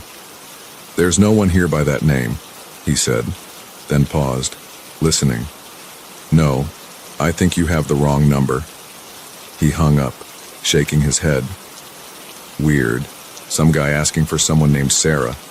Sounded pretty upset. I shrugged it off. Wrong numbers happen, especially during storms when cell service gets spotty. We went back to our game, but the comfortable atmosphere had shifted. The darkness outside our windows seemed deeper, more menacing. 10 minutes later, the phone rang again. This time I answered. Hello? Heavy breathing on the other end. Then a man's voice, low and urgent. I can see you. A chill ran down my spine. Excuse me? In the living room, blue sweater. You should really close your curtains. I whirled around, staring at the windows. Our curtains were open, the glass black mirrors reflecting our candle-lit faces back at us. For a second, I thought I saw movement outside, but it was gone so fast I couldn't be sure. Who is this? I demanded, my voice shaking. Stop calling here or I'm calling the police. A chuckle, then the line went dead. Mark was on his feet now, moving to close the curtains. What was that about? I told him, watching as his face paled. He checked all the doors and windows while I held the kids close, trying to calm my racing heart. It's just some sick prank, Mark said, but I could hear the doubt in his voice. Let's try to get some sleep. I'm sure the power will be back on by morning. We settled the kids in their room, leaving a candle burning in the hallway. As we climbed into our own bed, another flash of lightning illuminated the room, followed almost immediately by a deafening crack of thunder. Lily's scream pierced the night. I rushed to her room, finding her sitting up in bed, tears streaming down her face. "There's someone at the window," she sobbed. My blood ran cold. I looked at the window, but saw nothing but darkness and rain. "Honey, it was probably just a branch hitting the glass. The wind is really strong." But as I tucked her back in, I couldn't shake the feeling of being watched. Back in our room, I found Mark on the phone again. His face was ashen. "What now?" I asked, dread pooling in my stomach. "Another call," he said. "A woman this time." She said. He swallowed hard. She said the children are lovely when they sleep. My legs gave out and I sank onto the bed. This couldn't be happening. Who were these people? What did they want? The next hour was a blur of fear and confusion. We called the police, but with the storm, they said it would be at least an hour before anyone could reach us. We gathered the kids in our room, creating a nest of blankets on the floor. Every creak of the house, every gust of wind became a potential threat. The phone kept ringing. Sometimes it was heavy breathing, sometimes whispered threats. Each call revealed something about our movements, proving that whoever it was could see us. The boys' Pokemon pajamas are cute. Your husband looks worried. He should be. That candle won't keep the darkness away for long. We unplugged the landline, but then the calls started coming to our cell phones. Numbers we didn't recognize, some local, some from far away. At 11:23 p.m., a text came through on my phone, a picture of our house, taken from the street. It was dark, grainy, but unmistakably our home. The message below it turned my blood to ice. "We're coming in now, try to make it fun for us." Mark grabbed the kids in and we huddled in the back of our closet. I could hear Lily whimpering, Jack's ragged breathing. Mark had found an old baseball bat and he gripped it tightly, his knuckles white. Minutes ticked by, each one an eternity. We strained our ears for any sound of intrusion, but there was nothing but the storm. Then, a creak. Footsteps, slow and deliberate, moving through the house. I clamped my hand over Lily's mouth to stifle her sob. Mark tensed, raising the bat. The footsteps grew closer. They were in our bedroom now. I could see a sliver of light under the closet door, moving, shifting. The doorknob turned slowly. I closed my eyes, pulling the kids closer. The door flew open. "Surprise!" Light flooded the closet. I opened my eyes, blinking in confusion. There, standing in the doorway, was my sister Rachel, holding a cake. Behind her, a crowd of familiar faces. Friends, family, all wearing party hats and holding balloons. "Happy birthday, sis," Rachel grinned. "Got you good, didn't we?" I stared, uncomprehending. Birthday. It wasn't my... And then it hit me. It was after midnight. It was my birthday. As understanding dawned, emotions warred within me. Relief that we weren't in danger. Anger at the cruel prank. Confusion about how they had pulled it off. Mark lowered the bat, looking as shell-shocked as I felt. The kids, realizing there was no danger, began to giggle nervously. Rachel's smile faltered as she took in our terrified expressions. "Hey, are you okay? It was just a joke. We didn't mean to scare you that bad." I stood up on shaky legs. "A joke? Do you have any idea what you put us through? We thought we were going to die." The partygoers in the bedroom shifted uncomfortably. Someone coughed. Rachel set down the cake, her face etched with concern. "Whoa, calm down. It was Mark's idea. He said you'd always wanted a surprise party, but you were too smart to fall for the usual tricks. He came up with the whole thing." I turned to Mark, who had the decency to look ashamed. "You planned this." He nodded slowly. "I'm so sorry, honey. I never meant for it to go this far. It was just supposed to be a little scary, and then funny. But when I saw how frightened you were, I didn't know how to stop it." The adrenaline that had been coursing through my veins for hours suddenly drained away, leaving me feeling hollow and exhausted. I sank onto the bed, my mind reeling. As the full story came out, I learned that Mark had enlisted our friends and family to help with the elaborate ruse. The power outage was faked, limited to just our house. The phone calls were all from people we knew, reading from scripts Mark had prepared. Even the photo of our house had been taken days ago and saved for the prank. They had all thought it was a harmless joke, a way to create an unforgettable surprise. None of them had realized just how terrified we'd become. In the aftermath, as our guests awkwardly ate cake and made stilted conversation, I found myself in a daze. The fear had been real, even if the threat wasn't. Those hours of terror had changed something in me, opened my eyes to how vulnerable we really were. As the last guest left, promising to call tomorrow, Mark approached me cautiously. "Can you ever forgive me?"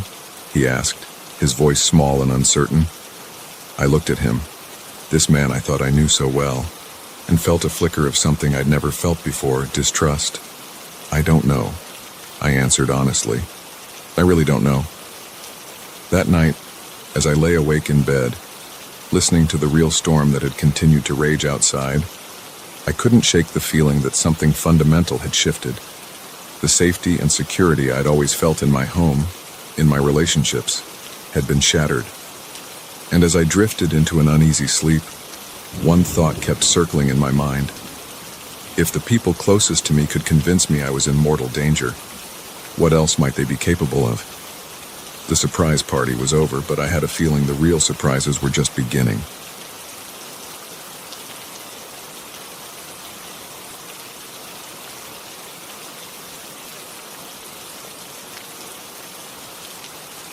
Certainly, here's a longer, more detailed story following the same parameters. The moment I heard the first whisper coming from the old radio in my grandfather's attic, I knew my life was about to change forever. What I didn't realize was how deep the rabbit hole would go, or how it would unravel everything I thought I knew about my family and myself. It was a crisp autumn afternoon when I decided to finally clean out my late grandfather's home. He'd passed away 3 months ago, leaving behind a Victorian mansion filled with a lifetime of memories and secrets. I'd been putting off the task, partly out of grief, partly out of a strange, inexplicable dread I couldn't quite place. As I sifted through dusty boxes and forgotten heirlooms in the attic, my hand brushed against something cold and metallic. Pulling it out, I found myself holding an antique radio, its Art Deco design a relic of a bygone era. On a whim, I plugged it in, not really expecting it to work after all these years. At first, there was nothing but static. But as I fiddled with the dial, a voice emerged from the crackling white noise. It was faint, barely audible, but unmistakably there. "Help us," it whispered. "Find the key. Open the door." I nearly dropped the radio in shock. This had to be some kind of prank, right? Maybe the radio was picking up a modern station, broadcasting some old-time radio drama. But as I continued to listen, the voice became clearer, more urgent. "Thomas, if you're hearing this, you must act quickly. They're coming. The shadow men are coming." My blood ran cold. Thomas was my grandfather's name. This message, it couldn't be for him, could it? And what were the shadow men?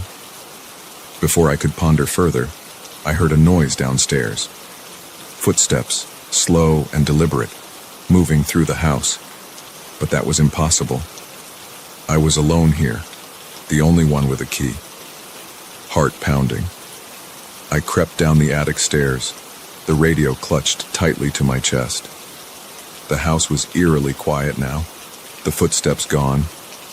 As I reached the second-floor landing, I saw something that made my breath catch in my throat. The door to my grandfather's study, always locked, always off limits, was slightly ajar. Against my better judgment, I pushed the door open. The study looked undisturbed at first glance, books lining the walls, the old leather chair behind the massive oak desk. But then I noticed it. On the desk, illuminated by a shaft of late afternoon sunlight, was a small golden key. With trembling hands, I picked it up.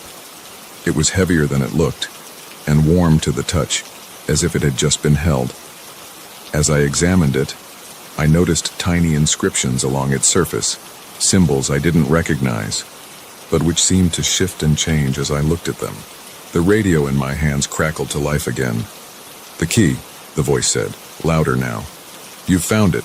Now you must find the door. Hurry before they realize." A sudden gust of wind blew through the study, ruffling papers and sending a chill down my spine. I spun around, half expecting to see someone standing there. But I was alone. Or was I? Out of the corner of my eye, I caught a glimpse of movement. A shadow, darker than it should be, detached itself from the wall and slid across the floor. I blinked, and it was gone. But I knew what I'd seen. The shadow men. They were real. Panic rising in my throat. I ran from the study, down the stairs, heading for the front door. But as I reached for the handle, I hesitated. The key in my hand pulsed warmly, almost like a heartbeat, and I knew, with a certainty I couldn't explain, that I couldn't leave. Not yet. There was something I had to do first. I turned back, scanning the entrance hall with new eyes, and there, hidden in plain sight, I saw it. A door I'd never noticed before, blending almost seamlessly with the wood paneling. At its center was a small, ornate keyhole. With shaking hands, I inserted the golden key. It fit perfectly. As I turned it, I heard a series of clicks, like tumblers falling into place. The door swung open silently, revealing a set of stairs leading down into darkness. The radio whispered once more. "Quickly now. Enter and all will be revealed." I took a deep breath, weighing my options. I could turn back now, pretend none of this had happened, go back to my normal life, but I knew that wasn't really an option. Whatever was happening, I was part of it now, and I needed answers. Steeling myself, I began to descend the stairs. The door closed behind me of its own accord, plunging me into total darkness. But as I continued down, a faint blue glow began to emanate from the walls, providing just enough light to see by. The stairs seemed to go on forever, spiraling deeper and deeper underground. Just when I thought I couldn't go any further, they ended abruptly in another door. This one was made of a dark metal I didn't recognize, covered in the same shifting symbols as the key. I didn't need to use the key this time. As soon as I touched the door, it swung open, revealing a vast chamber beyond. And what I saw inside made me question everything I thought I knew about reality. The chamber was filled with swirling lights and floating symbols, like a three-dimensional projection of the universe itself. In the center stood a group of figures, their faces obscured by hoods, and at their feet, lying motionless on the ground, was my grandfather. One of the figures turned to me, lowering their hood. I gasped as I recognized the face. It was my mother, but her eyes were different, glowing with an otherworldly light. "Welcome, child," she said, her voice echoing with power. "We've been expecting you." As I stood there, the radio still clutched in my hands, I realized that this was just the beginning. The life I thought I knew was over, and a new, stranger chapter was about to begin. My grandfather wasn't dead, at least, not in the way I'd thought. My mother wasn't who I'd always believed her to be. And I was part of something much bigger than I could have ever imagined. The figure that looked like my mother extended her hand. "It's time for you to learn the truth about your heritage, about the war we've been fighting in the shadows for centuries." I hesitated for a moment, my mind reeling from everything I'd seen and heard. But then I thought of the shadowmen, of the urgency in the radio's whispers. Whatever was happening, whatever secrets my family had been keeping, I needed to know. I took her hand, and as I did, the chamber around us began to shift and change. Images flashed before my eyes, battles fought in secret throughout history, rituals performed under moonlight, sacrifices made to keep the darkness at bay. I saw my ancestors, generation after generation, playing their part in this hidden war. and I saw my own face, reflected in a shimmering pool of light.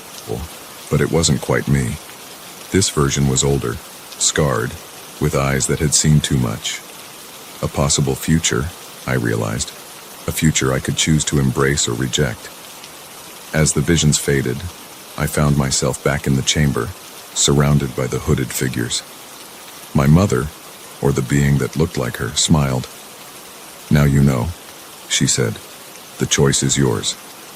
Will you take up the mantle, continue the fight, or will you turn away, try to forget what you've seen?" I looked around the chamber, at the swirling lights and ancient symbols. I thought of the shadow men, of the whispers from the radio, of the life I'd lived in ignorance for so long, and I knew there was only one choice I could make. "I'm in," I said, my voice stronger than I felt. "Tell me what I need to do." As the words left my mouth, I felt a shift in the air. The hooded figures bowed their heads, and my grandfather stirred, opening his eyes for the first time. "And so it begins," he said, his voice weak but filled with pride. "The next chapter in our family's legacy." I took a deep breath, squaring my shoulders. Whatever came next, whatever battles lay ahead, I was ready. The ordinary world I'd known was gone, replaced by one of magic, shadows, and ancient wars. But I wasn't afraid, not anymore, because now, finally, I knew who I was meant to be. I never thought I'd find myself running for my life through the dense Appalachian forest. But then again, I never thought I'd stumble upon an illegal marijuana plantation either. It's funny how quickly a peaceful hike can turn into a nightmare. The day started like any other on my week-long solo trek. I woke up as the first rays of sunlight filtered through the canopy, casting dappled shadows on my tent. The air was crisp and clean, filled with the scent of pine and damp earth. I stretched, feeling the satisfying pop of my joints after a night on the hard ground. After a quick breakfast of granola and dried fruit, I packed up my gear and hit the trail. The path wound through the forest, occasionally opening up to reveal breathtaking views of the mountains beyond. I took my time, stopping often to admire wildflowers or listen to the chorus of birdsong echoing through the trees. Around midday, I decided to venture off the main trail.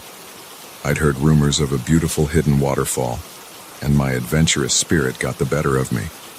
I pulled out my map and compass, plotting a course through the unmarked wilderness. The going was tough. The underbrush was thick, and I had to push through brambles and low-hanging branches.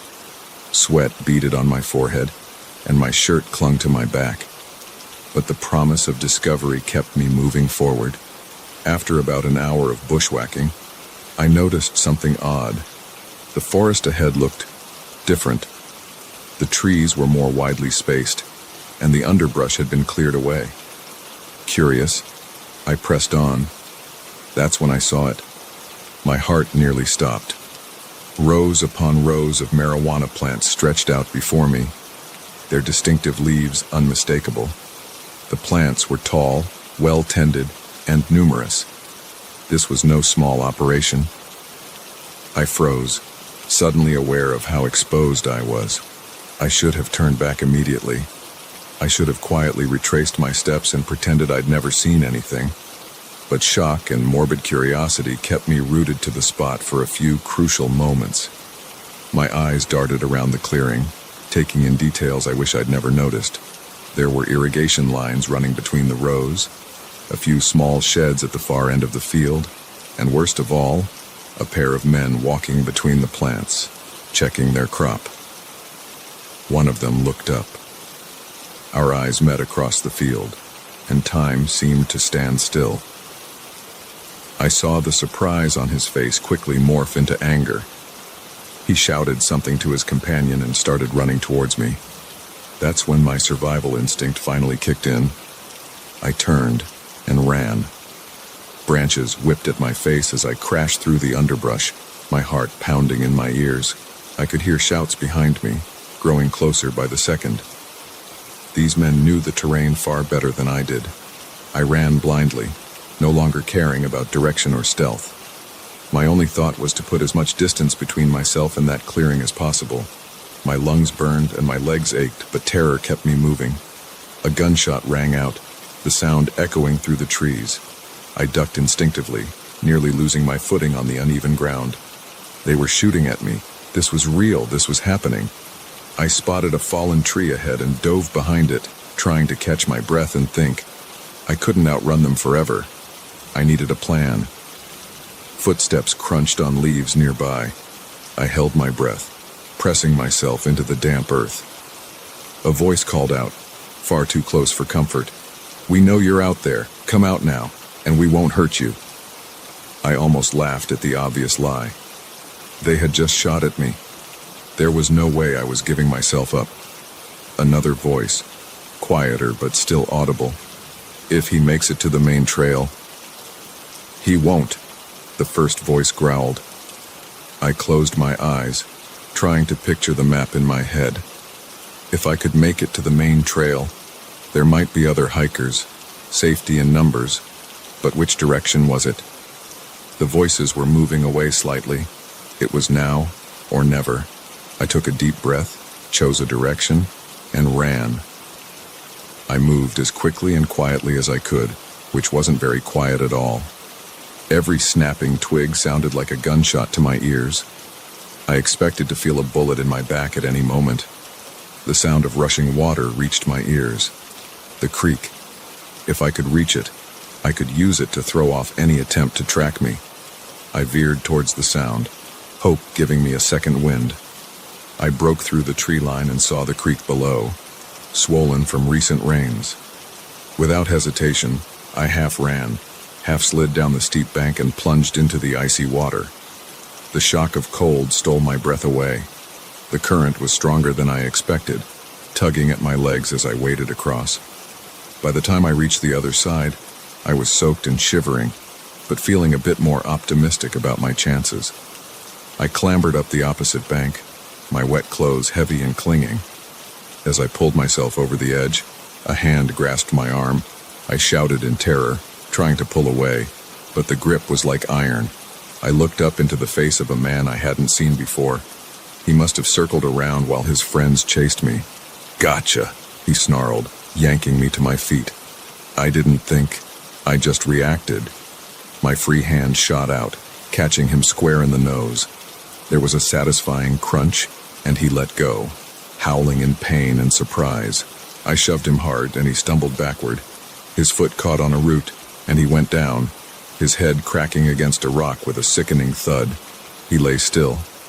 For a moment, I just stood there, panting and staring at his motionless form. Was he dead? Had I killed him? The thought made me sick. Shouts in the distance snapped me back to reality. I couldn't stay here. I took off running again, my wet boots squelching with every step. The trees began to thin out, and suddenly, miraculously, I burst out onto a wide, well-maintained trail. The main hiking path. I could have cried with relief. I turned left, moving as fast as my exhausted legs would carry me. I had to find other people, or the ranger station, or anything resembling civilization. After what felt like hours but was probably only 20 minutes, I heard voices ahead, normal voices, laughing. I rounded a bend and saw a group of day hikers coming towards me. They took one look at my bedraggled appearance and soaking wet, covered in mud and scratches, wild-eyed with panic, and stopped in their tracks. "Are you okay?" a woman asked, concern evident in her voice. The adrenaline that had been keeping me going suddenly evaporated. My legs gave out, and I sank to the ground, shaking. Call the rangers." I managed to gasp out. "There are men back there. Guns." The group sprung into action. One man pulled out a satellite phone and started dialing, while others gathered around me, offering water and a warm jacket. As I sat there, waiting for help to arrive, the full weight of what had happened began to sink in. I had stumbled upon something I was never meant to see. I had run for my life, been shot at, and quite possibly seriously injured or killed a man. I closed my eyes, the events replaying in my mind. The serene beauty of the forest that morning felt like a distant dream. How quickly things had changed. How close I had come to never making it out of those woods. When the rangers finally arrived, I told them everything. They looked grim as they took notes and called for backup. As they loaded me into their truck to take me to safety, one of them patted my shoulder. "You're lucky to be alive, son," he said solemnly. "We've been trying to locate this operation for months. You've helped us more than you know." I nodded numbly, not feeling particularly lucky or helpful at that moment. As we drove away, I looked back at the forest. From here, it looked peaceful, inviting even. But I knew better now. I knew the dangers that could lurk behind that green curtain. I had set out that morning looking for adventure, for a connection with nature. Instead, I had found the darkest side of humanity, hidden away in one of the most beautiful places I'd ever seen. As the trees receded in the distance, I made a silent promise to myself. I would return to the wilderness one day. I wouldn't let this experience rob me of my love for nature and exploration, but I would be wiser, more cautious, and I would stick to the marked trails.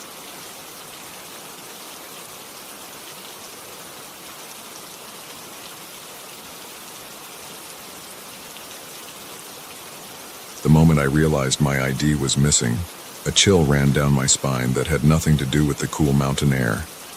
Little did I know, that was just the beginning of the longest night of my life. I'd been looking forward to this solo camping trip for months. The daily grind of city life, and with its constant noise and endless stream of people, had been wearing me down. I needed an escape, a chance to reconnect with nature, and more importantly, with myself. The first 2 days were everything I'd hoped for. I found a perfect spot by a babbling brook, far enough from the main trails that I hadn't seen another soul since I'd arrived. The air was crisp and clean, filled with the scent of pine and wildflowers. At night, the sky was a blanket of stars, unobscured by city lights. I felt at peace for the first time in ages. On the third morning, I woke to the sound of birdsong.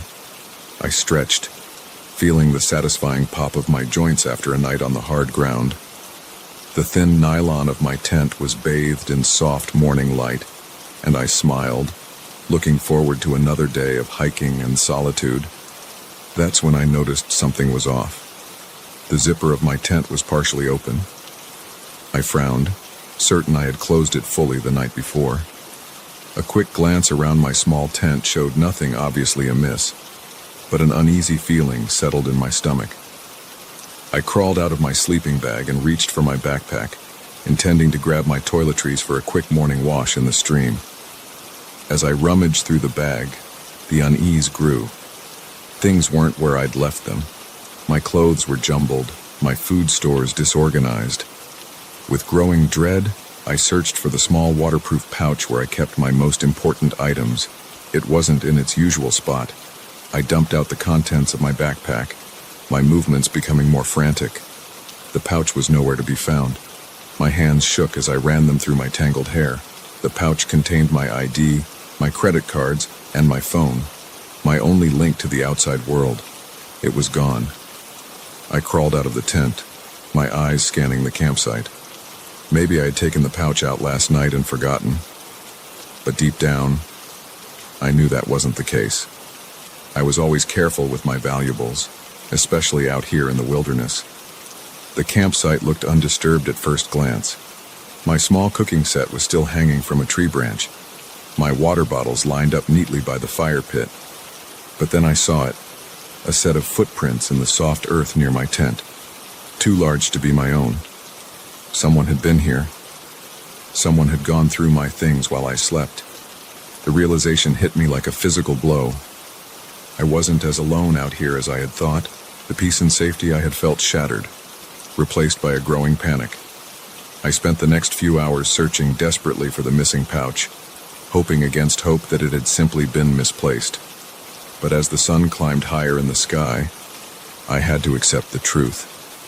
It was gone, along with my only means of communication and identification. I sat by the cold fire pit, trying to think rationally through the fear. I had enough food and water to last a few more days. I knew roughly which direction would take me back to civilization, even without my map. I could hike out and find help. But the thought of spending another night here, knowing someone had invaded my campsite once, made my skin crawl. I decided to pack up and start hiking out immediately. I could cover a good distance before nightfall. As I was stuffing my sleeping bag into its compression sack, a twig snapped in the woods behind me.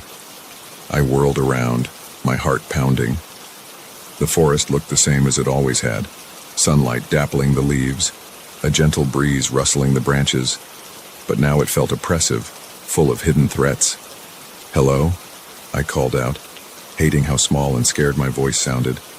There was no response and just the normal sounds of the forest. I turned back to my packing, my movements now hurried and clumsy. Every rustle of leaves made me flinch.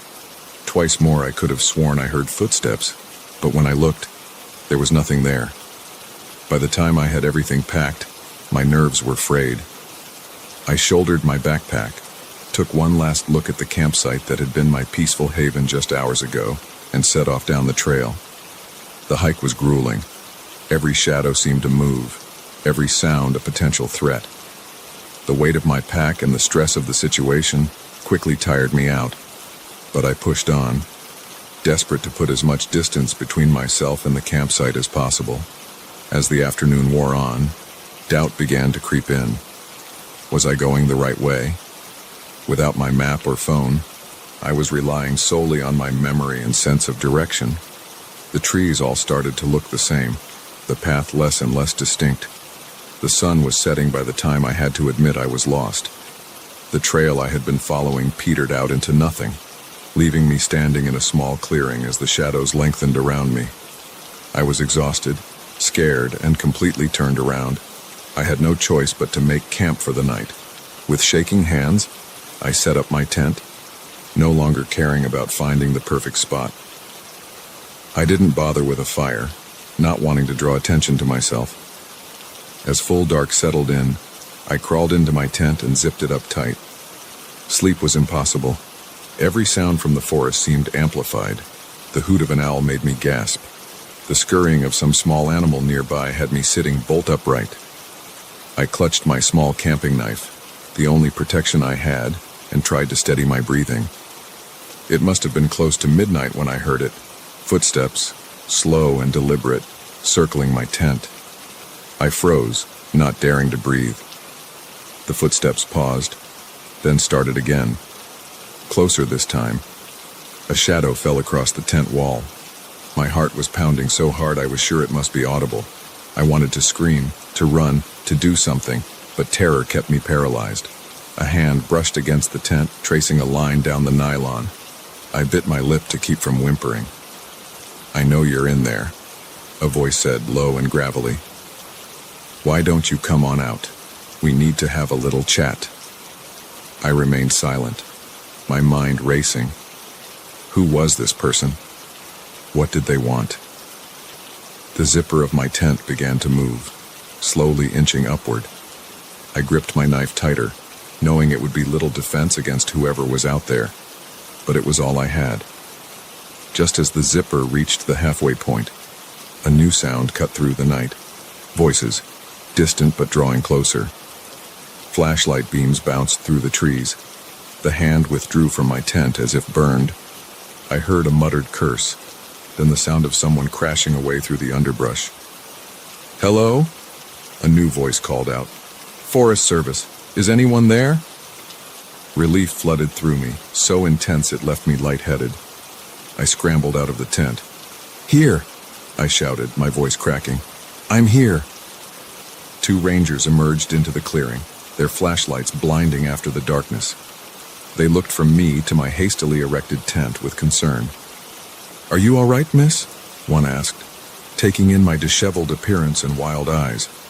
The whole story came pouring out of me then. The missing pouch, the footsteps, the terrifying encounter just moments ago. The rangers listened gravely, exchanging glances. "You're not the first," the older ranger said when I'd finished. We've had reports of someone stalking campers in this area. That's why we're out here tonight. You're lucky we came along when we did." Lucky? The word seemed inadequate to describe how I felt.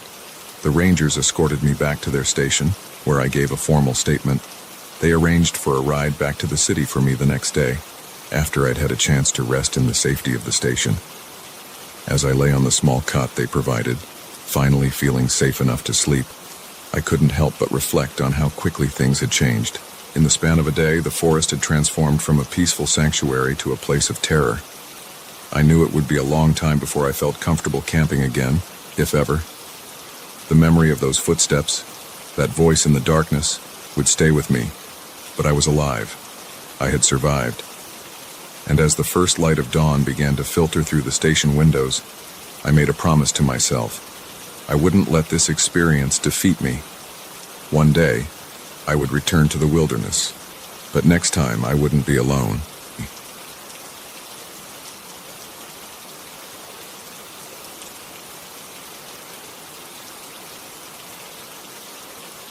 The moment I saw the men with rifles through my camera lens, I knew I was in trouble.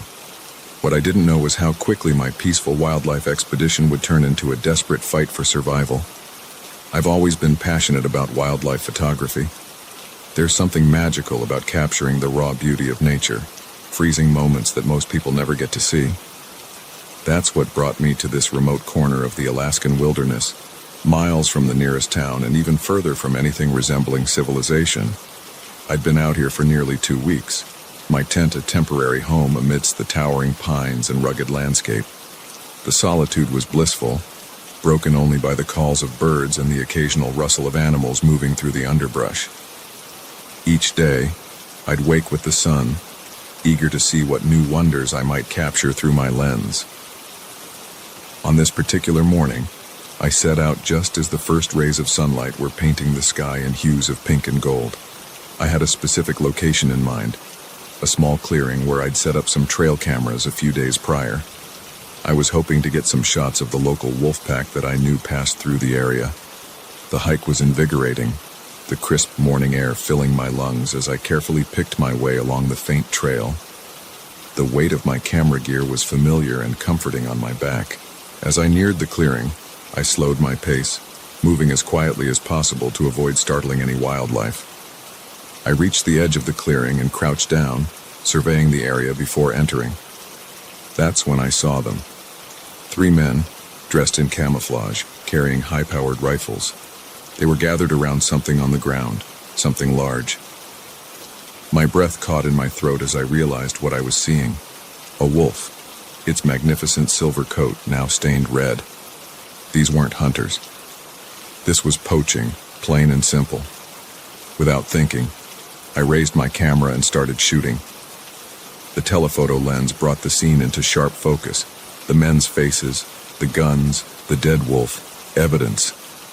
My heart was pounding, but my hands remained steady, years of practice taking over. I was so focused on capturing the scene that I didn't notice one of the men look up, didn't see him nudge his companions and point in my direction. It wasn't until I heard the shout that I realized my mistake. "Hey, you there?" I dropped to the ground, but it was too late. They'd seen me. Panic surged through me as I heard them start to move in my direction. I scrambled backward, staying low, then turned and ran. The forest that had seemed so peaceful just moments ago now felt oppressive, full of obstacles trying to trip me up. Branches whipped at my face as I crashed through the underbrush, the sound of pursuit behind me spurring me on. I ran without direction, my only thought to put as much distance between myself and the poachers as possible. My lungs burned and my legs ached, but fear kept me moving. I could hear them shouting to each other, their voices too close for comfort. After what felt like hours but was probably only minutes, I burst out of the trees onto a rocky slope. I paused for a moment, gasping for breath, trying to get my bearings. That's when I heard the gunshot. The crack of the rifle echoed through the valley, followed by the whine of a bullet passing far too close. They were shooting at me. This wasn't about scaring me off anymore. They meant to silence me permanently. I dove behind a large boulder, my heart pounding so hard I thought it might burst from my chest. What had I gotten myself into? I was no action hero, just a wildlife photographer who'd stumbled into something far bigger and more dangerous than I'd ever imagined. Another shot rang out, chips of rock exploding from the boulder next to my head. I needed to move, to find better cover. My eyes darted around, looking for an escape route. The slope continued upward, becoming steeper and rockier. It would be difficult terrain, but it might slow my pursuers down. Taking a deep breath, I sprinted from behind the boulder, zigzagging as I climbed. More shots followed, but the uneven ground seemed to throw off their aim. I didn't look back, focusing all my energy on the climb. I reached a small ledge and allowed myself a moment's rest, pressing myself against the rock face. The shouts of the men were more distant now, but still too close for comfort. I knew I couldn't keep this pace up for long. I needed a plan. That's when I remembered my satellite phone, safely tucked away in my backpack. If I could just find a moment to make a call, to alert the authorities. But first, I needed to find a safe spot. I continued my climb, moving as quickly and quietly as I could. The terrain became increasingly difficult, requiring all my concentration to navigate safely. The voices of my pursuers faded, replaced by the sound of my own labored breathing and pounding heart. Finally, I reached a small cave-like opening in the rock face. It wasn't deep, but it offered some shelter and a place to catch my breath. I squeezed inside, wincing as my camera bag scraped against the rock. I'd forgotten I was still carrying it, the instinct to protect my gear ingrained after years of field work. With shaking hands, I unzipped my backpack and pulled out the satellite phone. As I went to turn it on, my heart sank. The screen remained dark, dead battery. I'd been so caught up in my photography over the past few days that I'd forgotten to charge it. A wave of despair washed over me. I was alone, being hunted by armed men, with no way to call for help. For a moment, I considered giving up. Maybe if I surrendered, explained that I'd delete the photos. No, I couldn't take that risk. These men had already shown they were willing to kill. I had to keep going, had to find a way out of this. I allowed myself a few more minutes of rest, then reluctantly left the safety of my rocky shelter. The sun was high in the sky now, the heat making my clothes stick to my skin with sweat. I needed to find water soon, or dehydration would become as much of a threat as the poachers. I continued moving, sticking to areas with more cover. Every snapping twig made me flinch. Every shadow seemed to hide a threat. Hours passed this way, the strain of constant vigilance taking its toll. As the light began to fade, I knew I needed to find a place to spend the night. The thought of being out here in the dark, knowing those men were still looking for me, made my skin crawl. But I had no choice. I found a dense thicket of bushes and crawled inside, ignoring the scratches from the branches. It wasn't comfortable, but it offered some concealment. I curled up, trying to make myself as small as possible. Sleep was impossible. Every sound had me tensing, expecting to see the barrel of a gun poking through the leaves. I clutched my camera bag to my chest, the evidence it contained feeling more like a curse than an asset. As the first light of dawn began to filter through the leaves, I heard a new sound, a rhythmic thudding that grew louder by the second. I held my breath, not daring to move. The sound grew to a roar, and suddenly a large shape passed overhead. A helicopter. My heart leapt. Someone was looking for me. I burst out of my hiding place, waving my arms frantically. The helicopter circled back, hovering lower. I could see the words, Forest Service, emblazoned on its side. As it landed in a nearby clearing, I felt a wave of relief so strong it nearly brought me to my knees. Park rangers poured out, rushing to my side. Their questions washed over me in a blur. Was I hurt? Were the men still in the area? Did I need medical attention? I managed to stammer out my story, showing them the photos on my camera. Their faces grew grave as they realized the extent of what I'd uncovered. One of the rangers, An older man with kind eyes placed a hand on my shoulder. "You've been incredibly brave," he said, "but you're safe now. We'll take care of everything from here." As they led me to the helicopter, I took one last look at the wilderness around me. It was as beautiful as ever, the morning sun painting the landscape in soft light. But now I knew the darkness that could lurk in even the most beautiful places. I was alive. I had survived. And I had the evidence to bring those poachers to justice. As the helicopter lifted off, carrying me back to safety, I made a silent promise to myself. I would return to the wild. I wouldn't let this experience rob me of my passion, but next time, I'd be better prepared, more cautious, and maybe, just maybe, a little bit braver.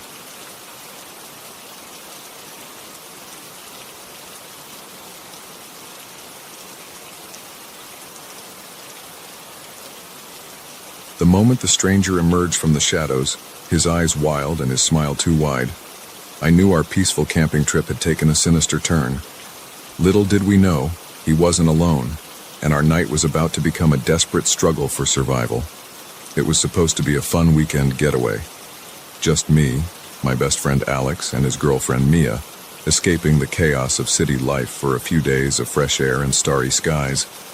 We'd found this perfect spot, tucked away in a quiet corner of the national forest, far from the crowded campgrounds and noisy RV parks. The first day had been everything we'd hoped for. We'd hiked through sun-dappled forests, marveled at sparkling waterfalls, and laughed around the campfire as we roasted marshmallows and shared stories. As the embers of our fire died down and the night deepened, we'd crawled into our tents, tired but content. I was jolted awake by the sound of twigs snapping nearby. At first I thought it might be an animal, maybe a curious raccoon drawn by the lingering scent of our dinner. But then I heard something that made my blood run cold, whistling. A jaunty, off-key tune that had no place in the dead of night in the middle of the woods. I lay perfectly still, straining my ears.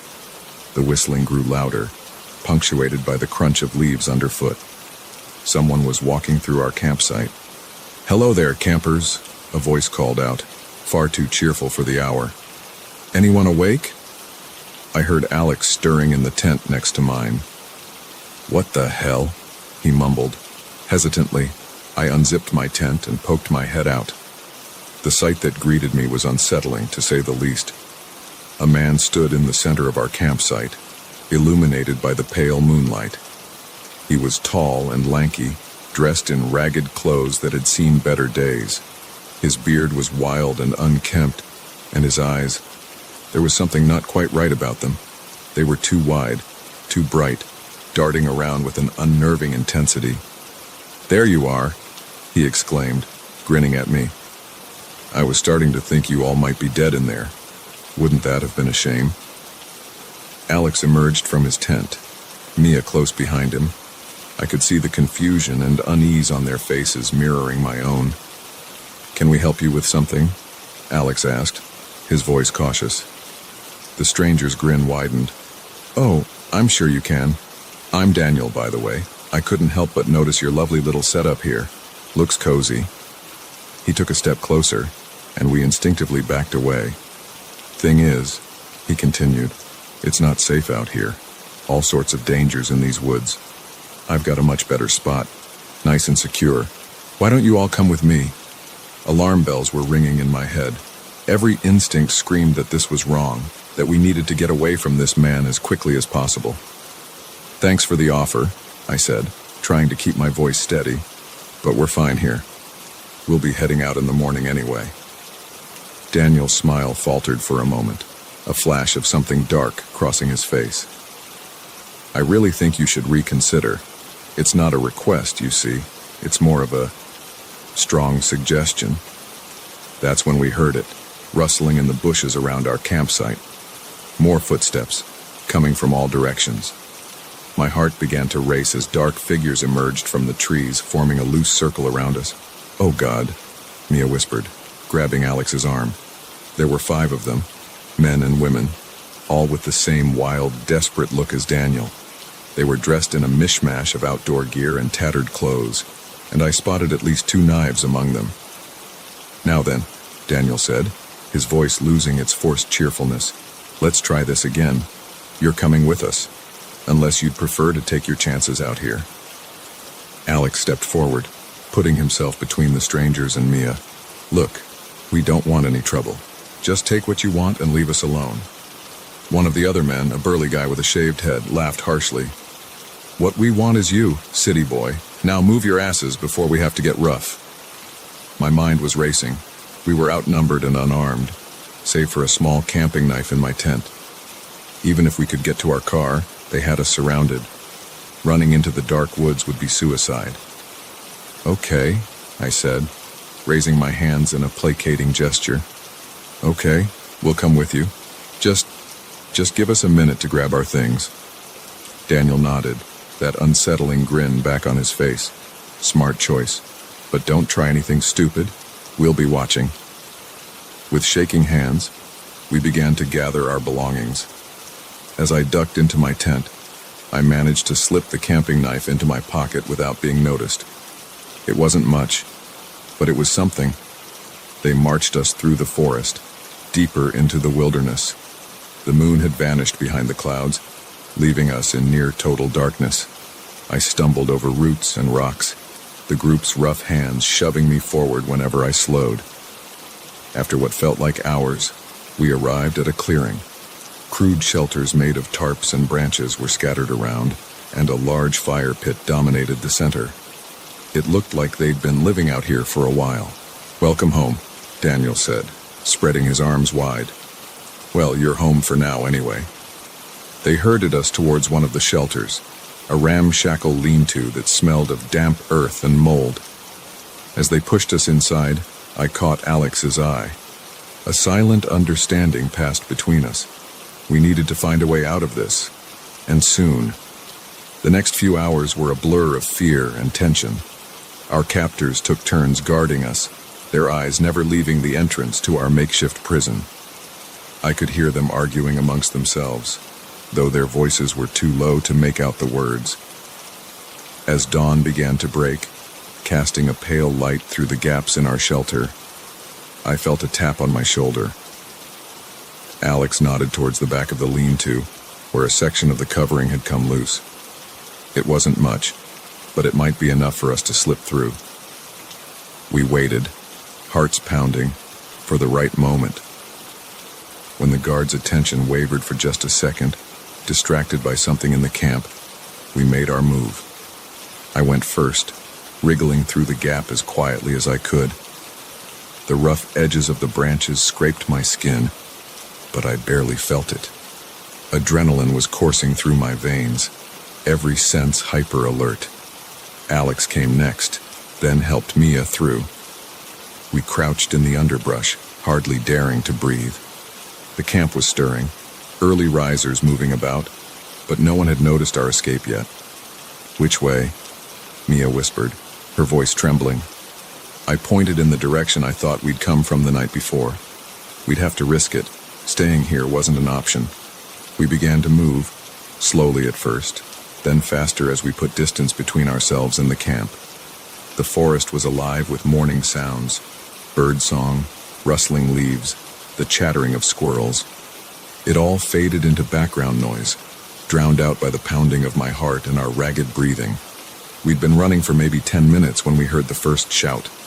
They'd discovered we were gone. Faster, Alex gasped, grabbing Mia's hand and pulling her along. I could hear them crashing through the forest behind us, their angry voices carrying on the wind. They knew these woods better than we did, and they were gaining on us. Up ahead, I spotted a break in the trees. As we burst out of the forest, my heart sank. We were at the edge of a steep ravine, a churning river far below. We're trapped, Mia said, panic evident in her voice. The sounds of pursuit grew louder. We had seconds at most before they caught up to us. I looked at the raging water below, then back at my friends. It was a terrible choice, but it was the only one we had. We have to jump, I said. Alex's eyes widened in disbelief, but then understanding dawned on his face. He nodded grimly. On 3, he said, gripping Mia's hand tightly. 1, 2. There they are. Daniel's voice rang out behind us. 3. We leapt, just as our pursuers broke through the tree line. For a moment we were flying, the wind rushing past us. Then we hit the water, and the world dissolved into a maelstrom of churning currents and desperate gasps for air. I don't know how long we were in the river. It felt like hours, why? But it was probably only minutes. Eventually, the current slowed enough for us to make our way to the shore, coughing and sputtering. As we dragged ourselves onto the rocky bank, I looked back up at the ravine. There was no sign of Daniel or his group. We'd made it. We were battered, bruised, and soaked to the bone, but we were alive, and we were free. The trek back to civilization was long and arduous, but fueled by the lingering fear of being found, we pushed on. When we finally reached a ranger station and told our story, the look of shock on the ranger's face told us just how lucky we'd been. In the days that followed, as we gave statements to the police and tried to process what had happened, one thing became clear. Our simple camping trip had turned into a nightmare, but it had also shown us just how strong we could be when pushed to our limits. I know I'll go camping again someday. The call of the wild is too strong to resist, but I'll never again take the peace and safety of the wilderness for granted, because now I know that sometimes the most dangerous predators in the forest walk on two legs.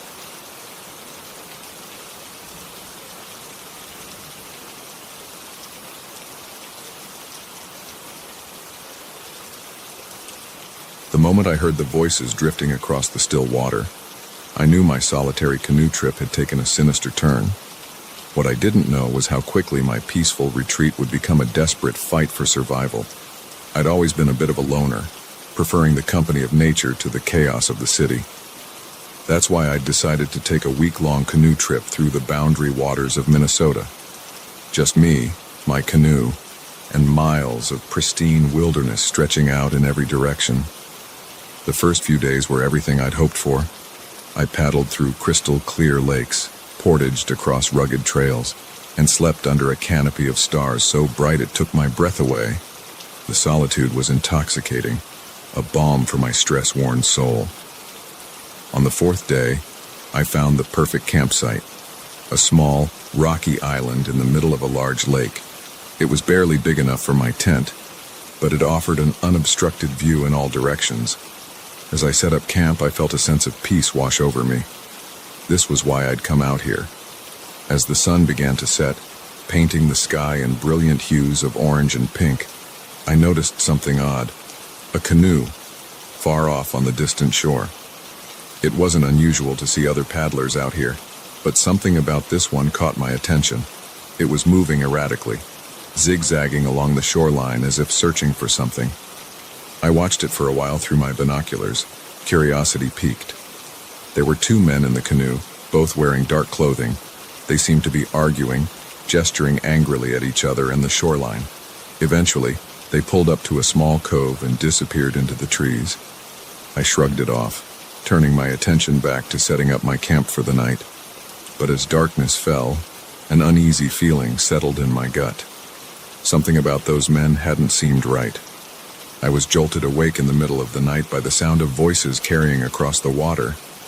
At first, I thought I was dreaming. Out here, the only nighttime sounds should have been loons calling and waves lapping at the shore. But as I listened, the voices became clearer. "It has to be around here somewhere," one voice said, gruff and impatient.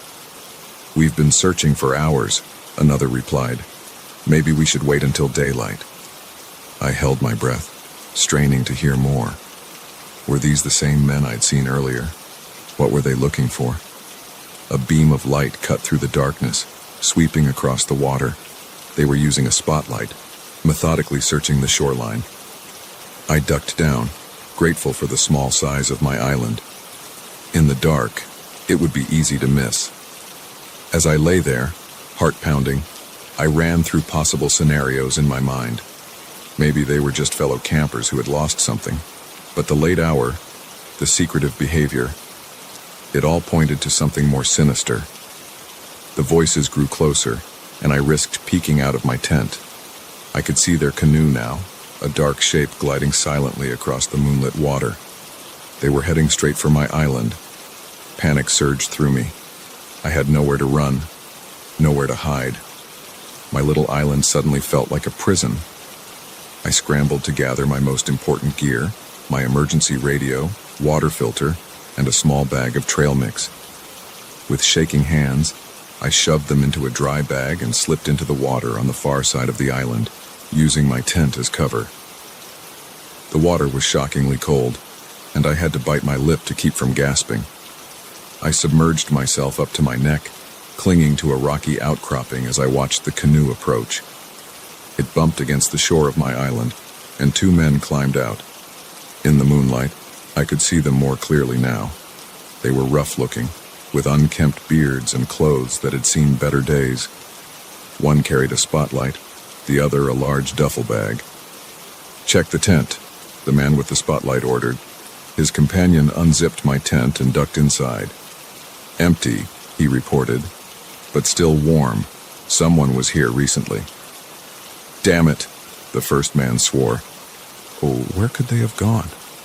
They began to search the island, which didn't take long given its small size. I pressed myself closer to the rocks, praying they wouldn't think to look in the water. The cold was seeping into my bones, and I wasn't sure how much longer I could stay submerged without starting to shiver uncontrollably. As they completed their search, I overheard snippets of their conversation. Words like stash, border, and patrol floated across the water. With a sinking feeling, I realized what I had stumbled upon: drug smugglers using the remote wilderness to move their product across the Canadian border. After what felt like hours, but was probably only minutes, the men returned to their canoe. "He couldn't have gone far," one said. "Let's check the next island over." I watched as they paddled away, their voices fading into the night. Only when I was sure they were gone did I allow myself to climb out of the water, my limbs stiff and aching from the cold. I knew I couldn't stay here. They would likely return to search again, and next time I might not be so lucky. But I also knew that trying to paddle away in the dark would be dangerous, if not impossible. I was trapped. With no other choice, I gathered what gear I could and retreated to the densest patch of undergrowth on the island. It wasn't much, but it would have to do. I huddled there, wet and miserable, as the night wore on. Every sound made me flinch: the splash of a fish, the rustle of leaves in the breeze. I kept expecting to see the beam of their spotlight cutting through the darkness again. But as the sky began to lighten with the first hints of dawn, I was still alone. As soon as it was light enough to see, I broke camp as quickly and quietly as I could. I loaded my canoe, constantly scanning the lake for any sign of the men. The morning mist hung low over the water, providing some cover but also making it hard to see very far. I set off, paddling hard. I knew I needed to put as much distance between myself and this place as possible, but I also knew that out on the open water, I would be exposed and vulnerable if they spotted me. For hours, I paddled, my muscles screaming in protest. Every time I heard the faint sound of a motor or saw a shape move through the mist, I would duck into a cove or behind an island, heart racing. It was mid-afternoon when I heard it, the unmistakable sound of a canoe cutting through water. I peered around the edge of the small island I'd been using for cover and saw them. The 2 men, paddling hard, scanning the lake. They were following my trail. I ducked back, mind racing. I couldn't outrun them. They were fresher, and their canoe was lighter without all the camping gear. I needed another plan. That's when I spotted it, a narrow channel leading into a maze of small islands and shallow reefs. It would be tricky to navigate, especially in a loaded canoe, but I knew it was my only chance. Taking a deep breath, I pushed off and made a break for the channel. Almost immediately, I heard shouts behind me. They'd spotted me. What followed was the most intense paddling of my life. I weaved through the channel, scraping over hidden rocks and squeezing through gaps barely wider than my canoe. All the while, I could hear them behind me, their curses echoing off the rocky shores as they struggled to follow. I was running on pure adrenaline, every muscle straining as I pushed myself to the limit. I knew that one wrong turn, one mistake, could mean the difference between escape and capture. Finally, after what felt like hours but was probably only minutes, I burst out of the maze into open water. In the distance, I could see buildings, a ranger station on the edge of the boundary waters. With a final surge of energy, I paddled towards it. I could still hear the men behind me, but their voices were fainter now. They wouldn't dare follow me to the ranger station. As I pulled up to the dock, legs shaking so badly I could barely stand, a ranger came out to meet me. One look at my face must have told him something was wrong. "Are you all right?" he asked, helping me out of the canoe. The whole story came pouring out of me then.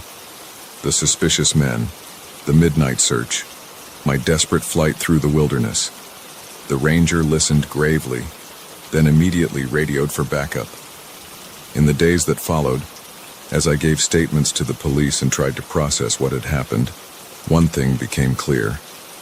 My peaceful canoe trip had turned into a nightmare, but it had also shown me just how strong I could be when pushed to my limits.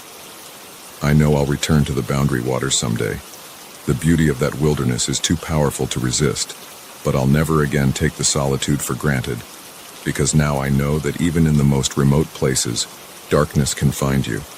And when it does, you have to be ready to fight with everything you have.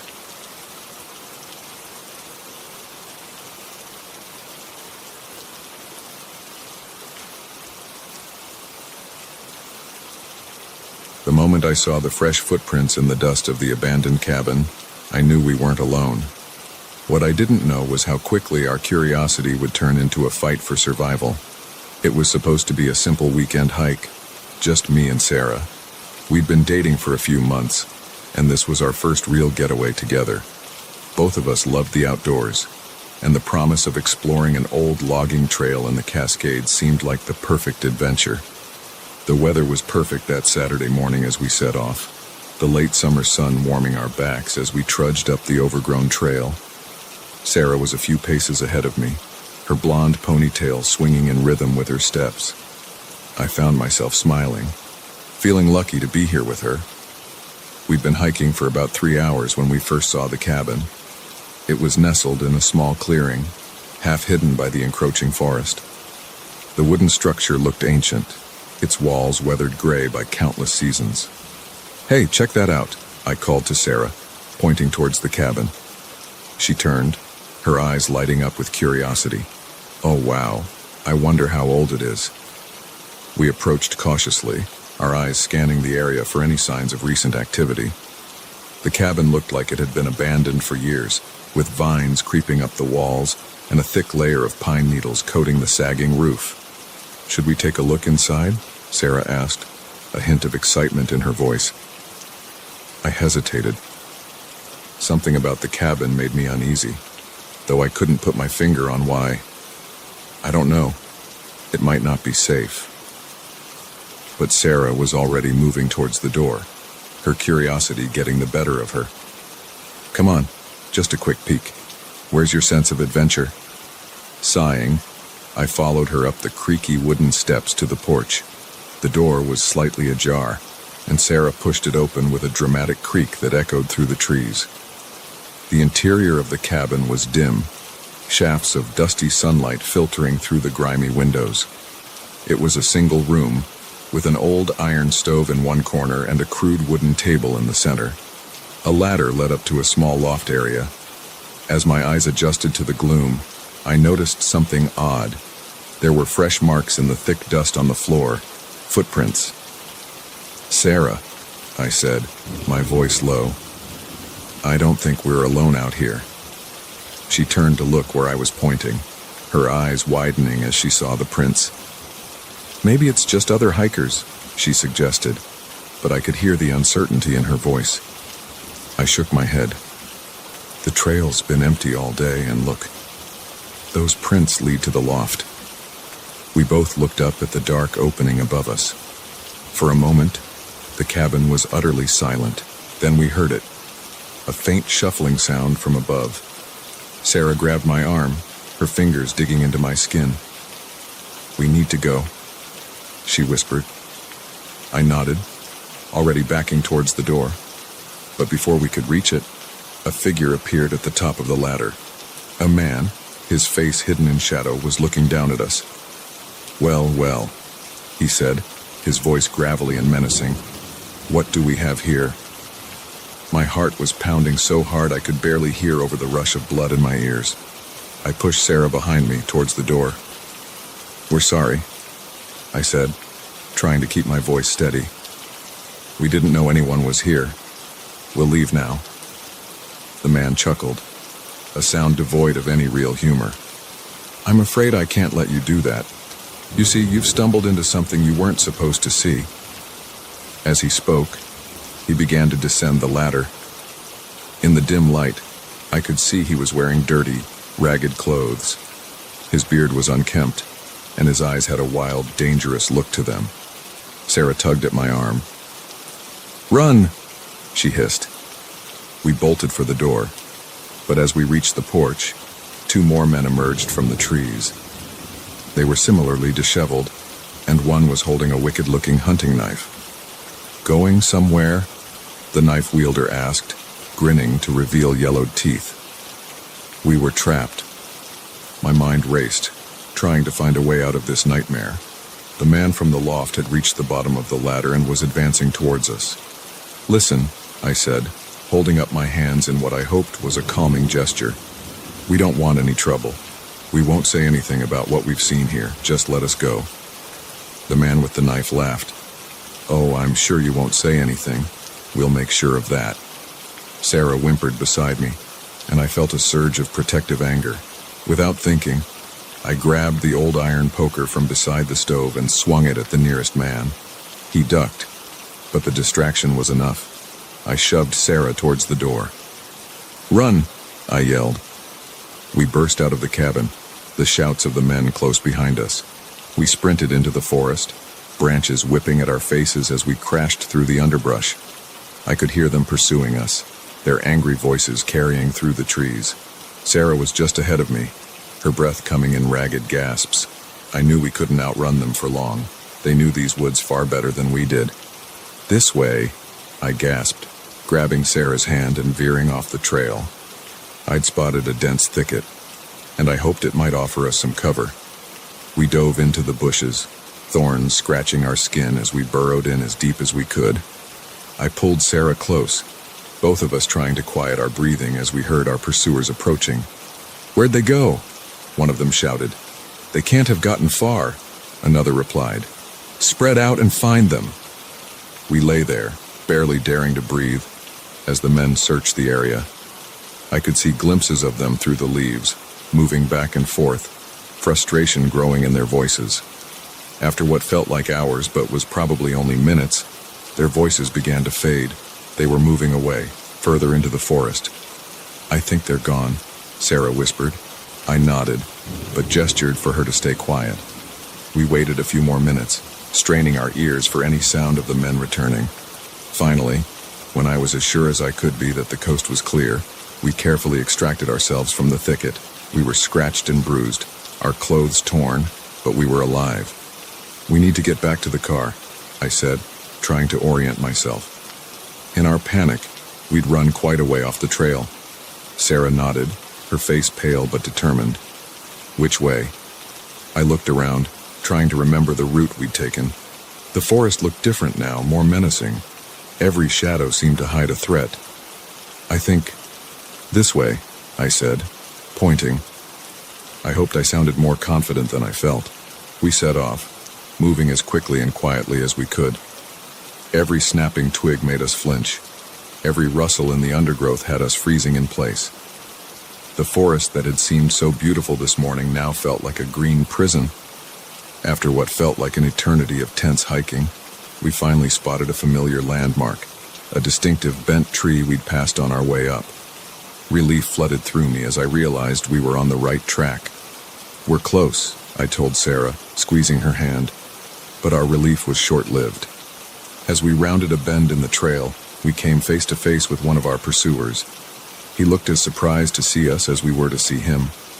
For a moment, we all stood frozen.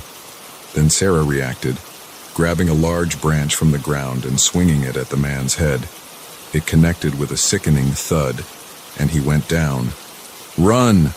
Sarah yelled, and we took off down the trail. We could hear shouts behind us as the man's companions discovered him. But we had a head start now, and desperation lent speed to our feet. Finally, mercifully, we burst out of the tree line into the parking area where we'd left our car. I fumbled with the keys, my hands shaking so badly I could barely get them into the lock. Just as I heard the sound of pursuit breaking through the trees, we tumbled into the car. I started the engine and floored it, gravel spraying as we peeled out of the lot. In the rearview mirror, I could see the men emerging from the forest, their faces twisted with rage, but they were getting smaller, more distant with every second. We'd made it. We drove in silence for a while, both of us trying to process what had just happened. It wasn't until we were back on the main highway that Sarah spoke. What do you think they were doing out there?" she asked, her voice shaky. I shook my head. "I don't know. Nothing good. Maybe they were cooking meth, or hiding out from the law. Either way, I'm just glad we got away." Sarah nodded, reaching over to take my hand. "Me too. I've never been so scared in my life." As the miles rolled by, putting more and more distance between us and that nightmare in the woods, I found myself reflecting on how quickly things had changed. What had started as a pleasant hike had turned into a terrifying fight for survival. I knew we'd need to report what had happened to the authorities. Those men were dangerous, and who knew how many other unsuspecting hikers might stumble into their trap. But for now, I was just grateful to be alive. Grateful to be here with Sarah, heading home. The forest had shown us its darker side today, a reminder that even in the most beautiful places, danger can lurk just out of sight. I squeezed Sarah's hand, feeling a newfound appreciation for her strength and quick thinking. We'd faced this together, and somehow we'd made it through. Whatever came next, I knew we'd face it together too. As we drove on towards home and safety, I made a silent promise to myself. I'd return to the mountains someday. I wouldn't let this experience rob me of my love for the wilderness. But next time I'd be more prepared, more vigilant. Because now I knew that sometimes the most dangerous things in the forest walk on two legs.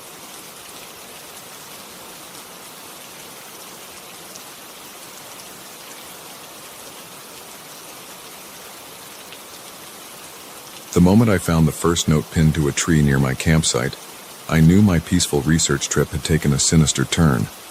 What I didn't realize was how quickly it would escalate into a terrifying game of cat and mouse in the wilderness.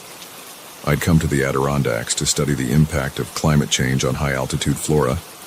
It was supposed to be a month-long solo expedition, just me and the mountains. I'd done trips like this before and always relished the solitude, the chance to immerse myself in nature without distractions. The first week was exactly what I'd hoped for. I set up a base camp in a small clearing, close to a babbling brook that provided fresh water. Each day, I'd hike to different elevations, meticulously documenting plant species and taking soil samples. The work was engrossing, and the scenery was breathtaking. In the evenings, I'd return to my tent, record my findings, and fall asleep to the gentle sounds of the forest. It was on the 8th day that everything changed. I was returning from a particularly grueling hike when I spotted something out of place, a scrap of paper attached to a pine tree near my tent. Curious, I approached and pulled it free. The message, written in messy scrawl, sent a chill down my spine. "I see you." I looked around, suddenly aware of how exposed I was.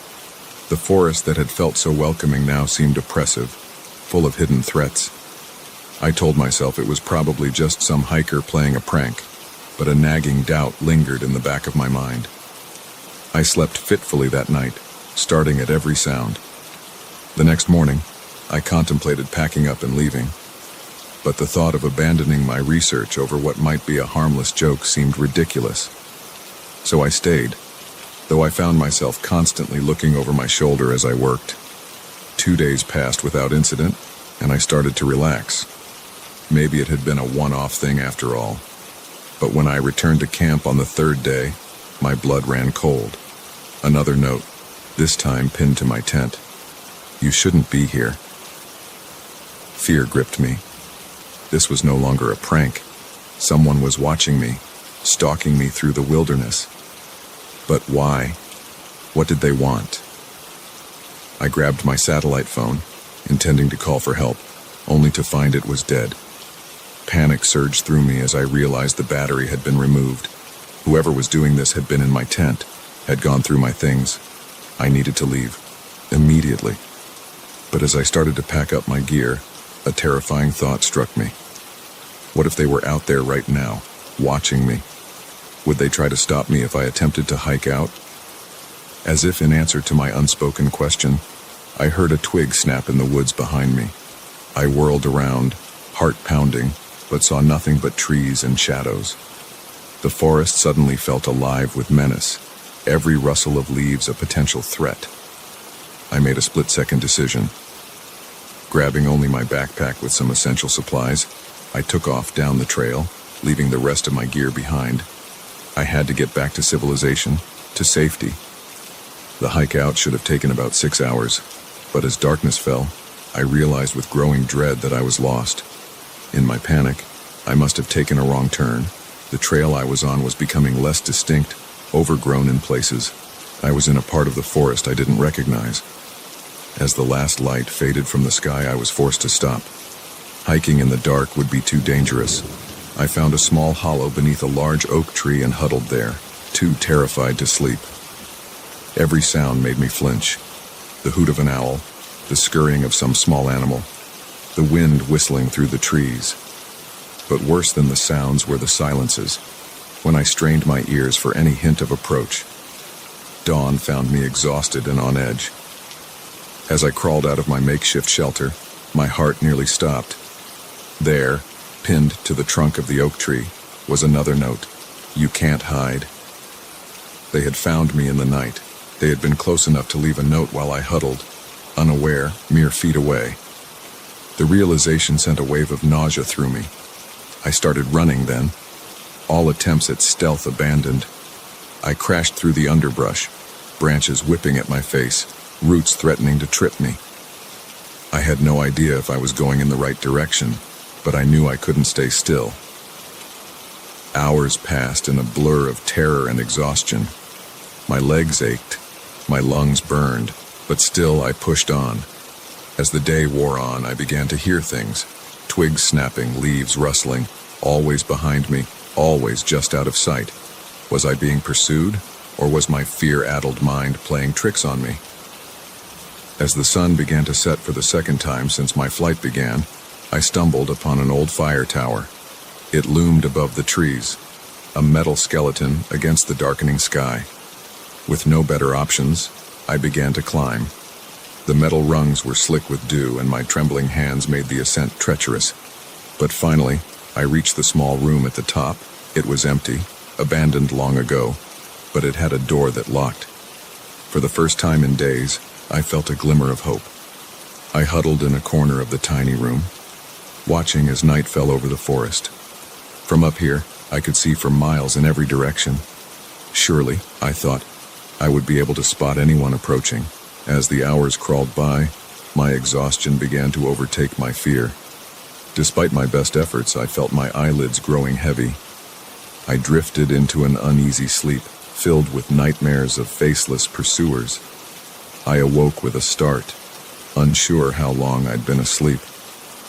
The first rays of dawn were just beginning to lighten the sky, and there, propped against the far wall of the room, was a piece of paper that hadn't been there when I fell asleep. With shaking hands, I unfolded it. Look behind you. I whirled around. A scream caught in my throat. But there was no one there. Just the door, still locked from the inside. How was this possible? Whoever was doing this, they weren't just tracking me. They were toying with me, enjoying my terror. In that moment, something in me snapped. The fear that had been driving me for days transformed into a cold, hard anger. I was done running. Done being a victim, it was time to turn the tables. I spent the day in the tower, conserving my energy, planning. I took stock of my supplies, fashioned a crude weapon from a broken piece of the tower's railing. As night fell, I began my descent. Moving as quietly as I could, I began to backtrack, following my own trail from the day before. If my stalker had been following me, perhaps I could catch them unawares. For hours, I crept through the darkened forest, every sense on high alert. The night was alive with sounds, but I forced myself to move steadily, purposefully. I would not be the prey any longer. It was nearing dawn when I saw it, a faint glow through the trees, a campfire. My heart raced as I approached, moving from tree to tree for cover. And then I saw him, a man, sitting by the fire, writing something on a piece of paper. Even from a distance, I recognized the messy scrawl. Rage flooded through me. This was the person who had terrorized me, who had turned my peaceful research trip into a nightmare. Without conscious thought, I found myself moving towards him, my makeshift weapon raised. He must have heard something because he looked up suddenly, his eyes widening in shock as he saw me. He scrambled to his feet, but it was too late. What happened next was a blur. There was a struggle, shouts echoing through the pre-dawn forest. When it was over, I stood over him, breathing heavily, my improvised club still gripped tightly in my hand. He was alive, but unconscious. As the adrenaline faded, I began to shake uncontrollably. What had I done? What should I do now? In the end, I used some rope from his own supplies to tie him up. Then, using his satellite phone, functional, unlike my own sabotaged one, I called for help. The authorities arrived a few hours later. As it turned out, the man was wanted for a series of similar incidents in other parks. He'd get the help he clearly needed, and I had a lot to process. As I sat in the back of a ranger's truck, a shock blanket around my shoulders, I looked out at the forest. It was beautiful in the morning light, peaceful even, but I knew I'd never see it the same way again. I'd come to the wilderness seeking solitude and scientific discovery. Instead, I'd found terror, and ultimately, a strength I never knew I possessed. The forest had changed me, for better or worse, and as we drove away, leaving the trees behind, I knew that someday I'd have to return, to face my fears, to reclaim the peace I'd lost, but not today. Today, I was going home.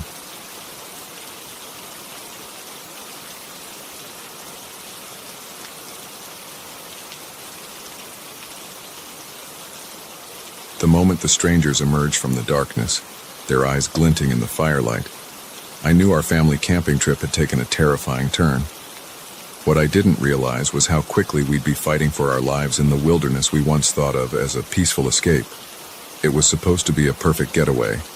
My wife, Lisa, and our two kids, Emma, 14, and Tyler, 10, had been planning this camping trip for months. We'd found a secluded spot in the national forest, far from the crowded campgrounds and noisy RVs. Just us, the trees, and the stars. The first 2 days were everything we'd hoped for. We hiked trails, fished in the nearby stream, and told stories around the campfire. The kids were thrilled to be away from their phones and video games, rediscovering the simple joys of nature. Lisa and I felt closer than we had in years, the stress of our busy lives melting away in the mountain air. On the third night, as we roasted marshmallows and played a game of cards by lantern light, I heard a twig snap in the woods behind our tent.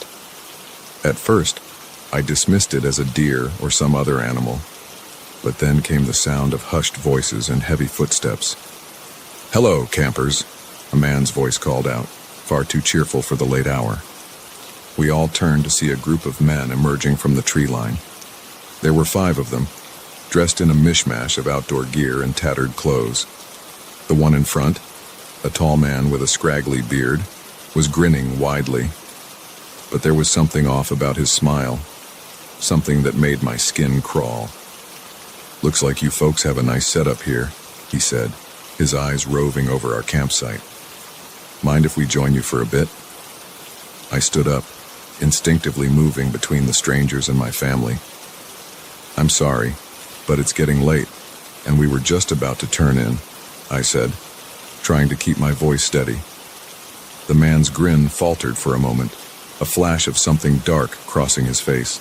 Now, that's not very neighborly, he said. We've been walking for hours and we could use a rest. Why don't you introduce us to your lovely family? Lisa had gathered the kids close to her, her arm protectively around Emma's shoulders. I could see the fear in her eyes, mirroring my own growing unease. Listen, I said, my tone firmer now. I'm sure there are plenty of good camping spots nearby. We'd really prefer to have our privacy. One of the other men, a burly guy with a shaved head, stepped forward. I don't think you understand, he growled. We're not asking. My heart began to race as I realized the danger we were in. These weren't just some overly friendly campers. They had something else in mind, and it wasn't good. Okay, I said, raising my hands in a placating gesture. Why don't you guys take what you want, and we'll be on our way. No trouble. The bearded man laughed, a harsh sound that echoed through the clearing. Oh, we'll take what we want all right, but you folks aren't going anywhere. In that moment, survival instinct kicked in. I knew we had to get out of there, fast. I turned to Lisa and whispered urgently, "Get the kids to the car, now." She nodded, her face pale but determined. As she began to usher Emma and Tyler towards our SUV, I tried to keep the men's attention on me. Look, there's no need for this to get ugly, I said, slowly backing up towards the vehicle. We don't want any trouble, but they were already advancing, spreading out to block our path. The bearded man pulled out a wicked-looking hunting knife, the blade glinting in the firelight. Too late for that, he snarled. What happened next was a blur of motion and terror. I grabbed a burning log from the fire and swung it at the nearest man. He yelped in pain and surprise, stumbling backward. Using the momentary distraction, I turned and ran for the car. Lisa had the engine running, the kids already inside. I dove into the passenger seat just as she floored the accelerator. Gravel sprayed as we peeled out of the campsite, the angry shouts of the men fading behind us. But our relief was short-lived. As we careened down the narrow dirt road, headlights appeared in the rearview mirror. They were coming after us. They're following us, Emma cried from the back seat. Lisa gripped the steering wheel tighter, her knuckles white. Hold on, she said through gritted teeth. The SUV bounced and shuddered as we sped down the uneven road. Trees whipped past in a dark blur. Behind us, the headlights grew closer. They were gaining on us. Suddenly, there was a loud bang, and the car lurched to the side. Lisa fought to keep control as we skidded on the loose gravel. They're shooting at us, Tyler screamed, ducking down in his seat. My mind raced, trying to remember the route back to the main highway. It was at least 20 miles, maybe more. We'd never make it at this rate. There's a ranger station a few miles ahead, I said to Lisa. If we can make it there. She nodded, understanding. It was our only hope. The next few minutes were the most terrifying of my life. Lisa drove like a woman possessed, taking curves at speeds that had us all holding on for dear life. All the while, the headlights behind us grew closer, and the occasional crack of gunfire split the night. Just when I thought we couldn't possibly go any faster, the trees opened up to reveal a small clearing. The ranger station loomed ahead, a beacon of hope in the darkness. Lisa slammed on the brakes, the SUV fishtailing as we skidded to a stop in front of the building. We all scrambled out, running for the door. I pounded on it with all my might. Help, please, somebody help us. The door flew open, revealing a startled-looking ranger. What in the world? Please, I gasped. There are men chasing us. They have guns. The ranger's eyes widened, but to his credit, he reacted quickly. He ushered us inside, locking the door behind us.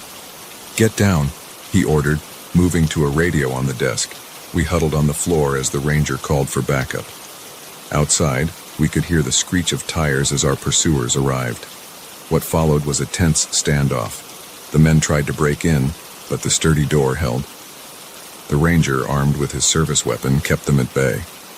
All the while, Lisa and I held our children close, whispering words of comfort we didn't quite believe ourselves. It felt like hours, but it was probably only about 20 minutes before we heard the blessed sound of sirens. The cavalry had arrived. The aftermath was a blur of flashing lights, police interviews, and shock blankets. The men were apprehended, and we learned they were wanted for a string of violent robberies across 3 states. They'd been hiding out in the national forest, preying on unsuspecting campers like us. As we sat in the back of an ambulance, being checked over by paramedics, I looked at my family. Lisa's face was streaked with tears, and the kids looked shell-shocked. But we were alive. We had survived. In the days and weeks that followed, we struggled to process what had happened. The woods, once a place of peace and adventure for us, now held a darker meaning. Nightmares plagued us all, filled with shadowy figures and the sound of gunshots. But slowly, we began to heal.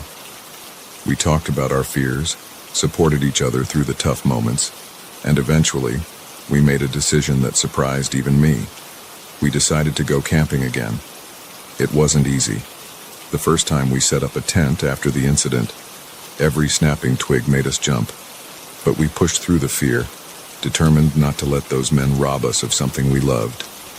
Now, as I sit by a campfire once more, watching Emma teach Tyler how to roast the perfect marshmallow, I feel a profound sense of gratitude. We came close to losing everything that night, but we didn't just survive. We reclaimed our love for the wilderness. The forest is still beautiful, still full of wonders, but now we appreciate it with open eyes, aware of both its magic and its dangers. We're more careful, more prepared, but we're also stronger, closer as a family than we've ever been. As the stars come out overhead and the fire crackles softly, I catch Lisa's eye across the flames. She smiles, and I see in her face the same mix of emotions I feel. Lingering fear, yes, but also pride, love, and a deep, abiding peace.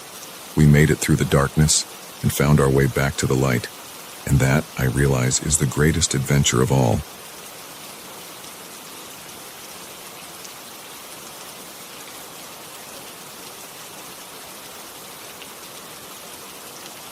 The moment I heard them discussing their plan, I knew I'd stumbled into something far more dangerous than just a group of rough campers. What I didn't realize was how quickly my peaceful hike would turn into a desperate fight for survival. I've always been an avid hiker, finding solace in the quiet of the woods and the challenge of conquering new trails. This particular weekend, I decided to explore a lesser-known path in the Ozarks. It was a bit more rugged than my usual routes, but the promise of pristine wilderness and spectacular views was too tempting to resist. The first day of my hike was everything I'd hoped for. The trail wound through dense forests and along ridgelines that offered breathtaking vistas of the surrounding mountains. The air was crisp and clean, filled with the scent of pine and wild herbs. As the sun began to set, I found a small clearing to set up camp for the night. I was just finishing my dinner of rehydrated hiking food when I heard it. Voices, carrying on the evening breeze. At first, I was surprised. I hadn't seen another soul all day and thought I was miles from the nearest campsite. But then I realized the voices didn't sound like typical campers. They were low, urgent, almost angry. Curiosity got the better of me. I doused my small fire and crept towards the sound, moving as quietly as I could through the underbrush. As I got closer, I could make out snippets of conversation. The drop is tomorrow night. We can't afford any screw-ups. What if the feds are onto us? This place was supposed to be secure. Relax. Nobody knows about this spot. We'll be in and out before anyone's the wiser. My heart began to race as I realized what I was overhearing. This wasn't just some campfire chat. These people were planning something illegal, possibly dangerous. I inched closer, trying to get a better look. Through a gap in the trees, I could see a makeshift camp. There were 3 men, rough-looking characters who seemed out of place in the wilderness. They were gathered around a map spread out on a crate, pointing at various locations. Suddenly, a twig snapped under my foot. The sound seemed deafening in the quiet forest. The men's heads snapped up, their conversation cutting off abruptly. I held my breath, pressing myself against a tree trunk, praying they hadn't spotted me. "What was that?" one of them growled. "Probably just an animal," another replied, but he didn't sound convinced. I heard the sound of a gun being cocked. "Check it out," the first man ordered. Panic surged through me. I had to get out of there fast. As quietly as I could, I began to back away from their camp. But in my haste, I wasn't watching where I was stepping. My foot caught on a root, and I stumbled, falling backwards with a crash. "Over there!" one of the men shouted. I scrambled to my feet and ran, no longer caring about stealth. I could hear them crashing through the underbrush behind me, their shouts echoing through the trees. I ran blindly, branches whipping at my face, my lungs burning with effort. I had no idea where I was going, only that I needed to put as much distance between myself and those men as possible. After what felt like hours but was probably only minutes, I paused, gasping for breath. The forest was quiet again. Had I lost them? Just as I was beginning to relax, I heard a twig snap nearby. I whirled around to see one of the men stepping out from behind a tree, a pistol leveled at my chest. "Well, well," he said, a cruel smile twisting his features. "Looks like we've got ourselves a little spy." My mind raced, trying to find a way out of this nightmare. "I'm not a spy," I said, my voice shaking. "I'm just a hiker. I got lost and heard voices. I thought you might be able to help me." He laughed, a harsh sound that sent chills down my spine. "Nice try, buddy, but you picked the wrong camp to stumble into." As he spoke, the other two men emerged from the trees, boxing me in. One of them was carrying a length of rope. "What should we do with him?" the rope carrier asked. The man with the gun considered for a moment. "We can't let him go, he's seen too much." My blood ran cold at his words. These men were willing to kill to keep their operation secret. In that moment of fear, something inside me snapped. I wasn't going to die out here, not like this. Without thinking, I lunged at the gunman, catching him off guard. We went down in a tangle of limbs, wrestling for control of the weapon. I heard the other men shouting, felt hands grabbing at me, but I focused all my energy on keeping that gun pointed away from me. In the struggle, my fingers found the trigger. The gun went off with a deafening crack. For a moment, everything seemed to freeze. Then the man beneath me went limp, a dark stain spreading across his shirt. Taking advantage of the others, momentary shock, I scrambled to my feet and ran. I could hear them behind me, their shouts now tinged with rage and grief. I ran like I'd never run before, pushing my body to its limits. The forest was a blur around me, every step a potential stumble, every shadow a potential hiding place for my pursuers. I don't know how long I ran. Time seemed to lose all meaning. But eventually, I burst out of the tree line onto a gravel road. In the distance, I could see lights, a ranger station. With a final burst of energy, I sprinted towards it. Behind me, I heard the men emerge from the woods. One of them fired a shot, the bullet whizzing past my ear. I reached the station and pounded on the door, screaming for help. A startled ranger opened it, taking in my wild appearance with wide eyes. "Please," I gasped. "There are men. They're trying to kill me." The ranger pulled me inside and locked the door, immediately reaching for his radio to call for backup. Through the window, I saw my pursuers melt back into the forest, unwilling to risk a confrontation with law enforcement. The next few hours passed in a blur of police statements and medical checks. I told them everything, about overhearing the men's plans, about the chase through the woods, about the terrible moment when the gun went off. The authorities took my story seriously. They organized a search of the area, though I knew the men would be long gone. They found the makeshift camp, along with evidence of a large-scale drug operation. The man I'd shot was discovered too, his body hastily buried in a shallow grave. As I sat in the back of an ambulance, a shock blanket draped over my shoulders, the reality of what had happened began to sink in. I'd gone into the woods seeking peace and adventure. Instead, I'd found violence and terror. I'd taken a life, even if it was in self-defense. The wilderness, which had always been a place of solace for me, now held a darker meaning. Every rustling leaf, every snapping twig, brought back the fear of that night. In the weeks that followed, I struggled to come to terms with my experience. Nightmares plagued my sleep, and I found myself jumping at every unexpected sound. The thought of returning to the trail filled me with dread. But slowly, with the help of therapy and the support of my loved ones, I began to heal. I realized that what happened to me was a freak occurrence, not a reflection of the inherent danger of the wilderness.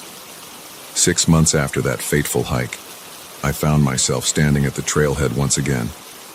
My hands were shaking as I adjusted my backpack, but I was determined. I wouldn't let fear rob me of something I loved. As I took my first steps back into the forest, I felt a mix of anxiety and exhilaration. The woods were as beautiful as ever, the air fresh and invigorating.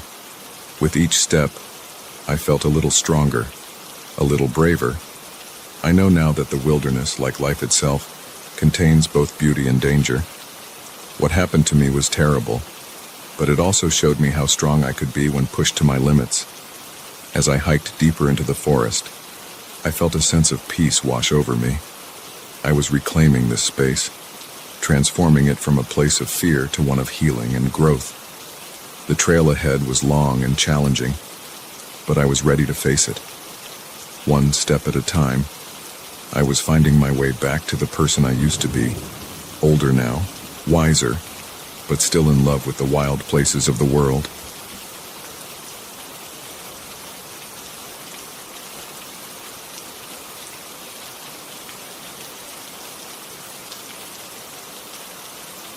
The moment I tasted the strange chemical flavor in my water, I knew something was terribly wrong. What I didn't realize was how quickly my peaceful solo camping trip would spiral into a nightmarish fight for survival. I'd always been a loner, finding more comfort in the solitude of nature than in the chaos of city life. That's why I decided to take a week-long camping trip in the Adirondacks, just me, my gear, and the great outdoors. I'd found a perfect spot, miles from any marked trails or campsites, where I could truly disconnect and recharge. The first few days were blissful. I spent my time hiking, taking photos of the stunning landscape, and enjoying the simple pleasure of being alone with my thoughts. Each night, I'd return to my campsite, cook a simple meal over my portable stove, and fall asleep to the gentle sounds of the forest. It was on the 4th day that things started to feel off. I'd gone for a long hike, pushing myself further than I had on previous days. When I returned to my camp, exhausted and thirsty, I grabbed my water bottle and took a long drink. That's when I noticed it. A faint, acrid taste that definitely shouldn't have been there. I spat the water out, my mind racing. Had my bottle somehow been contaminated? But as I examined it, I realized with growing horror that all of my water supplies tasted the same. Someone had tampered with them while I was away. My heart began to pound as the implication sank in. I wasn't alone out here. Someone had been in my camp, had deliberately contaminated my water. But why? And were they still nearby? I scanned the trees surrounding my campsite, suddenly aware of how exposed I was. The forest that had felt so welcoming now seemed to loom menacingly, every shadow potentially hiding a threat. I needed to leave. Now. But as I started to pack up my gear, a wave of dizziness washed over me. Whatever had been put in my water was starting to take effect. I stumbled, catching myself on a tree trunk. The world swam before my eyes, and I felt a cold sweat break out on my forehead. Fighting against the growing weakness in my limbs, I managed to stuff my essentials into my backpack. I had to get to safety, had to find help before the drug, because surely that's what it was, incapacitated me completely. As I shouldered my pack and took my first unsteady steps away from the campsite, I heard it, a twig snapping in the underbrush nearby. I froze, straining my ears. There it was again, the unmistakable sound of footsteps approaching. Panic gave me a burst of energy, and I broke into a stumbling run. I had no idea which direction would lead me to safety, but I knew I couldn't stay there. Behind me, I heard a shout, then the sound of pursuit. I crashed through the forest, branches whipping at my face, roots threatening to trip me at every step. The effects of whatever I'd ingested were getting stronger. My vision blurred, and my movements felt sluggish and uncoordinated, but fear kept me going, pushing my body beyond its limits. I don't know how long I ran. Time seemed to lose all meaning in a haze of terror and exhaustion. Eventually, I broke through a line of trees and found myself at the edge of a steep ravine. Far below, I could hear the rush of a river. For a moment, I stood swaying at the edge, unsure what to do. Then I heard voices behind me, getting closer.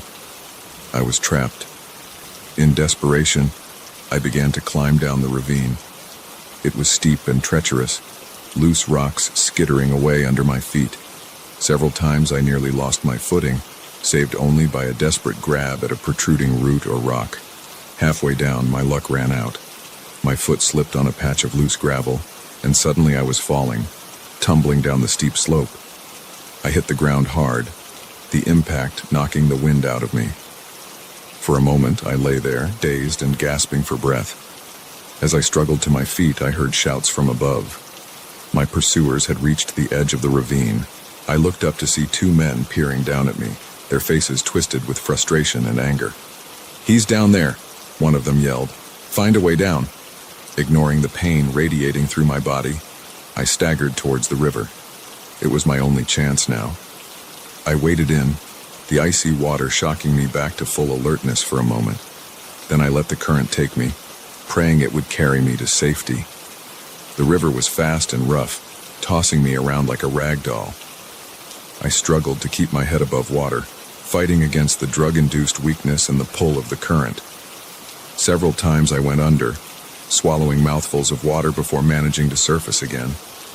I have no idea how long I was in the river. It could have been minutes or hours. All I know is that eventually, I found myself washed up on a rocky shore, coughing and shivering.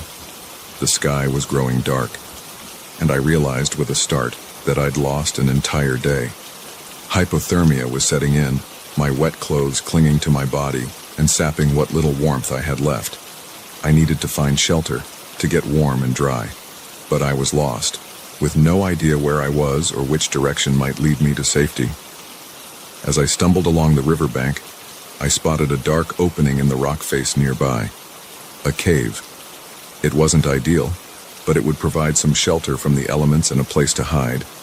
I crawled into the cave, collapsing onto the cold stone floor. Every part of me ached, and the residual effects of the drug were making it hard to think clearly. But I knew I couldn't rest for long. My pursuers could still be out there, searching for me. Using the last of my strength, I gathered some dry leaves and branches from just outside the cave and managed to start a small fire. The warmth was heavenly, and I stripped off my wet clothes, laying them out to dry. As I huddled by the fire, trying to warm up, I tried to make sense of what had happened. Who were those men and why were they after me? Had I somehow stumbled upon something I wasn't supposed to see? Or was I just a random target, unlucky enough to be in the wrong place at the wrong time? I must have dozed off at some point, because I woke with a start to the sound of voices echoing off the cave walls. For a terrifying moment, I thought my pursuers had found me. But as I listened, I realized these voices were different, concerned rather than threatening. "Hello?" a man's voice called out. "Is someone in there?" I hesitated, fear warring with hope. Could this be a rescue? Or another trap? "We're with search and rescue," another voice added. "We've been looking for a missing hiker. Are you okay?" Relief washed over me, so intense it brought tears to my eyes. "Here," I croaked, my voice hoarse from disuse. "I'm in here." The next few hours passed in a blur. The search and rescue team helped me out of the cave, wrapping me in warm blankets and giving me water, clean, safe water. They'd been alerted by a friend who'd grown concerned when I didn't check in as planned. As we made our way back to civilization, I told them my story. They listened with growing concern, radioing ahead to alert the authorities about the men who had chased me. In the days that followed, as I recovered in a hospital bed, the police investigated my claims. They found my original campsite and evidence that others had indeed been there. But of my pursuers, there was no sign. They had vanished back into the vast wilderness. It took me a long time to come to terms with what had happened. The forest, which had always been a place of peace and rejuvenation for me, now held a darker association. Nightmares plagued my sleep, filled with shadowy figures and endless chases through dark woods. But slowly, with time and therapy, I began to heal. I realized that what had happened to me was an anomaly, not the norm. The wilderness was still beautiful, still worthy of exploration and respect. A year after my ordeal, I found myself standing at a trailhead once again, backpack on my shoulders, a mixture of anxiety and excitement churning in my stomach. I wasn't alone this time. I'd joined a hiking group, not yet ready to venture out on my own again. As we set off down the trail, I felt a familiar sense of peace begin to settle over me. The forest was as beautiful as ever, the air fresh and invigorating. Yes, there had been danger here once, but there was also life, and beauty, and the promise of new adventures. I knew then that I would never again take my safety for granted in the wilderness, but neither would I let fear rob me of something I loved. The road to recovery was long, but with each step on the trail, I was reclaiming a part of myself I thought I'd lost forever. The forest had tested me, had shown me both its beauty and its danger, and I had survived, emerging stronger, wiser, and somehow even more in awe of the wild places of the world.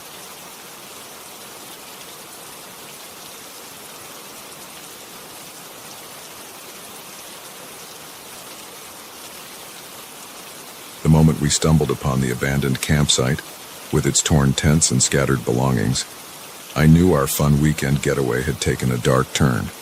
What I didn't realize was how quickly we'd find ourselves fighting for our lives in the very wilderness we'd come to enjoy.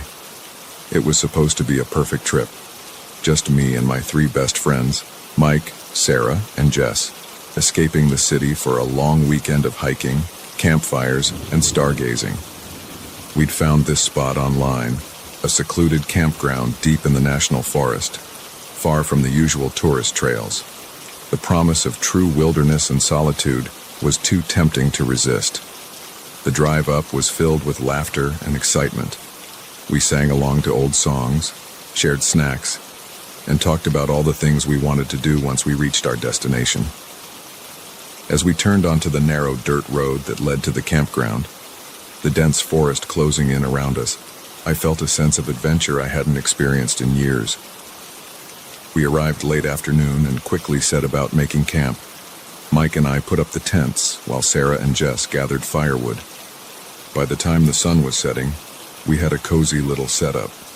2 tents, a crackling fire, and the mouth-watering smell of hot dogs roasting on sticks. That first night was everything we'd hoped for. We sat around the fire, sharing stories and roasting marshmallows. The stars came out, more brilliant than I'd ever seen them, unspoiled by city lights. As we turned in for the night, the only sounds were the gentle rustle of leaves and the distant hoot of an owl. The next morning, we set out for a day hike, eager to explore the surrounding area. The trail wound through towering pines and across babbling streams.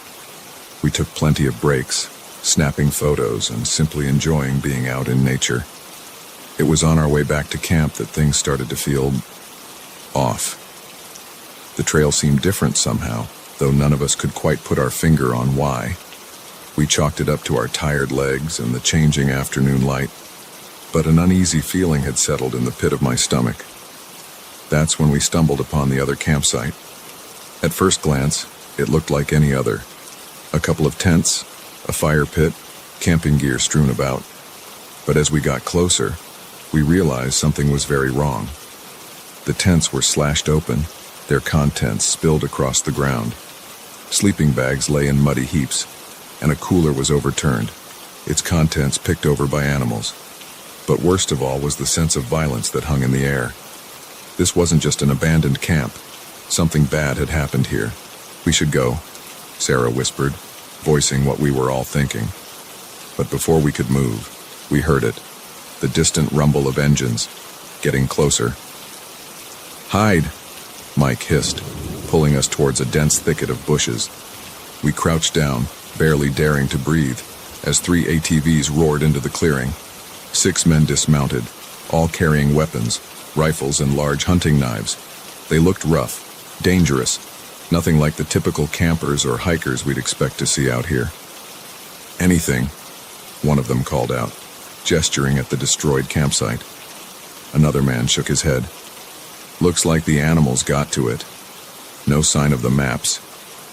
"Keep searching," the first man ordered. "They couldn't have gotten far. Not on foot, and we need those maps back." My heart was pounding so hard I was sure they'd hear it. These men were clearly dangerous, and whatever they were involved in, we'd just become unwitting witnesses.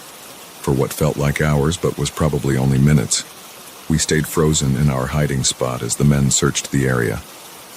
Finally, mercifully, they returned to their ATVs and roared off down the trail. We waited until the sound of engines had completely faded before we dared to move. "What the hell was that?" Jess whispered, her voice shaking. "I don't know," I replied, "but we need to get out of here. Now." We set off at a quick pace, no longer caring about following the trail. Our only thought was putting as much distance between us and those men as possible. But as the sun began to set and the forest grew darker, a horrifying realization set in. We were lost. In our panic to get away, we'd veered off in a direction none of us recognized. The trees all looked the same in the fading light, and without the trail to guide us, we had no idea which way led back to our camp. "We can't stay out here," Sarah said, voicing what we were all thinking. "Those men are still out there, and who knows what else." "Maybe we should just pick a direction and stick to it," Jess suggested. But before we could decide, we heard it again, the sound of engines, growing closer. "Run!" Mike yelled, and we took off into the darkness. What followed was the most terrifying night of my life. We crashed through the underbrush, branches whipping at our faces, roots threatening to trip us at every step. The sound of ATVs seemed to come from every direction, the men's shouts echoing through the trees. At one point, we came to a steep ravine.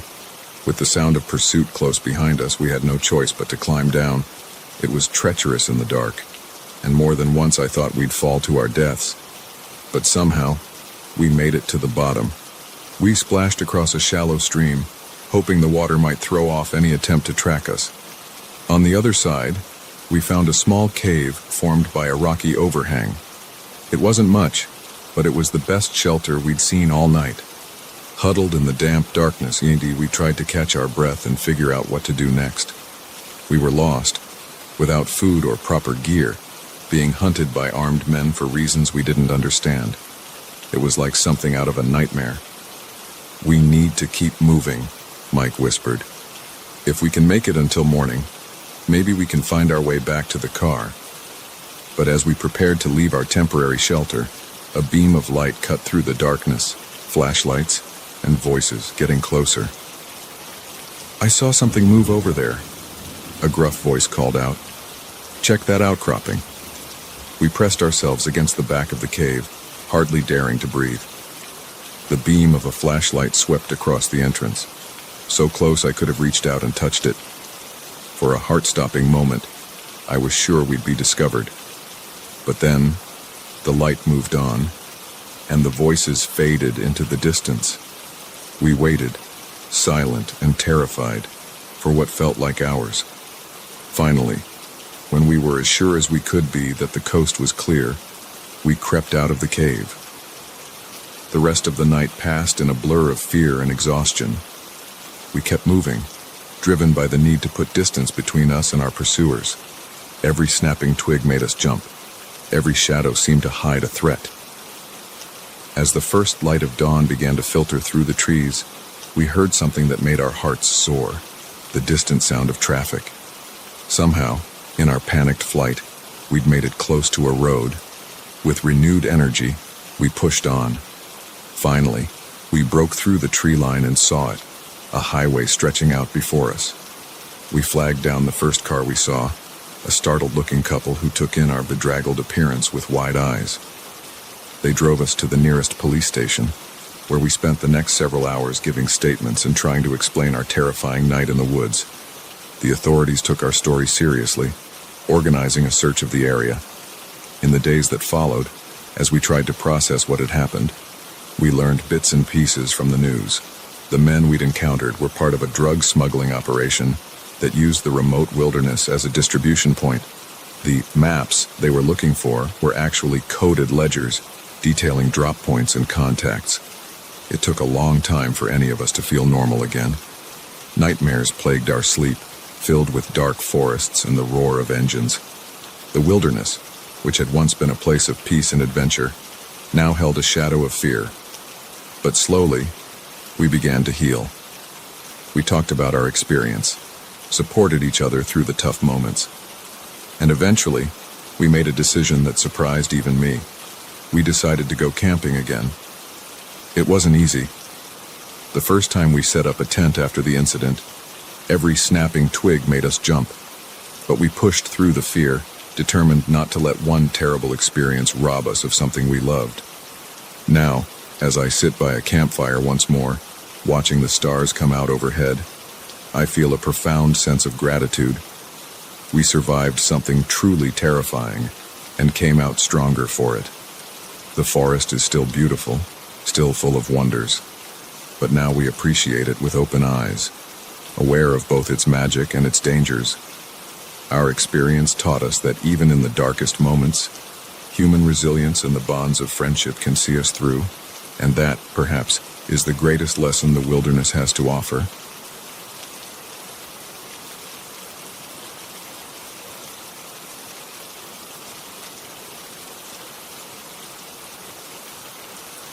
The moment I woke to find a stranger looming over me in the darkness, I knew my peaceful solo camping trip had turned into a nightmare. What I didn't realize was how quickly I'd be fighting for my life in the very wilderness I'd come to enjoy. I'd always been a bit of a loner, finding more solace in the quiet of nature than in the chaos of city life. That's why I decided to take a week-long camping trip in the Adirondacks. Just me, my gear, and the great outdoors. I'd found a perfect spot, miles from any marked trails or campsites, where I could truly disconnect and recharge.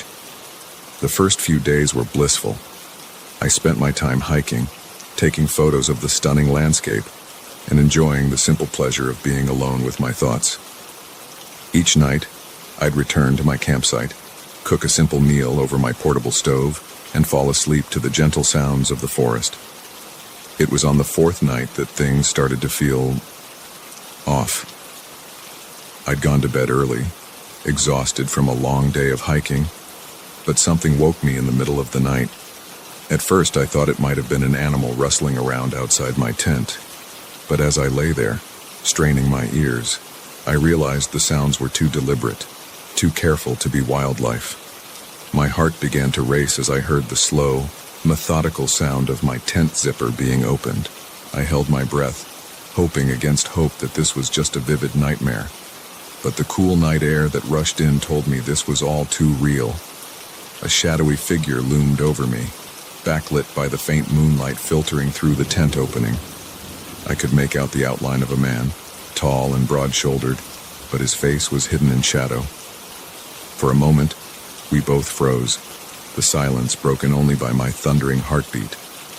Then, acting on pure instinct, I lashed out with my sleeping bag, tangling the intruder's legs. As he stumbled, I scrambled for the small knife I kept nearby for cutting rope and kindling. The man cursed and lunged for me, his hands grasping in the darkness. I rolled away, my fingers finally closing around the handle of my knife. Without thinking, I slashed out, feeling the blade connect with something solid. The intruder howled in pain and reeled back, giving me the opening I needed. I burst out of the tent, not even bothering with shoes or a jacket. The forest floor was cold and damp under my bare feet, but I barely noticed as I ran, driven by pure adrenaline. Behind me, I could hear the man crashing through the underbrush in pursuit. His angry shouts echoed through the trees, spurring me to run faster. I had no idea where I was going in the darkness, only that I needed to get away. Branches whipped at my face and arms as I ran, leaving stinging scratches. Roots and rocks threatened to trip me at every step. But still, I pushed on, the sound of pursuit never far behind. After what felt like hours but was probably only minutes, I burst through a line of trees into a small clearing. In the center was a large, moss-covered boulder. Without thinking, I made for it, scrambling up its slippery surface and wedging myself into a small crevice on the far side. I huddled there, trying to quiet my ragged breathing, as I heard my pursuer enter the clearing. His footsteps circled the boulder, pausing occasionally as he searched for signs of my passage. Come out, wherever you are," he called, his voice a chilling mix of anger and amusement. "You can't hide forever, little camper." I pressed myself further into the crevice, willing myself to become invisible. My hand, still clutching the knife, was slick with what I realized must be blood. His or mine. I couldn't tell in the darkness. For what felt like an eternity, the man prowled around the clearing. I could hear him muttering to himself, his frustration growing with each passing minute. Finally, after one last circuit of the boulder, he let out an angry growl. "Fine," he spat. "Have it your way. But don't think this is over. These are my woods, and I'll find you eventually." His footsteps receded, and soon the clearing was silent once more. Still, I didn't dare move. I stayed in my hiding spot, shivering in the cool night air, until the first light of dawn began to filter through the trees. Only then did I slowly, painfully extract myself from the crevice. My muscles screamed in protest, stiff from hours of being cramped in one position. In the growing light, I could see the extent of my injuries. Scratches and bruises covered my arms and legs, and my feet were cut and bleeding from my barefoot flight through the forest. I knew I couldn't stay here. The man might return, and I was in no condition to outrun him again. But I was hopelessly lost, with no idea which direction might lead me back to civilization. Picking a direction at random, I started walking. Each step was agony on my battered feet, but fear kept me moving. As the sun rose higher, the forest came alive with the sounds of birds and small animals. Under different circumstances, I might have found it beautiful. Now, every noise made me flinch, certain that my pursuer was about to leap out from behind a tree. As the day wore on, exhaustion and hunger began to take their toll. My pace slowed to a stumbling walk, and more than once I found myself on the verge of giving up. But the memory of that terrifying night kept me going, one painful step at a time. It was late afternoon when I heard it, the faint sound of running water. Hope surged through me, giving me a second wind. Where there was water, there might be people, or at least a way to orient myself. I pushed through a dense patch of undergrowth and found myself on the bank of a fast-moving stream. The sight of clean, fresh water was almost enough to make me weep with relief. I fell to my knees at the water's edge, drinking deeply and splashing the cool liquid on my face and wounds. As I sat there, trying to decide what to do next, I noticed something that made my heart leap. Fresh boot prints in the mud near the water's edge. And they weren't mine. For a moment, panic gripped me. Had my pursuer found me again? But as I examined the prints more closely, I realized they were different from the ones I'd seen around my campsite. These were deeper, with a distinctive tread pattern. They looked like they might belong to a ranger or a serious hiker. Hope warred with caution as I debated what to do. Following the prints might lead me to safety, or it might lead me straight into another dangerous situation. But staying here, lost and alone in the woods, wasn't an option either. Taking a deep breath, I made my decision. I would follow the prints, but cautiously, ready to hide at the first sign of danger. For hours, I traced the boot prints along the stream bank. As the sun began to set, painting the sky in brilliant hues of orange and pink, I started to worry that I'd made the wrong choice. But just as I was about to give up hope, I saw it. A thin trail of smoke rising above the trees in the distance. Gathering the last of my strength, I pushed on toward the smoke. As I got closer, I could make out the shape of a small cabin nestled in a clearing. Light spilled from its windows, and I could see a figure moving around inside. Part of me wanted to run straight to the cabin and throw myself at the mercy of whoever was inside. But caution held me back. I crept closer, trying to get a better look without being seen. That's when I heard the most beautiful sound in the world. A radio crackling to life, followed by a man's voice. Ranger Station 4, checking in, all quiet on the eastern trail. Relief washed over me in a wave so strong it nearly brought me to my knees. I stumbled out of the tree line, waving my arms and calling out. The ranger burst out of the cabin, his hand on his sidearm until he saw the state I was in. His eyes widened as he took in my battered appearance. "Good Lord," he said, rushing to my side. "What happened to you?" The whole story came pouring out of me then, my words tumbling over each other in my haste to explain. The ranger listened with growing concern, immediately radioing for backup and medical assistance. In the days that followed, as I recovered in a hospital bed, the authorities mounted a search for my attacker. They found my campsite, ransacked and abandoned, but of the man himself, there was no sign. He had vanished back into the vast wilderness. It took me a long time to come to terms with what had happened. The forest, which had always been a place of peace and rejuvenation for me, now held a darker association. Nightmares plagued my sleep, filled with shadowy figures and endless chases through dark woods. But slowly, with time and therapy, I began to heal. I realized that what had happened to me was an anomaly, not the norm. The wilderness was still beautiful, still worthy of exploration and respect. A year after my ordeal, I found myself standing at a trailhead once again, backpack on my shoulders, a mixture of anxiety and excitement churning in my stomach. I wasn't alone this time. I'd joined a hiking group, not yet ready to venture out on my own again. As we set off down the trail, I felt a familiar sense of peace begin to settle over me. The forest was as beautiful as ever, the air fresh and invigorating. Yes, there had been danger here once, but there was also life, and beauty, and the promise of new adventures. I knew then that I would never again take my safety for granted in the wilderness, but neither would I let fear rob me of something I loved. The road to recovery was long, but with each step on the trail, I was reclaiming a part of myself I thought I'd lost forever. The forest had tested me, had shown me both its beauty and its danger, and I had survived, emerging stronger, wiser, and somehow even more in awe of the wild places of the world.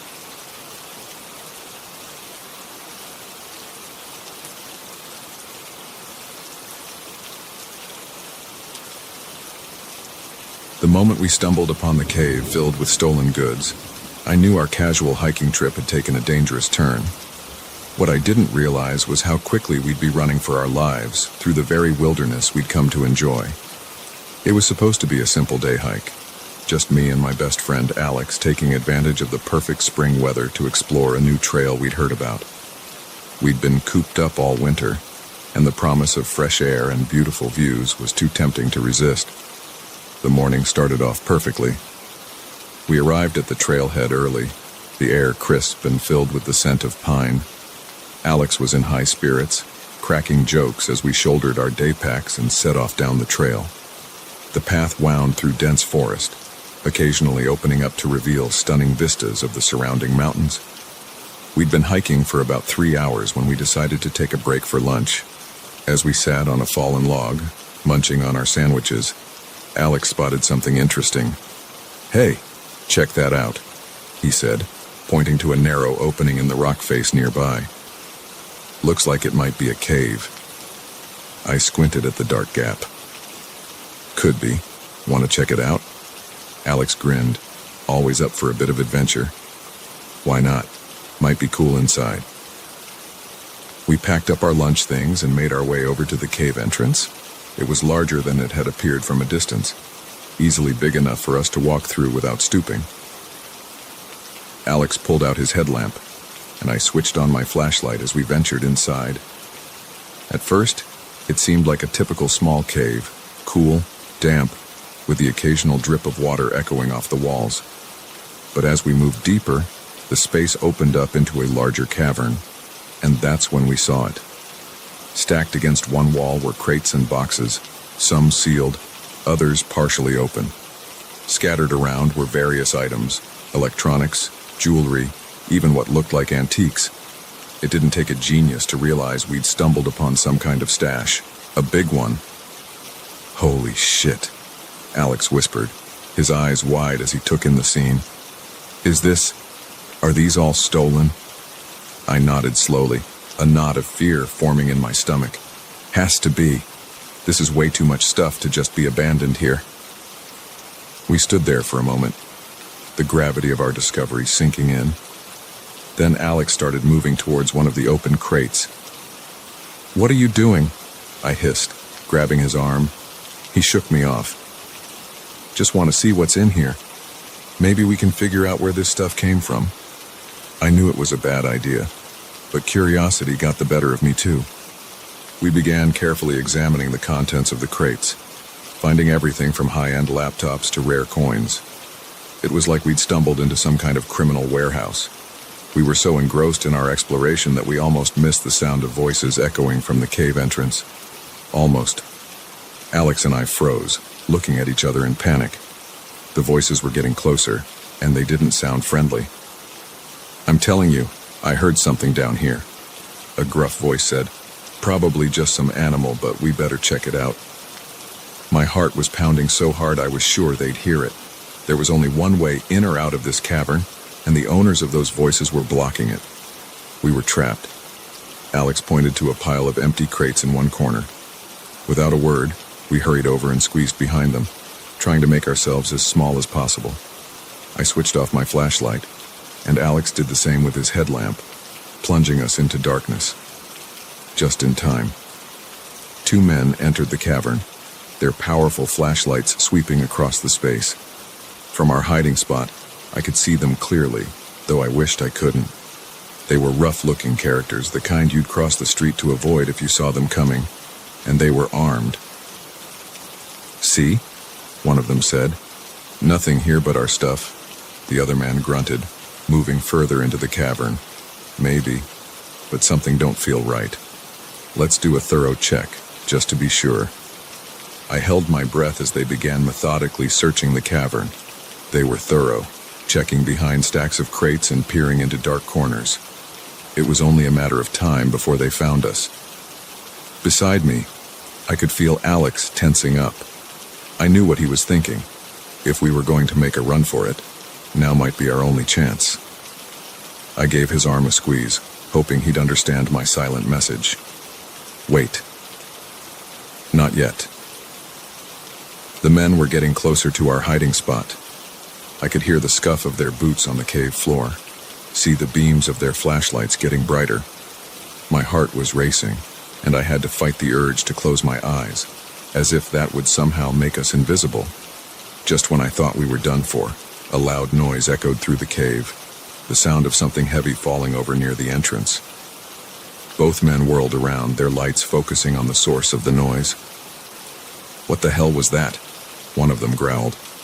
"Don't know. Could be the others coming back early. Or could be trouble. Let's check it out." They moved towards the cave entrance, their attention momentarily diverted. It was now or never. I tugged on Alex's arm, and we burst from our hiding place. The sudden movement caught the men off guard, and for a crucial second, they just stood there, stunned. We ran for the entrance, pushing past them before they could react. I heard a shout behind us, then the terrifying sound of a gun being cocked. We didn't stop to look back, just ran full tilt into the forest. The calm trail we'd enjoyed earlier now seemed like a gauntlet of obstacles. Roots threatened to trip us, low-hanging branches whipped at our faces. But fear lent us speed, and we crashed through the underbrush, putting distance between us and our pursuers. I could hear them behind us, their angry shouts echoing through the trees. They knew these woods better than we did, and they were gaining on us. "We need to split up," Alex gasped as we ran. "Make it harder for them to follow." I wanted to argue, to say we stood a better chance together. But deep down, I knew he was right. With a quick nod, I veered left while he went right. I ran like I'd never run before, my lungs burning and my legs aching. Every snapping twig made me flinch, every shadow seemed to hide a threat. I had no idea where I was going, only that I needed to get as far away from that cave as possible. After what felt like hours but was probably only minutes, I found myself at the edge of a steep ravine. The sound of rushing water came from far below. I was trapped. The voices were getting closer. I looked around frantically, searching for a way out. That's when I spotted it. A narrow ledge leading down the side of the ravine. It looked treacherous, barely wide enough to put one foot in front of the other. But it was my only option. Taking a deep breath, I began to edge my way down. The rock face was slick with moss, and more than once I nearly lost my footing. But desperation kept me going, inch by perilous inch. I was about halfway down when I heard them reach the top of the ravine. I pressed myself against the rock face, hardly daring to breathe. "Where'd he go?" one of them shouted, his voice echoing off the ravine walls. "Must have found a way down. No way he jumped." I stayed perfectly still, praying they wouldn't spot me on my precarious perch.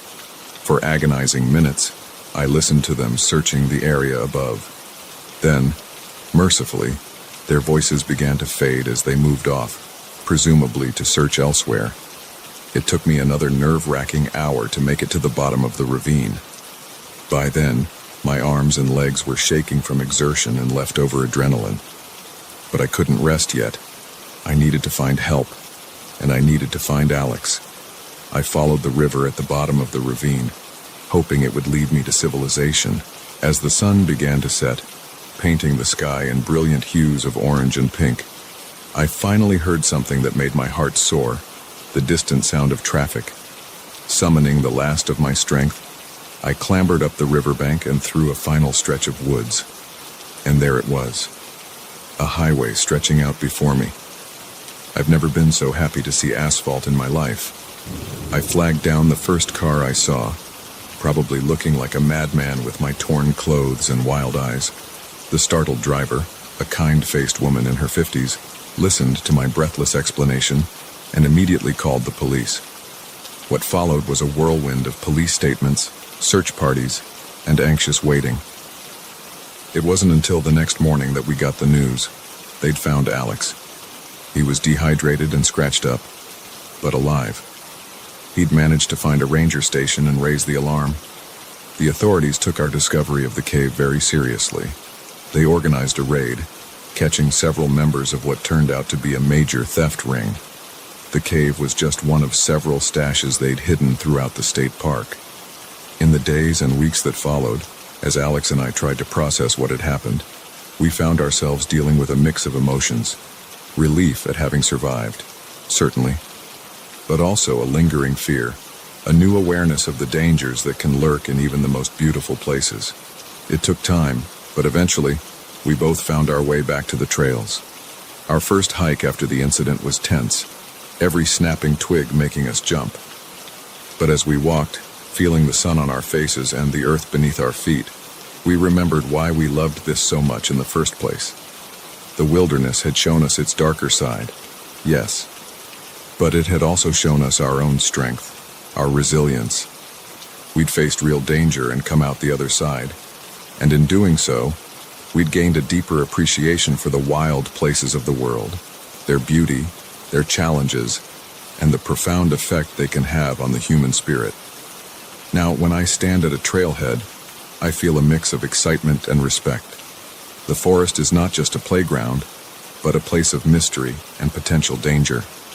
And yet, I'm drawn to it more than ever, because I know that out there among the trees and mountains, I'll find not just adventure, but a truer version of myself.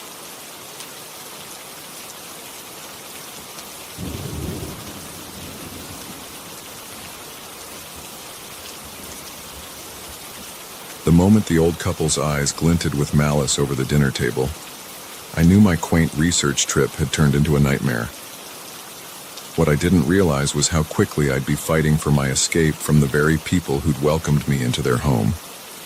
I'd come to this small town in Virginia for my anthropology thesis, studying the evolution of rural communities in the digital age. It was supposed to be a straightforward field study, interviews, observations, and immersing myself in local culture. The town seemed perfect, picturesque, isolated, and seemingly untouched by time. My first week had gone smoothly. The locals were friendly, if a bit reserved, and I'd gathered some fascinating data. But it was Mr. and Mrs. Harding who really caught my attention. They were the town's oldest residents, a couple in their late 80s who'd lived here their entire lives. When they invited me to dinner, I jumped at the chance. It was an anthropologist's dream, a direct link to the town's past. Their house was exactly what you'd expect from an elderly couple in a small town. Doilies on every surface, faded family photos lining the walls, and the faint smell of mothballs in the air. Mrs. Harding fussed over me as soon as I arrived, insisting I take off my coat and make myself comfortable. "It's not often we get visitors," she said, her wrinkled face creasing into a smile. "Especially not young folks like yourself." Mr. Harding nodded from his armchair, pipe clenched between his teeth. "Town's not what it used to be," he grumbled. "Young people all moving away, no respect for tradition." I sat down, notebook in hand, eager to hear more. This was exactly the kind of perspective I was looking for. As Mrs. Harding busied herself in the kitchen, I asked Mr. Harding about the town's history. He was happy to oblige, spinning tales of the town's founding, the hardships they'd faced, and how things had changed over the years. I was so engrossed in his stories that I barely noticed the time passing. It wasn't until Mrs. Harding called us to dinner that I realized how late it had gotten. The sun had set, and a thick fog had rolled in, obscuring the view from the windows. "You'll stay for dinner, of course," Mrs. Harding said. It wasn't a question. I hesitated, not wanting to impose, but they insisted. And truth be told, the smell wafting from the kitchen was mouth-watering, so I agreed, settling into a chair at their dining room table. The food was delicious, a hearty pot roast with vegetables from their garden. As we ate, the conversation flowed easily. The Hardings were full of questions about my research, my background, my family. In retrospect, I should have noticed how personal their inquiries were getting, how intently they watched my reactions. But I was too caught up in the moment, too excited about the wealth of information I was gathering. It wasn't until dessert that things started to feel off. Mrs. Harding brought out a homemade pie, setting it on the table with a flourish. "It's a special recipe," she said, her eyes twinkling. "Been in the family for generations." I took a bite, and immediately noticed something strange about the taste. It was sweet, but with an underlying bitterness that made my tongue tingle. "What kind of pie is this?" I asked, trying to keep my tone casual. Mr. Harding chuckled, a low, unsettling sound. "Oh, it's our own special blend. Helps people relax." That's when I noticed the room starting to spin. My limbs felt heavy, and my thoughts were becoming foggy. With growing horror, I realized I'd been drugged. I tried to stand, but my legs wouldn't cooperate.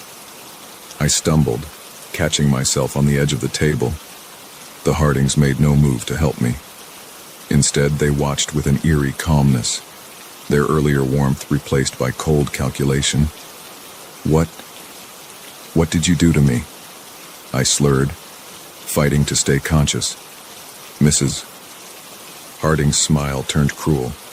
"Now, dear, don't fuss. It'll all be over soon. You'll be joining our family just like the others." My blood ran cold at her words. Others? How many people had fallen into this trap before me? With the last of my strength, I lunged for the door, but Mr. Harding was faster than he looked. He caught me easily, his grip surprisingly strong for a man his age. "You're not going anywhere," he growled. "This town needs new blood, and you're it." I struggled weakly against his hold, but the drug was taking full effect. The room swam before my eyes, and darkness crept in at the edges of my vision. The last thing I saw before losing consciousness was Mrs. Harding's face, her kindly grandmother facade replaced by something ancient and hungry. I woke to darkness and the smell of damp earth. For a moment, I couldn't remember where I was or how I'd gotten there. Then it all came rushing back. The dinner, the drugged pie, the Hardings' sinister plan. I tried to move, only to find my wrists and ankles bound tightly. As my eyes adjusted to the gloom, I realized I was in some kind of cellar. The walls were rough stone, and the only light came from a small barred window near the ceiling. I could hear movement above me, footsteps and muffled voices. Panic threatened to overwhelm me, but I forced myself to think. I needed to find a way out of this. I twisted my wrists, testing the bonds, but they were frustratingly secure. Whoever had tied them knew what they were doing. Hours passed, marked only by the shifting of light through the tiny window. I drifted in and out of consciousness, the remnants of the drug still coursing through my system. Each time I woke, I hoped it had all been a terrible dream, but the ropes digging into my skin and the cold stone floor beneath me were all too real. Finally, I heard the creak of a door opening. Light spilled down a set of stairs, and two figures descended, Mr. and Mrs. Harding, looking for all the world like a sweet, elderly couple, save for the malevolent gleam in their eyes.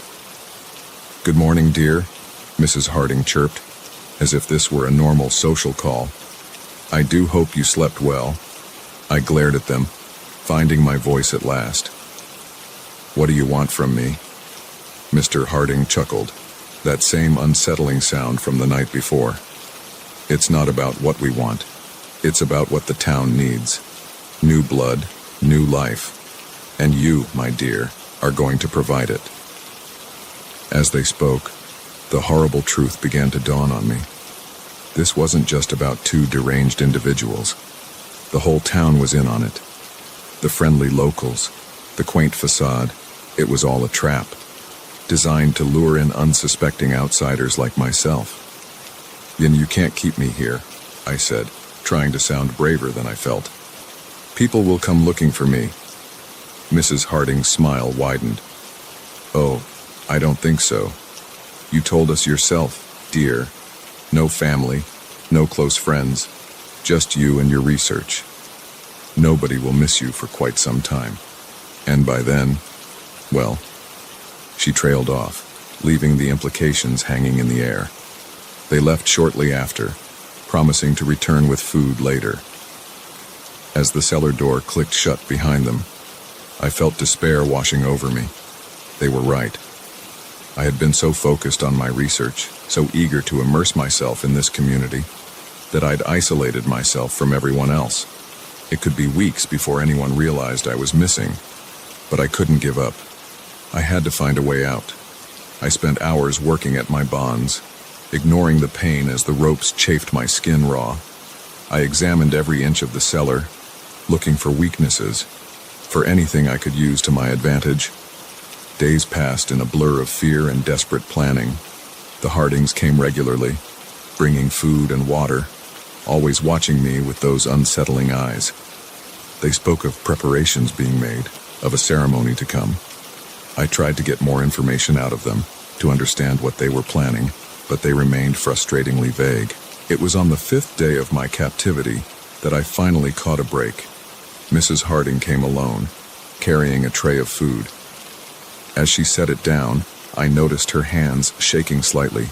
Age, I realized, was catching up with her. Despite whatever sinister forces were at work in this town, I saw my chance and took it.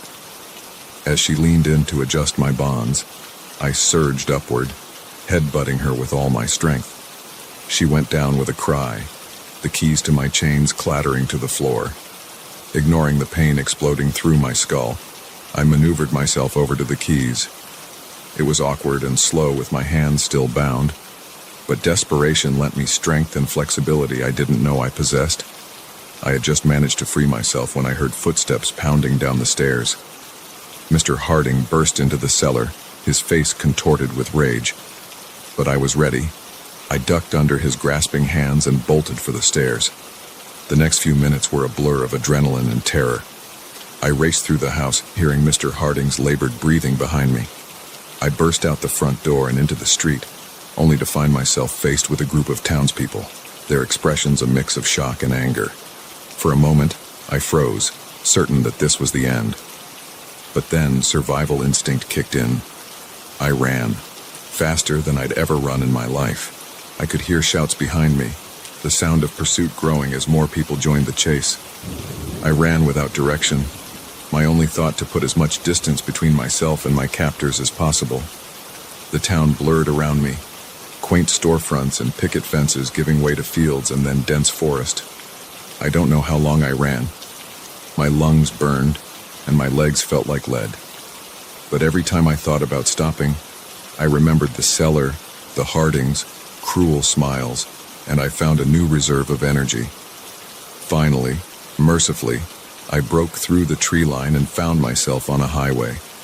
I flagged down the first car I saw, probably looking like a madwoman with my wild eyes and torn clothes. The startled driver, a middle-aged man in a business suit, listened to my breathless explanation and immediately called the police. What followed was a whirlwind of police statements, hospital visits, and traumatized phone calls to my family and thesis advisor.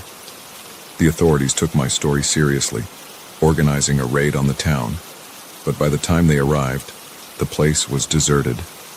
The Hardings, the other residents, everyone, gone without a trace. In the months that followed, as I tried to piece my life back together, I couldn't shake the memory of those 5 days. The terror, yes, but also the realization of how easily I'd walked into their trap. I'd been so eager for the perfect research subject that I'd ignored all the warning signs.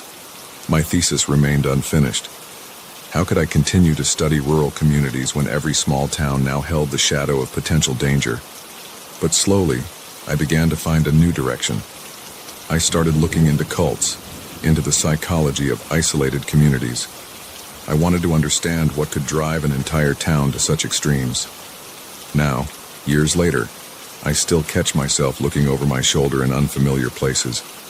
The experience changed me, made me more cautious, more aware of the darkness that can hide behind the most benign facades. But it also showed me my own strength, my will to survive. I never returned to that town.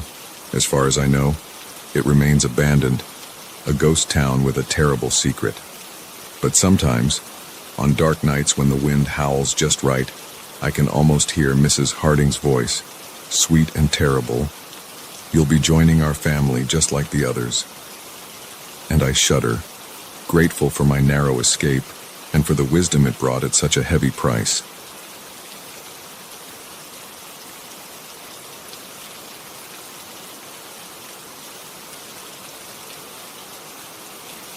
The moment I saw the armed men through my camera lens, I knew my peaceful nature photography trip had turned into a dangerous game of cat and mouse. What I didn't realize was how quickly I'd be running for my life through the very wilderness I'd come to capture. I'd always been passionate about wildlife photography. There's something magical about freezing a moment in time, capturing the raw beauty of nature in a single frame. That's what brought me to this remote corner of the Pacific Northwest, miles from the nearest town and even further from anything resembling civilization. I'd been out here for nearly a week, my tent a temporary home amidst the towering pines and rugged landscape. The solitude was blissful, broken only by the calls of birds and the occasional rustle of animals moving through the underbrush. Each day, I'd wake with the sun, eager to see what new wonders I might capture through my lens. On this particular morning, I set out just as the first rays of sunlight were painting the sky in hues of pink and gold. I had a specific location in mind, a small clearing where I'd spotted a family of deer the day before. I was hoping to catch them in the soft morning light, maybe even capture a fawn taking its first tentative steps. The hike was invigorating, the crisp morning air filling my lungs as I carefully picked my way along the faint trail. The weight of my camera gear was familiar and comforting on my back. As I neared the clearing, I slowed my pace, moving as quietly as possible to avoid startling any wildlife. I reached the edge of the clearing and crouched down, surveying the area before entering. That's when I saw them. 3 men, dressed in camouflage, carrying high-powered rifles. They were gathered around something on the ground, something large. My breath caught in my throat as I realized what I was seeing. It wasn't a deer they were standing over, but a bear, a massive grizzly, its magnificent coat now stained red. These weren't hunters. This was poaching, plain and simple. Without thinking, I raised my camera and started shooting. The telephoto lens brought the scene into sharp focus. The men's faces, the guns, the dead bear. Evidence. My heart was pounding, but my hands remained steady, years of practice taking over. I was so focused on capturing the scene that I didn't notice one of the men look up, didn't see him nudge his companions and point in my direction. It wasn't until I heard the shout that I realized my mistake. "Hey, you there!" I dropped to the ground, but it was too late. They'd seen me. Panic surged through me as I heard them start to move in my direction. I scrambled backward, staying low, then turned and ran. The forest that had seemed so peaceful just moments ago now felt oppressive, full of obstacles trying to trip me up. Branches whipped at my face as I crashed through the underbrush, the sound of pursuit behind me spurring me on. I ran blindly, my only thought to put as much distance between myself and the poachers as possible. My lungs burned and my legs ached, but fear kept me moving. I could hear them shouting to each other, their voices too close for comfort. After what felt like hours but was probably only minutes, I burst out of the trees onto a rocky slope. I paused for a moment, gasping for breath, trying to get my bearings. That's when I heard the gunshot. The crack of the rifle echoed through the valley, followed by the whine of a bullet passing far too close. They were shooting at me. This wasn't about scaring me off anymore. They meant to silence me permanently. I dove behind a large boulder, my heart pounding so hard I thought it might burst from my chest. What had I gotten myself into? I was no action hero, just a wildlife photographer who'd stumbled into something far bigger and more dangerous than I'd ever imagined. Another shot rang out, chips of rock exploding from the boulder next to my head. I needed to move, to find better cover. My eyes darted around, looking for an escape route. The slope continued upward, becoming steeper and rockier. It would be difficult terrain, but it might slow my pursuers down. Taking a deep breath, I sprinted from behind the boulder, zigzagging as I climbed. More shots followed, but the uneven ground seemed to throw off their aim. I didn't look back, focusing all my energy on the climb. I reached a small ledge and allowed myself a moment's rest, pressing myself against the rock face. The shouts of the men were more distant now, but still too close for comfort. I knew I couldn't keep this pace up for long. I needed a plan. That's when I remembered my satellite phone, safely tucked away in my backpack. If I could just find a moment to make a call, to alert the authorities. But first, I needed to find a safe spot. I continued my climb, moving as quickly and quietly as I could. The terrain became increasingly difficult, requiring all my concentration to navigate safely. The voices of my pursuers faded, replaced by the sound of my own labored breathing and pounding heart. Finally, I reached a small cave-like opening in the rock face. It wasn't deep, but it offered some shelter and a place to catch my breath. I squeezed inside, wincing as my camera bag scraped against the rock. I'd forgotten I was still carrying it, the instinct to protect my gear ingrained after years of fieldwork. With shaking hands, I unzipped my backpack and pulled out the satellite phone. As I went to turn it on, my heart sank. The screen remained dark, dead battery. I'd been so caught up in my photography over the past few days that I'd forgotten to charge it. A wave of despair washed over me. I was alone, being hunted by armed men, with no way to call for help. For a moment, I considered giving up. Maybe if I surrendered, explained that I'd delete the photos, No, I couldn't take that risk. These men had already shown they were willing to kill. I had to keep going, had to find a way out of this. I allowed myself a few more minutes of rest, then reluctantly left the safety of my rocky shelter. The sun was high in the sky now, the heat making my clothes stick to my skin with sweat. I needed to find water soon, or dehydration would become as much of a threat as the poachers. I continued moving, sticking to areas with more cover. Every snapping twig made me flinch. Every shadow seemed to hide a threat. Hours passed this way, the strain of constant vigilance taking its toll. As the light began to fade, I knew I needed to find a place to spend the night. The thought of being out here in the dark, knowing those men were still looking for me, made my skin crawl. But I had no choice. I found a dense thicket of bushes and crawled inside, ignoring the scratches from the branches.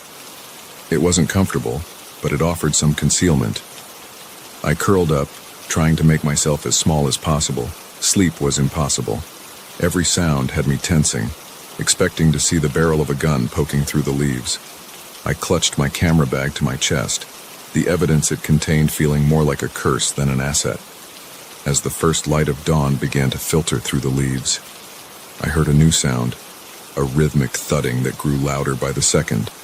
I held my breath, not daring to move.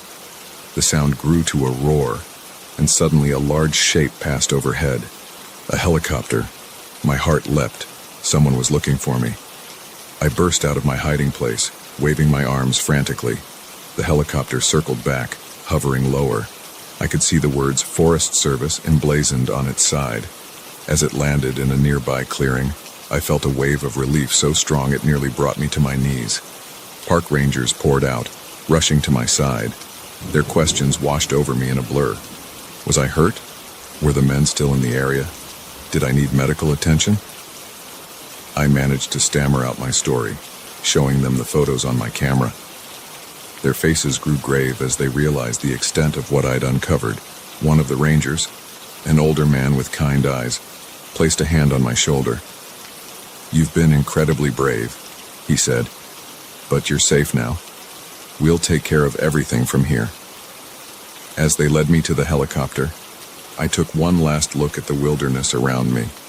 It was as beautiful as ever, the morning sun painting the landscape in soft light. But now I knew the darkness that could lurk in even the most beautiful places. I was alive.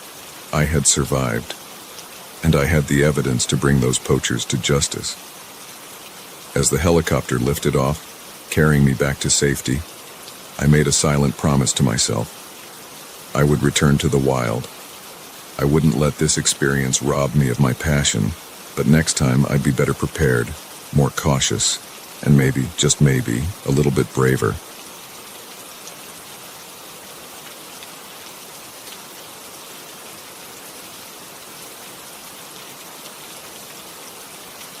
The moment I found the first threatening note pinned to our cabin door, I knew our romantic getaway had taken a sinister turn. What I didn't realize was how quickly it would escalate into a terrifying fight for survival in the very wilderness we'd come to enjoy. My girlfriend, Sarah, and I had been planning this trip for months. We both had high-stress jobs in the city and desperately needed some time away from the constant noise and pressure. When we found this secluded cabin online, nestled deep in the mountains with no neighbors for miles, it seemed perfect. A week of peace, quiet, and each other's company. Just what we needed to reconnect and recharge. The drive up was beautiful, the road winding through dense forests and alongside crystal clear streams. As we pulled up to the cabin, I felt the tension of the past few months start to melt away. The cabin was everything we'd hoped for, rustic but comfortable, with a wide porch overlooking a stunning valley. That first evening was idyllic. We unpacked, cooked dinner together, and sat on the porch watching the sunset paint the sky in brilliant hues of orange and pink. As darkness fell, we marveled at the stars, so much brighter here than in the city. We went to bed that night feeling relaxed and optimistic about the week ahead. The next morning, I woke early, eager to explore our surroundings. I slipped out of bed, trying not to wake Sarah, and headed to the porch to enjoy my morning coffee. That's when I saw it, a piece of paper pinned to the cabin door, fluttering slightly in the morning breeze. Curious, I walked over and unpinned it. As I read the words scrawled on the paper, I felt a chill run down my spine. "You don't belong here. Leave now or else." I stood there for a moment, trying to process what I was reading. Was this some kind of joke?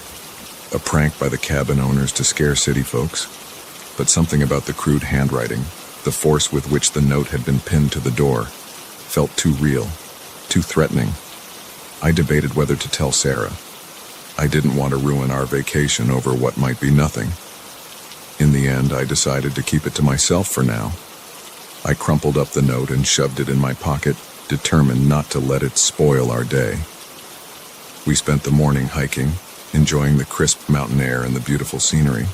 Sarah was in high spirits, pointing out interesting plants and birds, her laugh echoing through the trees. I tried to match her enthusiasm, but the note kept nagging at the back of my mind. When we returned to the cabin that afternoon, I knew immediately that something was wrong. The door was slightly ajar, though I was certain we'd locked it before leaving. Sarah noticed my hesitation. "What's wrong?" she asked, her smile fading. "Probably nothing," I said, trying to sound casual. "Just thought I locked the door, that's all." We entered cautiously. At first glance, nothing seemed out of place. But then I noticed another piece of paper on the kitchen table. My heart sank as I picked it up and read, "This is your second warning. Next time, we won't be so nice." Sarah read it over my shoulder, her face paling. "What's going on?" she whispered. "Who left this?" I had to tell her about the first note then. As I explained, I could see the fear growing in her eyes, mirroring my own rising panic. "We should leave," she said, her voice shaking slightly. "Pack up and go home." Part of me agreed with her, but another part, a stubborn, angry part, didn't want to be chased away from our vacation by some unseen threat. "Let's not overreact," I said, trying to sound more confident than I felt. "It's probably just some locals trying to scare us off. We'll be more careful, keep the doors locked. If it happens again, we'll leave. Okay?" Sarah hesitated, then nodded reluctantly. We spent the rest of the day in the cabin, jumping at every sound. That night, neither of us slept well, taking turns to keep watch. The next morning, we woke to find our car's tires slashed. Any doubts about the seriousness of our situation vanished in that moment. This wasn't a prank or a misunderstanding. Someone wanted us gone, and they were escalating. "We need to call for help," Sarah said, her voice tight with fear. I pulled out my phone, but there was no signal. Of course, we were miles from the nearest cell tower. The landline in the cabin was dead too. "Okay," I said, trying to think clearly through the rising panic. "Okay, we can't drive out. The nearest town is too far to walk. But there's a ranger station about 5 miles down the mountain. If we start now, we can make it there before dark."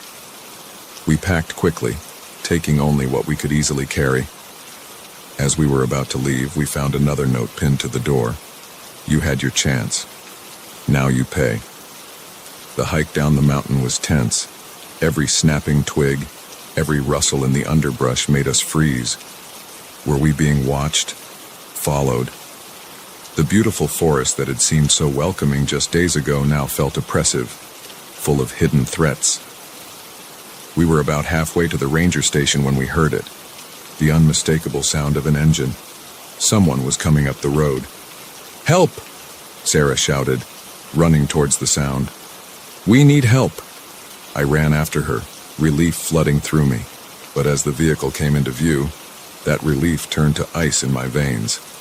It wasn't a ranger's truck or a passing tourist. It was a battered old pickup, and the two men inside didn't look friendly. "Sarah, run!" I yelled, grabbing her arm and pulling her off the road. We plunged into the forest, the shouts of the men and the roar of the truck's engine close behind. We ran blindly, branches whipping our faces, roots threatening to trip us at every step. I don't know how long we ran. Time seemed to lose all meaning in the panic of flight. But eventually, the sounds of pursuit faded, replaced by our own labored breathing and pounding hearts. We found ourselves in a small clearing, both of us gasping for air. "What do we do now?" Sarah asked between breaths. I looked around, trying to get my bearings. The sun was getting low. We'd been running for hours. "We can't go back to the road," I said. "They'll be looking for us there. We need to keep moving, try to circle around to the ranger station." As night fell, the forest became a different world. Shadows seemed to move, and every sound was magnified. We stumbled on, using the stars to try to keep our direction, but I knew we were lost. We were exhausted, scared, and starting to lose hope when we saw it, a faint light through the trees. Cautiously, we approached. It was a small cabin, smoke rising from its chimney. For a moment, we hesitated. What if this was them, the people who had been threatening us? But we were out of options. We needed help. I knocked on the door, my heart in my throat. After a long moment, it opened to reveal an old man, his weathered face creased with confusion. "Please," I said, my voice hoarse. "We need help. Someone's after us." The old man's expression changed from confusion to concern. He ushered us inside, locking the door behind us. As Sarah and I collapsed into chairs, he busied himself making tea and calling the ranger station on a crackling radio. Over the next hour, we told him our story. He listened gravely, nodding as if this wasn't the first time he'd heard such a tale. "You're not the first," he said when we'd finished. "There's a group around here, don't like outsiders, think these mountains belong to them. They've scared off plenty of folks over the years." "But why?" Sarah asked. "Why do they care if people visit?" The old man shrugged. "Some say they're protecting the land, others think they're hiding something. Truth is, no one really knows." We spent the night at the old man's cabin, too exhausted and relieved to worry about the propriety of it. In the morning, rangers arrived to escort us back to town. As we drove away from the mountains, I couldn't help but look back. The forest was as beautiful as ever in the morning light. But now I knew the darkness that could lurk in even the most picturesque places. We never returned to those mountains, but the experience changed us. We became more cautious, more aware of the potential dangers that can hide behind beautiful facades. But it also showed us our strength, our ability to face fear and survive.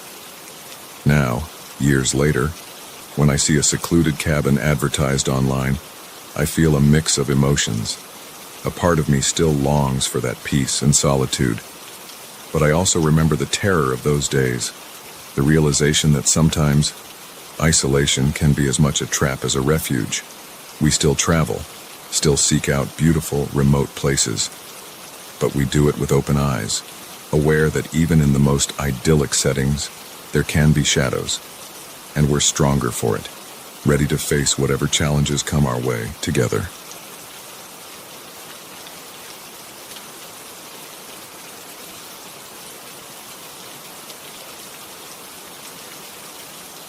The moment we realized all the trails back to civilization had been blocked or disguised, I knew our casual hiking trip had turned into a nightmarish game of survival. What I didn't anticipate was how quickly we'd be fighting for our lives against an unseen enemy in the wilderness we once thought we knew. It was supposed to be a fun weekend getaway. Just me and my 3 best friends, Mike, Sarah, and Alex, taking advantage of the perfect fall weather to explore some new trails in the Appalachian Mountains. We'd been planning this trip for months, poring over maps and excitedly discussing the spectacular views we'd encounter. The first day was everything we'd hoped for. The weather was crisp and clear, the fall foliage painting the mountains in brilliant hues of red, orange, and gold. We hiked for hours, our spirits high, stopping often to take photos and marvel at the beauty surrounding us. As the sun began to set, we found a perfect spot to set up camp for the night. Sitting around the campfire that evening, sharing stories and roasting marshmallows, I felt a deep sense of contentment. This was why we came out here, to escape the chaos of our daily lives and reconnect with nature and each other. If only I'd known then how quickly things would change. The first sign that something was wrong came early the next morning. I woke before the others and decided to take a short walk to stretch my legs. As I moved through the trees, I couldn't shake the feeling that something was off. The forest seemed too quiet, the usual morning chorus of birds noticeably absent. Then I saw it, a flash of movement in the underbrush. I froze, straining my eyes to see what had caught my attention. For a split second, I thought I saw a figure ducking behind a tree, but when I blinked, there was nothing there. Unsettled, I hurried back to our campsite. The others were just starting to stir, and I debated whether to mention what I'd seen, not wanting to alarm them over what was probably just my imagination. I kept quiet. We packed up camp and set off, planning to hike to a nearby ridge known for its stunning vistas. But as we walked, that feeling of unease grew stronger. More than once, I caught myself glancing over my shoulder, certain we were being watched. It was Mike who first said it out loud. "Guys," he said, his voice tight, "does anyone else feel like we're being followed?" The relief I felt at hearing someone else voice my concerns was short-lived. As we all stopped to listen, the forest around us seemed to hold its breath. The silence was oppressive, broken only by the pounding of my own heart. That's when we heard it, a twig snapping, somewhere off to our left. We all whirled towards the sound, but there was nothing to see but trees and shadows. "It's probably just an animal," Sarah said, but her voice quavered with uncertainty. We picked up our pace, the carefree atmosphere of the morning evaporating in an instant. As we walked, we found ourselves clustering closer together, our eyes darting from tree to tree, searching for any sign of movement. It was early afternoon when we realized we'd made a terrible mistake. In our haste and growing paranoia, we'd veered off the main trail without noticing. We found ourselves in a part of the forest none of us recognized. "No problem," Alex said, pulling out his GPS. "We'll just backtrack to the main trail." But as we tried to retrace our steps, we made a chilling discovery. The path we'd taken seemed to have vanished, obscured by fallen branches and disturbed undergrowth. It was as if someone had deliberately tried to erase our trail. Panic started to set in as we realized the implications. Someone was out there, and they didn't want us to leave. We spent the next few hours trying to find our way back to a marked trail, any trail, but every path we took seemed to lead us deeper into the wilderness. Worse, we kept finding signs that we weren't alone. Strange markings on trees, small piles of stones that seemed too deliberate to be natural. As the day wore on and the light began to fade, we were forced to accept a terrifying truth. We were lost, and someone out there wanted us to stay that way. We made camp that night in a small clearing, our nerves frayed to the breaking point. Nobody spoke much as we set up the tents, each of us lost in our own fears. We decided to take turns keeping watch, none of us willing to risk being caught off guard. I took the first watch, sitting with my back against a tree, straining my ears for any sound out of place. The hours crawled by, each rustle of leaves making me flinch. It was near the end of my shift when I saw it, a light, flickering between the trees. At first, I thought I was imagining things, my tired mind playing tricks on me. But no, there it was again, definitely real and definitely moving. I woke the others, and we huddled together, watching as the light weaved through the trees. It seemed to be circling our camp, never coming too close but never straying too far. "What do we do?" Sarah whispered, her voice tight with fear. "We can't stay here," Mike said. "They know where we are. We need to move." It was a terrible idea, trying to navigate the unfamiliar forest in the dark. But the alternative, waiting to see what our unseen watchers had planned, was worse. We packed up as quietly as we could and set off, using only the dim light of the moon to guide us. The going was slow and treacherous, every step a potential twisted ankle or worse. We'd been walking for maybe an hour when we heard it, voices, calling out in the darkness behind us. They were still distant, but clearly searching and getting closer. Panic lent us speed, and we started to run. I lost track of how long we fled through the dark forest, branches whipping our faces, roots threatening to trip us at every step. The voices behind us grew louder, then faded, then grew loud again. They were toying with us, I realized with a chill, like cats playing with mice. Just when I thought we couldn't go on, when my lungs were burning and my legs felt like lead, we burst out of the tree line onto a dirt road. For a moment, we all stood there, gasping for breath and staring at this unexpected sign of civilization. "Which way?" Alex panted. I looked both ways down the road, trying to orient myself. That's when I saw the headlights in the distance, coming our way. Relief flooded through me. "Here!" I shouted, waving my arms. "Over here!" But as the vehicle got closer, that relief turned to ice in my veins. It wasn't the police or a park ranger. It was a battered old pickup truck, and the men inside didn't look friendly. "I'd run!" Mike yelled, grabbing Sarah's hand and pulling her back towards the trees. We plunged back into the forest, the shouts of the men and the roar of the truck's engine close behind. We ran blindly, no longer caring about direction or stealth, our only thought to put distance between us and our pursuers. I don't know how long we ran. Time seemed to lose all meaning in the panic of flight, but eventually, the sounds of pursuit faded, replaced by our own labored breathing and pounding hearts. We found ourselves at the edge of a steep ravine, a river churning far below. We were trapped. "What do we do now?" Sarah asked, her voice trembling. I looked at the others, saw the fear and exhaustion in their faces. We were out of options.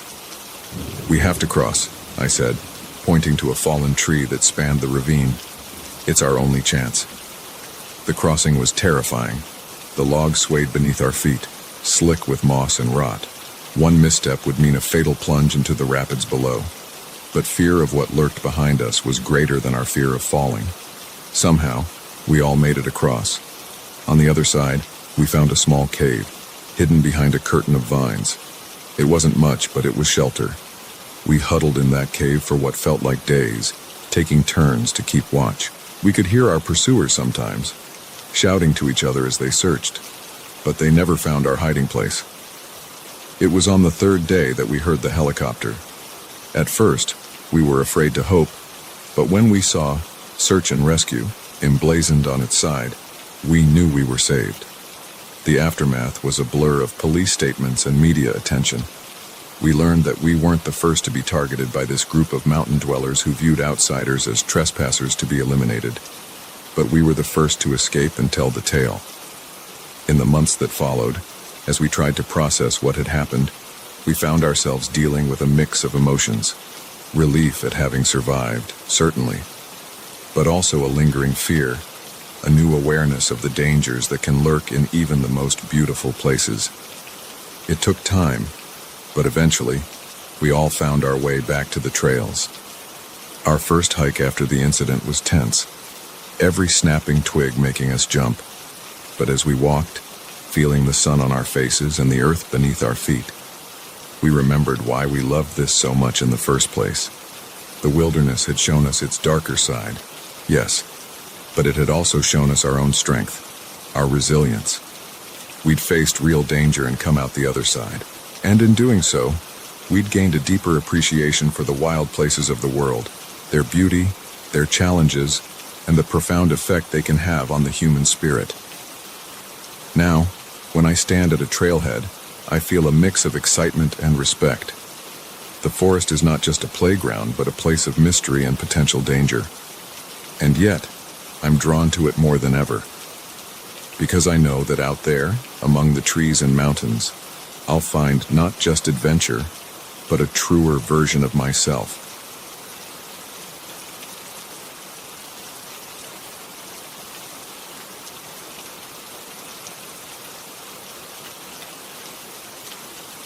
The moment I realized the isolated camp was actually a trap, I knew my routine investigation had turned into a fight for survival. What I didn't expect was how quickly I'd become the prey in a deadly game orchestrated by those I was meant to protect. I'd been a park ranger for over a decade, patrolling the vast wilderness of Yellowstone National Park. I thought I'd seen it all: lost hikers, aggressive wildlife, even the occasional illegal camper. But nothing could have prepared me for what I encountered that fateful day in late September. The call came in early morning, reports of strange activity deep in the backcountry. Hikers had mentioned seeing smoke where no campsite should be, and eerie noises in the night. It wasn't unusual for people to get spooked in the wilderness, but something about this report nagged at me. I decided to check it out myself. I set out just as the sun was rising, the crisp autumn air filled with the scent of pine and wood smoke. The location was remote, a good day's hike from the nearest marked trail. As I made my way through the dense forest, I couldn't shake the feeling that something was off. The woods were too quiet, the usual chatter of birds and small animals noticeably absent. It was late afternoon when I finally spotted the thin trail of smoke rising above the trees. I approached cautiously, years of training kicking in. The camp came into view, a crude assemblage of tents and makeshift shelters. But something wasn't right. There were no people visible, no sounds of activity. I announced my presence, identifying myself as a ranger. The only response was the whisper of wind through the trees.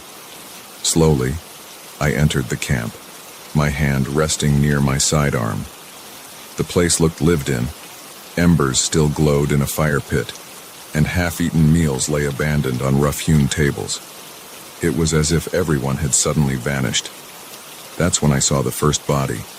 He was partially hidden behind a tent, face down in the dirt. I rushed over, hoping against hope that he was just unconscious. But as I rolled him over, I recoiled in horror. His face was contorted in a grotesque mask of pain, eyes wide and staring. And there, on his neck, were 2 small puncture marks. My mind reeled, trying to make sense of what I was seeing. This was no animal attack I'd ever encountered. And where were the others? The camp was clearly set up for at least a dozen people. I keyed my radio, intending to call for backup, but all I got was static. Something was jamming the signal. The realization hit me like a physical blow. I was alone out here, cut off from any help. A twig snapped behind me. I whirled around, drawing my weapon in one smooth motion. But there was nothing there, just shadows lengthening as the sun dipped lower in the sky. Yet I couldn't shake the feeling of being watched. I needed to get out of there, to report what I'd found and bring in a full team. But as I turned to leave, I saw them, figures moving at the edge of the camp, partially hidden by the gathering gloom. They were human in shape, but something about their movements was off. Too fluid, too predatory. "This is Ranger Mike Sullivan," I called out, trying to keep my voice steady. "Identify yourselves." A low chuckle was the only response, seeming to come from all around me. Then a voice, raspy and cold. "Welcome, Ranger. We've been expecting you." My blood ran cold. This was no ordinary missing persons case. I was dealing with something far more sinister. I ran. There was no shame in it, no hesitation.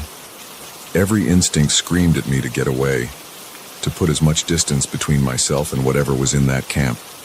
I crashed through the underbrush, branches whipping at my face, roots threatening to trip me at every step. Behind me, I could hear them in pursuit. They moved with an unnatural speed and grace, effortlessly keeping pace despite the difficult terrain. And all the while, that chilling laughter echoed through the trees. I don't know how long I ran. Time seemed to lose all meaning in the blind panic of flight. But eventually, I burst out of the tree line into a small clearing. In the center stood an old fire tower, its metal frame silhouetted against the darkening sky. With no other options, I made for the tower. The rusted ladder creaked ominously under my weight as I climbed, my pursuers' footsteps growing ever closer. I reached the small room at the top, slamming the hatch shut behind me and securing it with a rusty chain I found in the corner. For a moment, all was quiet. I stood there, gasping for breath, straining my ears for any sound of pursuit. Then came a thud from below, followed by another. They were climbing the tower. I looked around frantically for anything I could use as a weapon. The room was bare save for an old desk and chair, and a dusty first aid kit hanging on the wall. I grabbed the chair, ready to fight for my life if they breached the hatch. The thuds grew louder, closer. The hatch shuddered as something heavy slammed into it from below. The chain held, but I didn't know for how long. As I stood there, heart pounding, a memory surfaced. An old legend I'd heard around the ranger station. Stories of creatures that lurked in the deepest parts of the wilderness, preying on unsuspecting hikers. I'd always dismissed them as campfire tales meant to scare rookies. Now, I wasn't so sure. Another slam against the hatch, and I saw the metal begin to buckle. Whatever was down there, it was strong, inhumanly strong. In desperation, I turned to the first aid kit. Inside, I found the usual supplies, bandages, antiseptic, and a small silver cross that someone had left behind. On a hunch, I grabbed the cross, its weight oddly comforting in my hand. The hatch burst open with a screech of tortured metal. A figure pulled itself up, movements fluid and unnaturally fast. In the dim light, I caught a glimpse of pale skin, elongated canines, and eyes that glowed with an unholy hunger. Without thinking, I thrust the silver cross forward. The effect was immediate and shocking. The creature recoiled with a screech of pain, smoke rising from where the silver had touched its flesh. Taking advantage of its momentary distraction, I charged forward, pushing with all my might. The creature, caught off balance, tumbled back through the hatch. I heard a series of thuds and inhuman shrieks as it fell down the tower.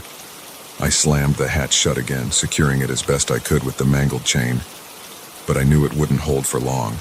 I was trapped, with no way down save for a 100-foot drop.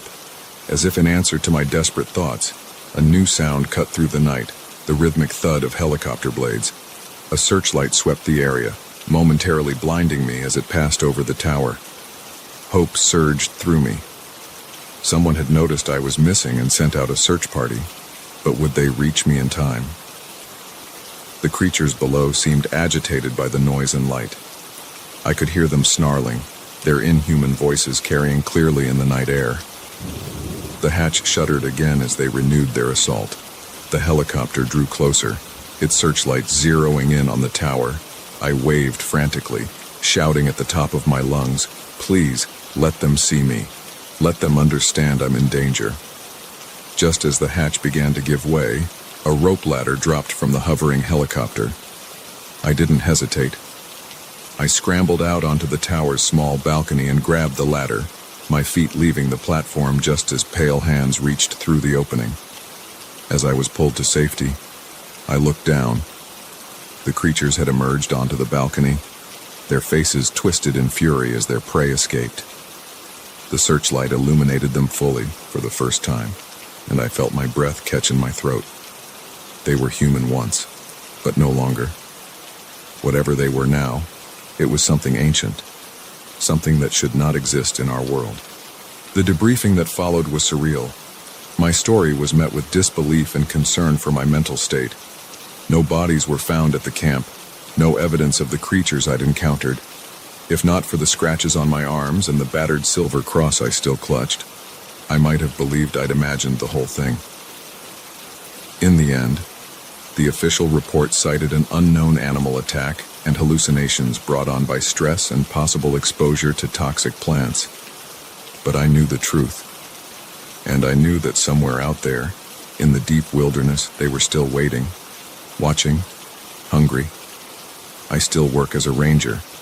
Someone needs to be out there, aware of the real dangers that lurk in the shadows. But I no longer patrol alone, and I never enter the backcountry without a silver cross around my neck. The wilderness holds many secrets, some beautiful, some terrifying. That day, I glimpsed something that shook my understanding of the world. And while part of me wishes I could forget, a larger part knows that ignorance is not bliss, it's vulnerability. So I watch, and I wait, and I hope that I'm prepared for the day when the creatures of the night decide to venture once more into the world of light.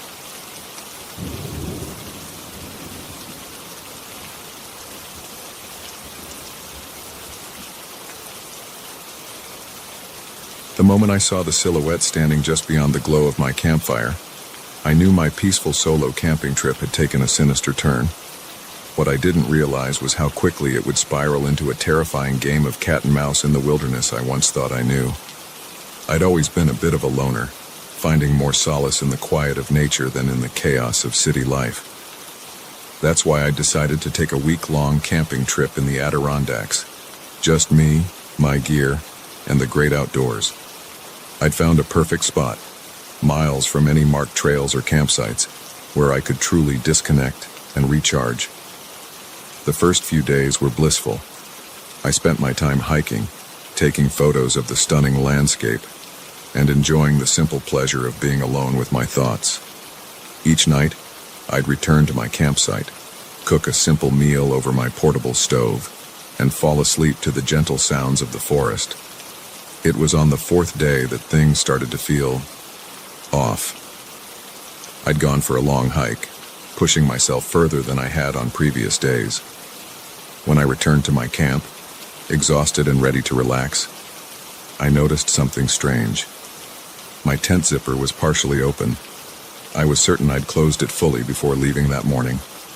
A chill ran down my spine as I approached cautiously.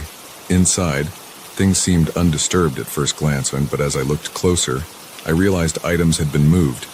My sleeping bag was slightly askew, and my backpack wasn't where I'd left it. Someone had been in my tent. I stood there for a moment, heart racing, unsure what to do. Should I pack up and leave? But it was already late afternoon, and I was miles from anywhere. The thought of hiking out in the dark was not appealing. I decided to stay, but sleep with my hunting knife close at hand. That night, every snapping twig and rustling leaf had me on edge. I dozed fitfully, jerking awake at the slightest sound. The next morning, I woke to find my boots, which I'd left outside the tent, moved several feet away. This was no animal. Someone was deliberately messing with me. I spent the day hiking nearby, partly to clear my head and partly to see if I could spot any signs of another campsite. But the woods seemed empty save for the usual wildlife. As evening approached, I reluctantly returned to my camp. That's when I saw it, a figure standing just at the edge of the clearing, half hidden by a tree. My heart leapt into my throat. "Hello," I called out, trying to keep my voice steady. "Is someone there?" No response. The figure didn't move. I took a step forward, and in that instant, they vanished into the shadows of the forest. I ran to where they had been standing, but there was no sign anyone had been there. No footprints, no disturbed vegetation, nothing. That night, I didn't even try to sleep. I sat by my fire, knife in hand, jumping at every sound. As the flames died down to embers, I saw it again, a dark silhouette, standing just beyond the fading circle of light, watching me. I stood up quickly, brandishing my knife. "Who's there? What do you want?" Again, no response. But this time, the figure didn't disappear. It just stood there, unnaturally still. In that moment, fear gave way to anger. I was tired of being toyed with. I charged forward, determined to confront whoever or whatever was tormenting me. But as I reached the spot where the figure had been, there was nothing. I spun around, searching the darkness, but I was alone. Or so I thought. A twig snapped behind me, and I whirled to see the figure now standing where I had been moments ago, next to my dying fire. How had they moved so quickly and silently? Panic surged through me. This was no ordinary person. I ran blindly into the forest, no longer caring about direction or stealth. Branches whipped at my face as I crashed through the underbrush, my breath coming in ragged gasps. I ran until my lungs burned and my legs felt like lead. Finally, I collapsed against a tree, gasping for air. The forest was silent save for my pounding heart and heaving breaths. As my eyes adjusted to the darkness, I realized I had no idea where I was. In my panic, I'd left everything behind. My tent, my supplies, even my flashlight. I was lost in the wilderness with nothing but the clothes on my back and my hunting knife. I spent that night huddled at the base of a large tree, shivering in the cool mountain air. Every sound had me flinching, expecting to see that silent figure emerging from the shadows, but nothing came. As dawn broke, I tried to orient myself. The rising sun gave me a general sense of direction, but I had no idea how far I'd run or which way would lead me back to civilization. I picked a direction and started walking, hoping to find a trail or a road. Hours passed. The sun climbed higher, beating down mercilessly. Thirst clawed at my throat, and hunger gnawed at my stomach. But worse than the physical discomfort was the constant fear. Every time I looked over my shoulder, I expected to see that figure standing there, watching silently. It was late afternoon when I heard it, the sound of running water. Hope surged through me as I quickened my pace. I burst through a line of trees to find a small stream gurgling over rocks. I fell to my knees, cupping the cool water in my hands and drinking deeply. As I straightened up, wiping my mouth, I froze. There, on the opposite bank, stood the figure. Even in broad daylight, I couldn't make out any features. It was as if the shadows clung to it, obscuring any details. We stood there, facing each other across the stream. I gripped my knife tightly, though I knew it would be useless if the figure could move as quickly as it had before. "What do you want from me?" I shouted, my voice hoarse from thirst and fear. For the first time, the figure moved. It raised an arm, pointing downstream. Then, in a blink, it was gone. I stood there for several minutes, unsure what to do. Was this another trick? But I had no better options. Cautiously, I began to follow the stream in the direction the figure had indicated. As the sun began to set, I heard something that made my heart leap, the distant sound of voices, human voices. I quickened my pace, hope lending strength to my tired legs. I burst out of the tree line onto a small road. A group of hikers stood there, looking startled at my sudden appearance. I must have been quite a sight. Clothes torn, face scratched, wild-eyed with fear and exhaustion. "Are you okay?" one of them asked, taking a step towards me. The story poured out of me in a rush. The tampering with my campsite, the silent figure, my panicked flight through the forest. As I spoke, I saw the hikers exchange worried glances. They took me to the nearest ranger station, where I repeated my story to increasingly skeptical faces. The rangers organized a search of the area where I'd been camping, but found no evidence of an intruder. My tent and gear were there, undisturbed. There were no unexplained footprints, no sign that anyone else had been in the area. In the end, they chalked it up to an overactive imagination, fueled by isolation and possible dehydration. They were kind about it, but I could see they didn't believe me. As I sat in the back of a ranger's truck, being driven back to civilization, I couldn't shake the memory of that silent, shadowy figure. Had it all been in my mind? A hallucination brought on by stress and solitude? But then I remembered how it had pointed downstream, leading me to safety. If it was just a figment of my imagination, how could it have guided me out of the wilderness? I never returned to those woods. The experience left me shaken, questioning what I thought I knew about the world and myself. But it also taught me something important. The wilderness, like life itself, holds mysteries we may never fully understand. It can be beautiful and terrifying, peaceful and dangerous, often all at once. Now, years later, I still feel drawn to the outdoors, but I no longer seek total solitude. Instead, I've learned to appreciate the balance between isolation and connection, between adventure and safety. And sometimes, on dark nights when the wind whispers through the trees, I remember that silent figure. And I wonder if, somewhere in the deep woods, it's still out there, watching, waiting. A guardian or a threat, a protector or a predator. Perhaps in the end, it's both.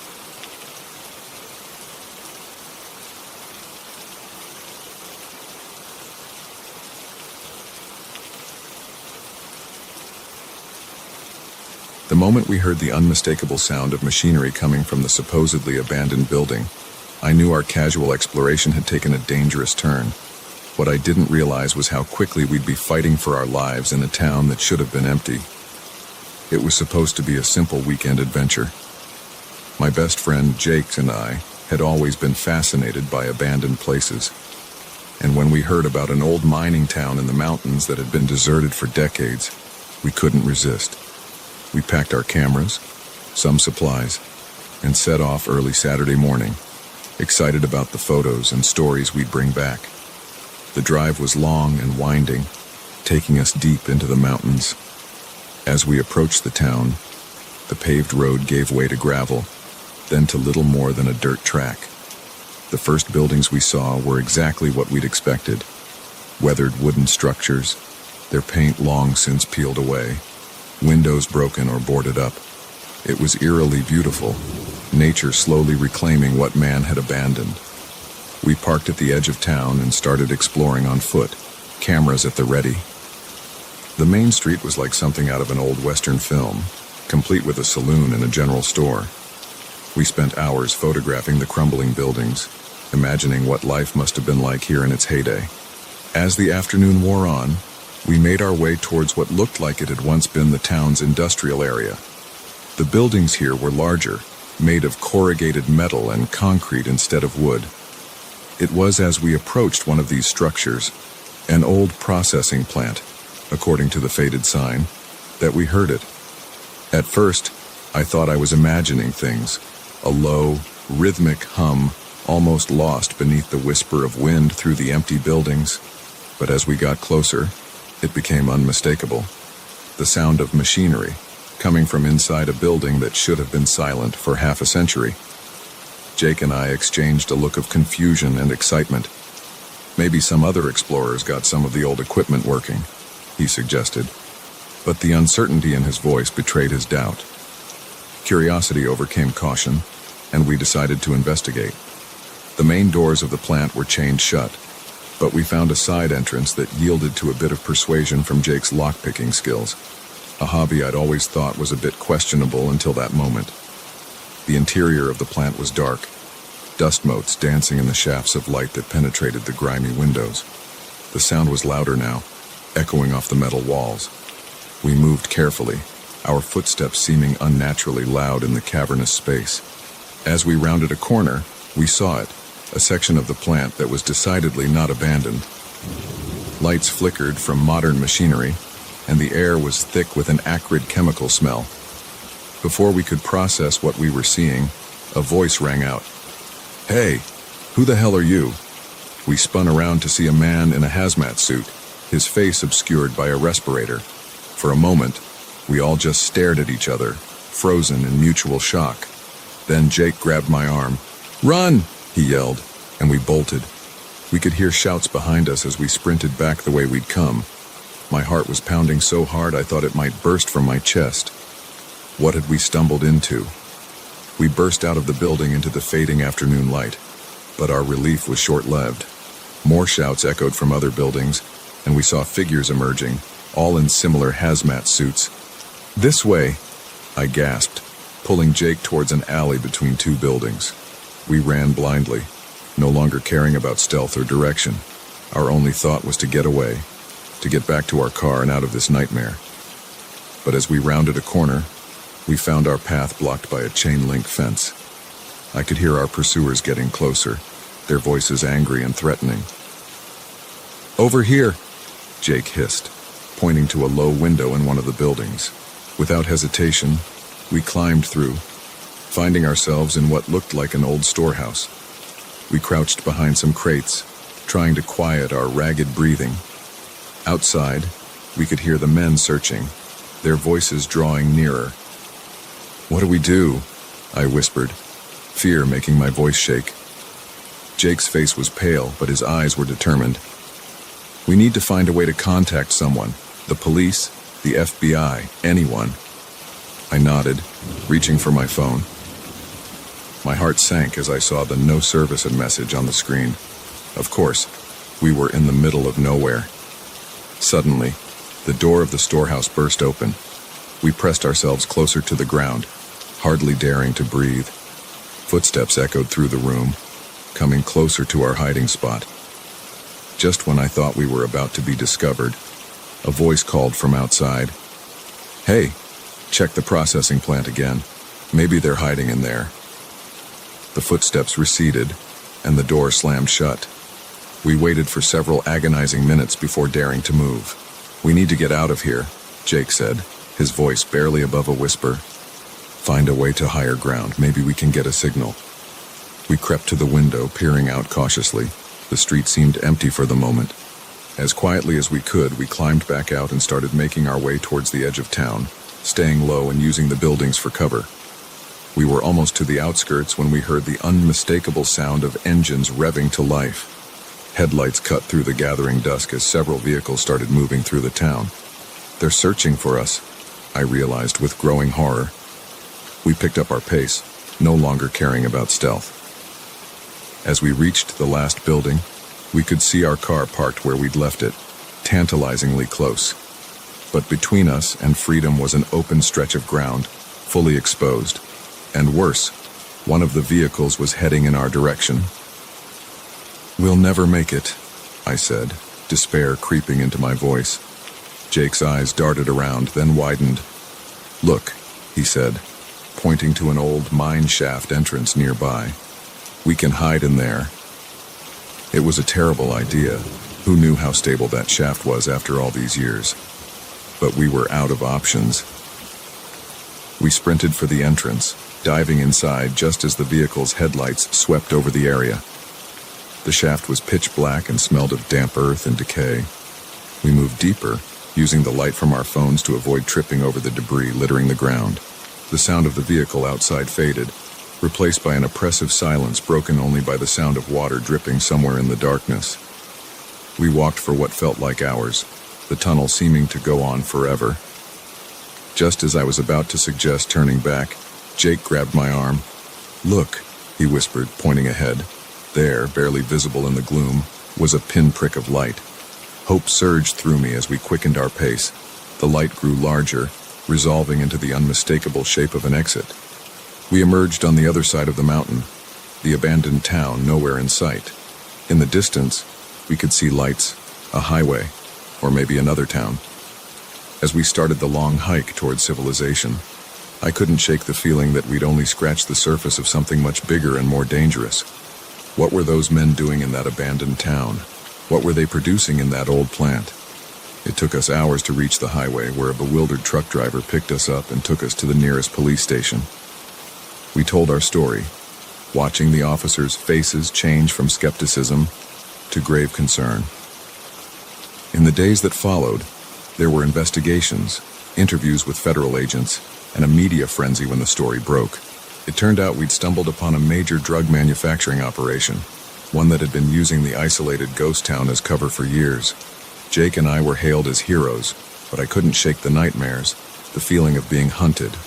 Our weekend adventure had turned into something far more dangerous than we could have ever imagined. Now, years later, I still can't drive past an abandoned building without wondering what secrets it might hold. Our experience taught me that sometimes the ghosts in ghost towns are very much alive, and far more dangerous than any supernatural specter. I've never lost my love for exploration, but I approach it with a new respect for the unknown, and a keen awareness that not all abandoned places are truly empty. Some hold secrets, and some of those secrets bite back. I never wanted this house. My distant uncle left it to me in his will, and I signed the papers without much thought. I arrived a few weeks ago and tried to treat the place like any normal home. The roof didn't leak, the floors weren't creaky at first glance, and the walls didn't look like they'd cave in. It seemed stable enough, yet something felt wrong the moment I opened the front door. The air smelled stale, and there was a quiet draft that ran through the hallway even when all the windows were shut. It was only on my third night that I started hearing those noises upstairs. They sounded like footsteps or shuffling. I couldn't tell if it was an animal or just the house settling. But the more I listened, the more I realized it was coming from the attic. I tried to ignore it at first, but it got louder each night. Eventually, I grabbed a flashlight and decided to check it out. I remember walking up those narrow stairs that lead to the attic. They creaked under my weight, like they hadn't been stepped on in years. My heart pounded in my chest. The darkness around me felt heavy and cold. I heard that same shuffling sound, maybe 6 feet ahead. I stopped at the top step and held my breath, shining the flashlight in slow arcs. There were old boxes stacked against the sloped ceiling, all of them covered in a thick layer of dust. I smelled something musty, like wet cardboard and rotting wood. When I moved closer, my shoes kicked up dust clouds that made me cough. I saw no movement at first, just shadows dancing under the weak beam of my flashlight. Then I heard a scraping noise against one wall. My pulse sped up. I turned my flashlight toward the sound and thought I saw something. It was a shape near the far corner, crouched low with long limbs and bony shoulders. I froze. I couldn't make out its face or features, but I saw a faint outline of its ribcage rising and falling with each breath. The thing huffed softly, like it was struggling to inhale. My hand started shaking. I felt sweat roll down the side of my face. I swallowed hard and tried to step closer, but the moment I moved, the shape slid away into the darkness. I didn't see it run. It just moved out of the flashlight's range, and I heard another scraping sound on the floor. I followed the noise, but all I found were a few long scratches on the wooden boards. They looked fresh. Tiny shards of wood curled at the edges of these marks, and I could see how they ran in parallel grooves like claws had done them. My stomach churned as I pictured that shape having claws. I checked around the area, but it was gone. I listened for breathing and heard nothing. After a few minutes, I realized I was standing there in total silence, still holding my flashlight out. I went back downstairs, locked my bedroom door, and tried to sleep. My mind wouldn't calm down. I stared at the dark ceiling, going over all the details in my head, asking myself if I was seeing things. The next morning, I woke up feeling shaky. I walked around the house, checking each room. Everything looked normal on the ground floor. In the daylight, the place almost felt harmless. I opened the fridge for some orange juice and noticed my hands still trembling. That was when I decided to look through some of my uncle's old papers. I found them in the study, shoved in a desk drawer. There were letters, old receipts, and property documents. None of them mentioned anything about the attic. Nothing indicated he kept some strange pet up there, or that he believed there was anything dangerous inside. I spent the afternoon trying to put it out of my mind. I stepped into the living room and flipped through channels on the TV, hoping to distract myself. But every so often I glanced at the ceiling, expecting to hear that noise again. Around dinner time, I decided to make a sandwich. The bread smelled fine, but my appetite was barely there.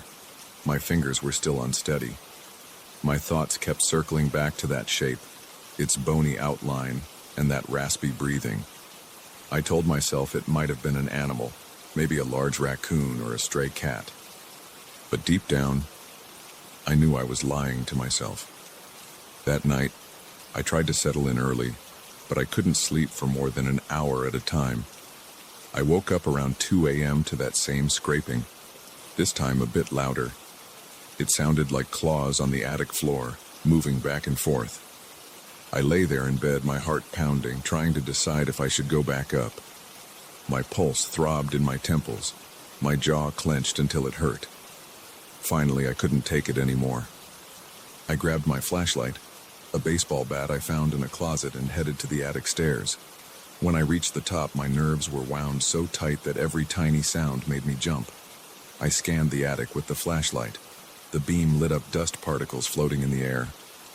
I saw the same old boxes, the same cramped space. Then I heard a heavy exhale behind one stack of boxes.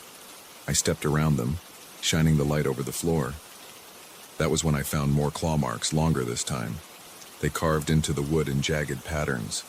It looked like the creature had been dragging its nails while circling that spot. I moved the flashlight up to the boxes, and that's when I saw it again, its pale skin and sunken eyes. It was crouched so low that its chest nearly touched the floor. It had bony arms with long, thin fingers. Its ribs looked sharp under its skin. It stared at me for a second before slithering backward, disappearing into the shadows. I yelled for it to stop. My voice cracked with nerves. I tried to give chase, swinging the flashlight around and moving behind the boxes. Nothing. I just found more dust and old junk. There was no trapdoor or hidden corridor. It was like it slipped through the walls. My mind raced. My breathing got so fast I had to lean on a box to steady myself. I rubbed my eyes, doubting my own vision. But then I spotted a few more fresh scratches on the wall, deep enough to peel off splinters. I traced them with my fingertips and felt the rough edges. That was real. It had to be real. I didn't sleep much that night. In the morning, my head felt hot, and I had a dull ache at the base of my skull. My hands were shaky, and I felt cold even though it was warm outside. I tried to go about my routine. I took a shower, but I found myself checking behind the shower curtain every few seconds, convinced I might see that crouched figure. I drank some coffee and paced around the living room, considering my options. Part of me wanted to run out of the house and never look back, but I felt stuck because I had inherited the place and I didn't have anywhere else to go. I thought about calling the police, but I had no idea what I'd tell them. There's some kind of creature in my attic that leaves claw marks? They'd probably think I was messing with them. Around midday, I forced myself to go back to the attic, this time with my phone's camera on record. I wanted to document something, anything. I opened the attic door and climbed up slowly, phone in one hand and a heavy flashlight in the other. The floor was silent. The dust was thick. I walked around, filming every corner, every box, every crack in the walls. For a moment, I thought it was gone for good. Then I noticed some torn pieces of cloth near the far wall. They looked old and dirty. They were bunched up like a nest. My flashlight caught a few strands of hair tangled in the cloth. I didn't recognize it as animal fur. It looked too long, too fine. My pulse kicked up again. I took a step back, worried that it might be hiding nearby. I scanned the entire attic, but it was nowhere in sight. I spent a few hours that afternoon in the living room, going through those old boxes that I dragged down from the attic. Most of them held my uncle's belongings, photos, letters, receipts, and random keepsakes. None of it explained what I was seeing. There were no diaries, no journals, nothing that indicated he'd experienced anything strange. I kept hearing little sounds overhead, though, like faint scratching or occasional thumps. My nerves were frayed. Every time I heard a noise, my muscles tensed up. My mouth went dry. I had to remind myself to breathe. Later that day, I walked outside to get some air. The house stands on a quiet street with only a few neighbors. There's a tall hedge on each side of the property, and the backyard is mostly overgrown grass. I didn't see anything unusual out there. No tracks, no signs of a break-in. The attic windows are small and high off the ground, making it hard for anything to come or go that way. I stood in the yard looking at that attic window. It felt like I was being watched from inside. I tried to shake off the feeling, but it wouldn't go away. When evening came, I prepared myself for another long night. I ate a quick dinner. The food tasted bland, or maybe I just had no appetite left. My stomach felt twisted, and I kept getting chills. I turned on every light in the house, hoping to keep it away. But around midnight, I heard a loud thump from the attic. My whole body jerked at the sound. I grabbed the flashlight and moved toward the stairs. My legs felt heavy, like I was walking through water. My heart hammered in my chest. The air smelled stale again, like mildew. I climbed the stairs step by step, focusing on my breathing. The attic door was already ajar. I pushed it open and entered. The silence that greeted me was almost worse than any noise. I scanned the space with the flashlight and saw new claw marks on the far wall. They looked deeper than before, like it was scraping furiously at the wood. A sudden crash behind me made me spin around. One of the boxes had tipped over, spilling old newspapers and letters across the floor. My flashlight swept over them, and then I saw movement in the corner. The creature was there, huddled low. I heard it panting, each breath wet and raspy. I stepped toward it with the flashlight trembling in my hand.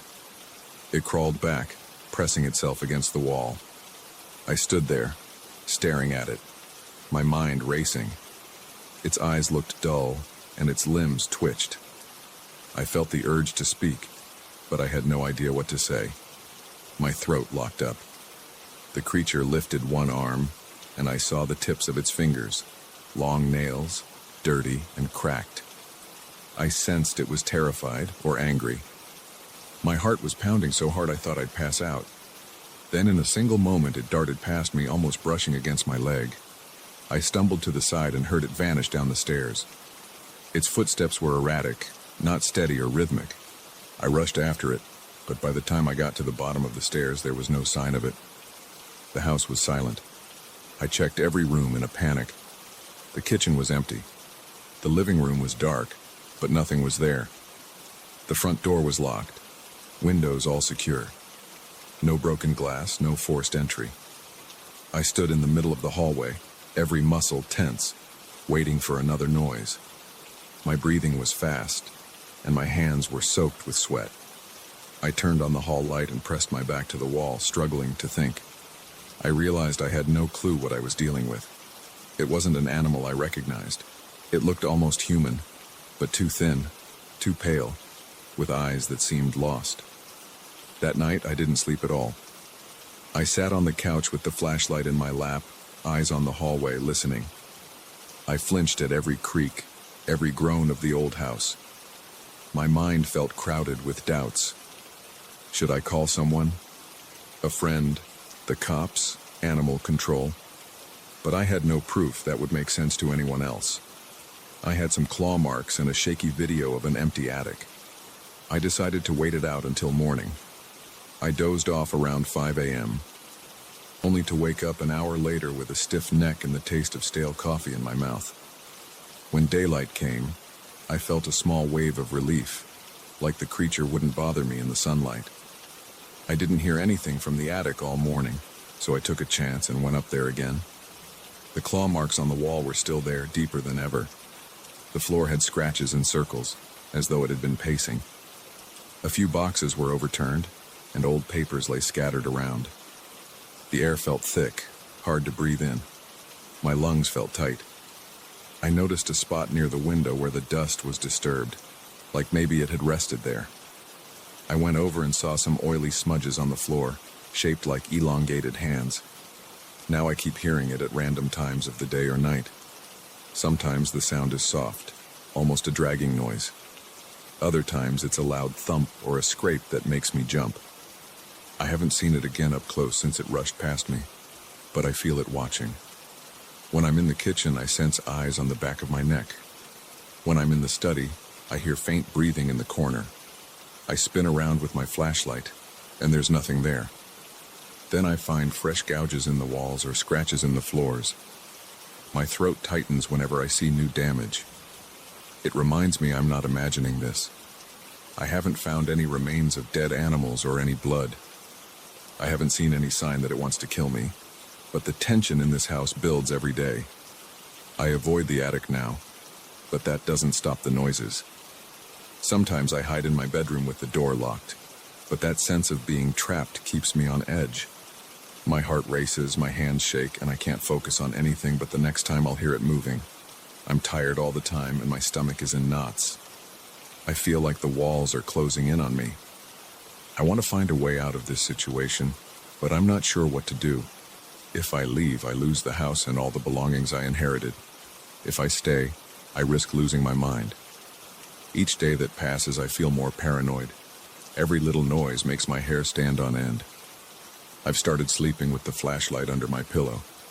The door to the attic stays locked, but I still hear it up there at night, pacing, scraping, breathing. My heart pounds even now as I recall it crouching in the corner. This is where I am right now, alone in a house that refuses to be normal. I'm wide awake, writing down everything that's happened so I can keep track of what's real.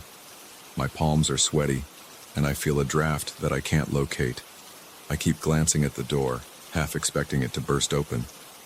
My nerves are shot, and I'm fighting the urge to get in my car and drive away. But some part of me needs to know what it is, or why it's here. As long as it's hiding in the shadows, I can't rest. And every night I hear it moving closer. I'm stuck.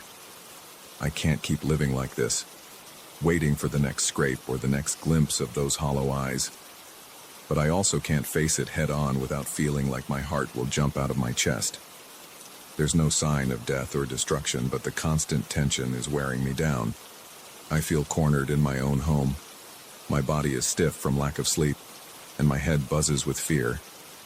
I don't know how much longer I can hold it together. Every step I take in this house feels like a step closer to losing my mind. And the worst part is that I don't see a way to stop it. It's here, it's real, and I can't escape the sound of it breathing just beyond my line of sight.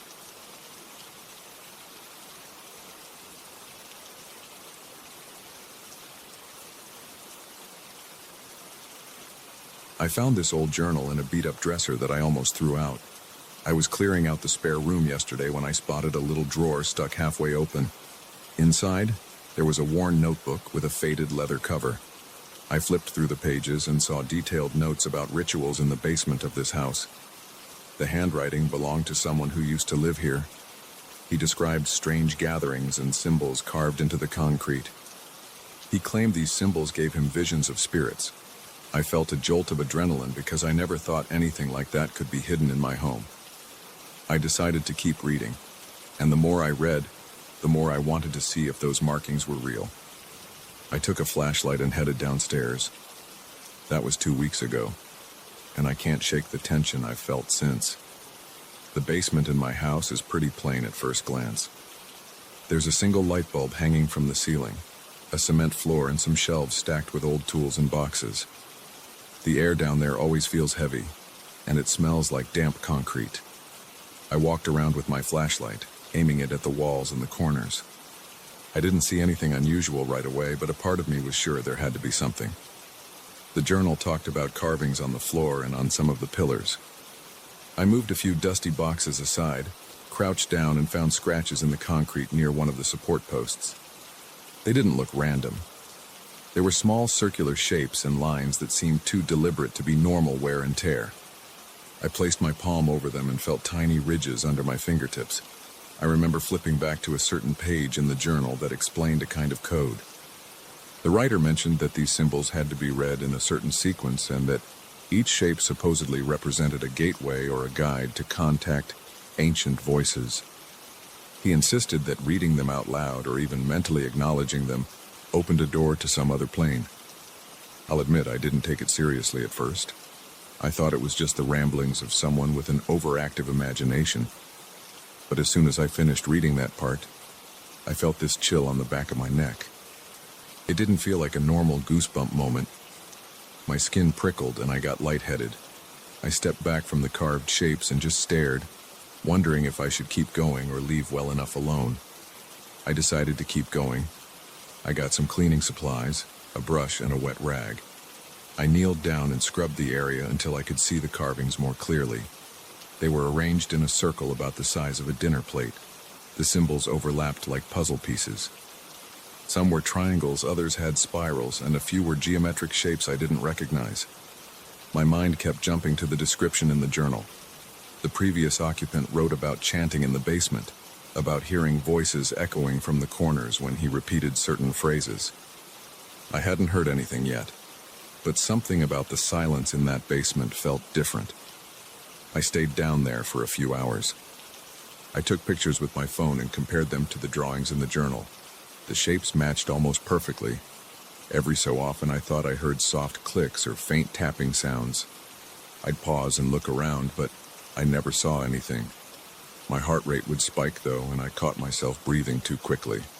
My hands were clammy, and I kept wiping my forehead because sweat kept forming even though the basement was cold. After a while, I realized I needed a break. I went back upstairs, made a cup of coffee, and tried to collect my thoughts. The journal sat on my kitchen table with pages bent and corners dog-eared. I felt a strange urge to go back and read more. It wasn't curiosity anymore. It was like an itch in my skull that I needed to scratch. I ended up reading the entire journal in one sitting. It wasn't very long, maybe 30 pages of handwritten notes. The writer never said his name, but he mentioned that he lived alone in this house for a year. He wrote about a transformative experience that started when he found those carvings.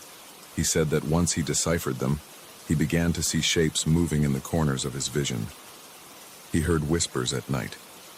At first he tried to ignore it, but the more he pushed it away, the stronger it got. Then he decided to embrace it by performing simple rituals at midnight, using candles and chanting phrases he wrote down. According to him, that opened something inside him.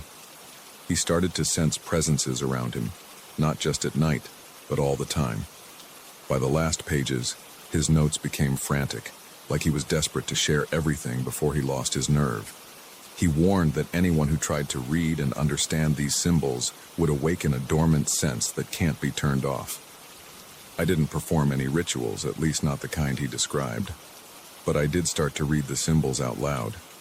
I just tried pronouncing them like they were letters from an old language. The basement felt different once I did that.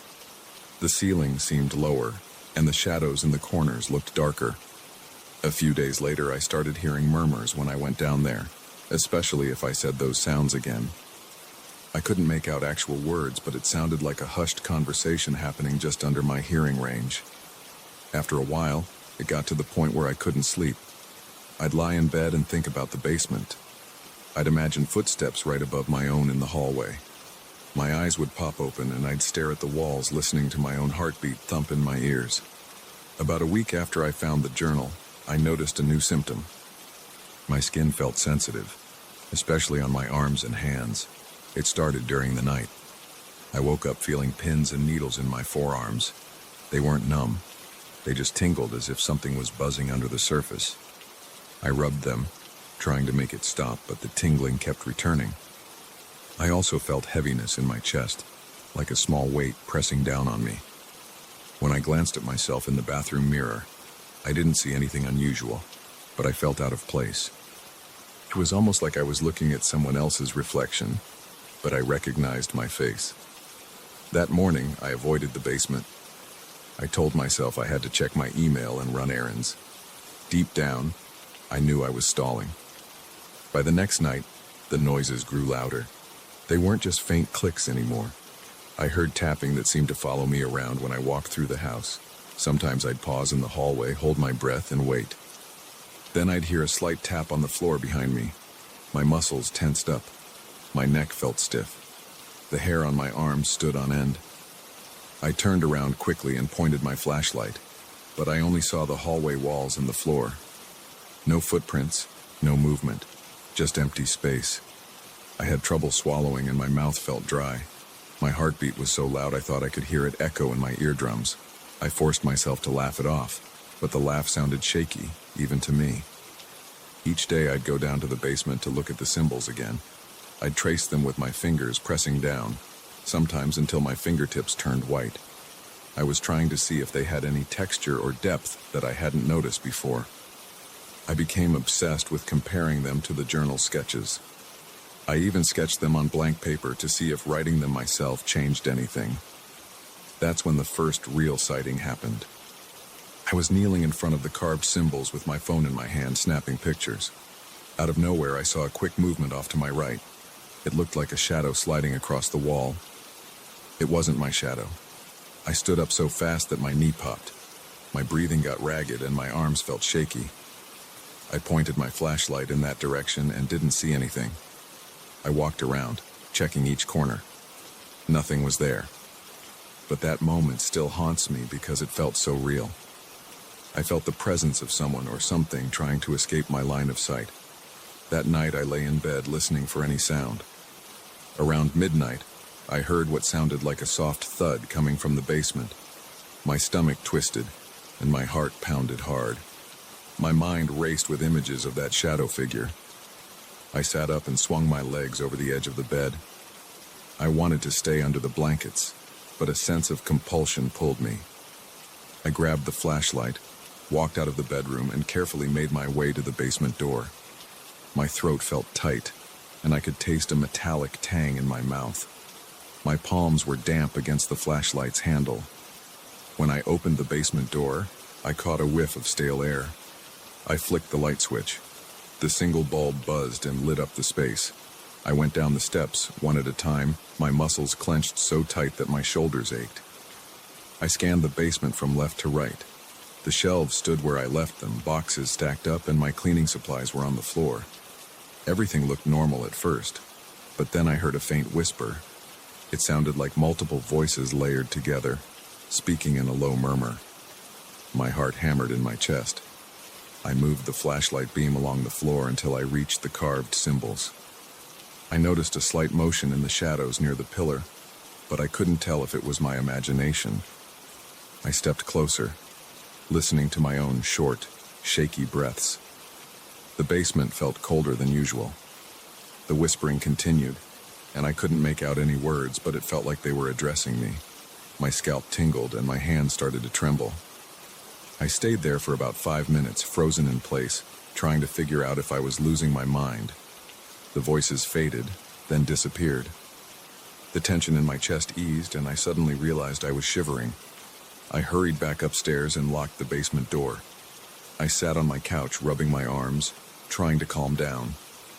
My teeth chattered like I had a fever, but I checked my temperature and it was normal. At that point, I remembered the diary's last entries.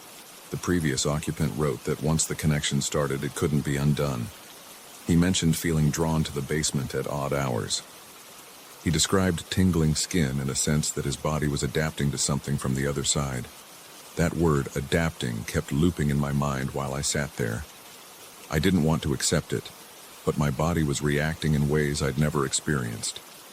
The next few days turned into a blur of half-slept nights and anxious mornings.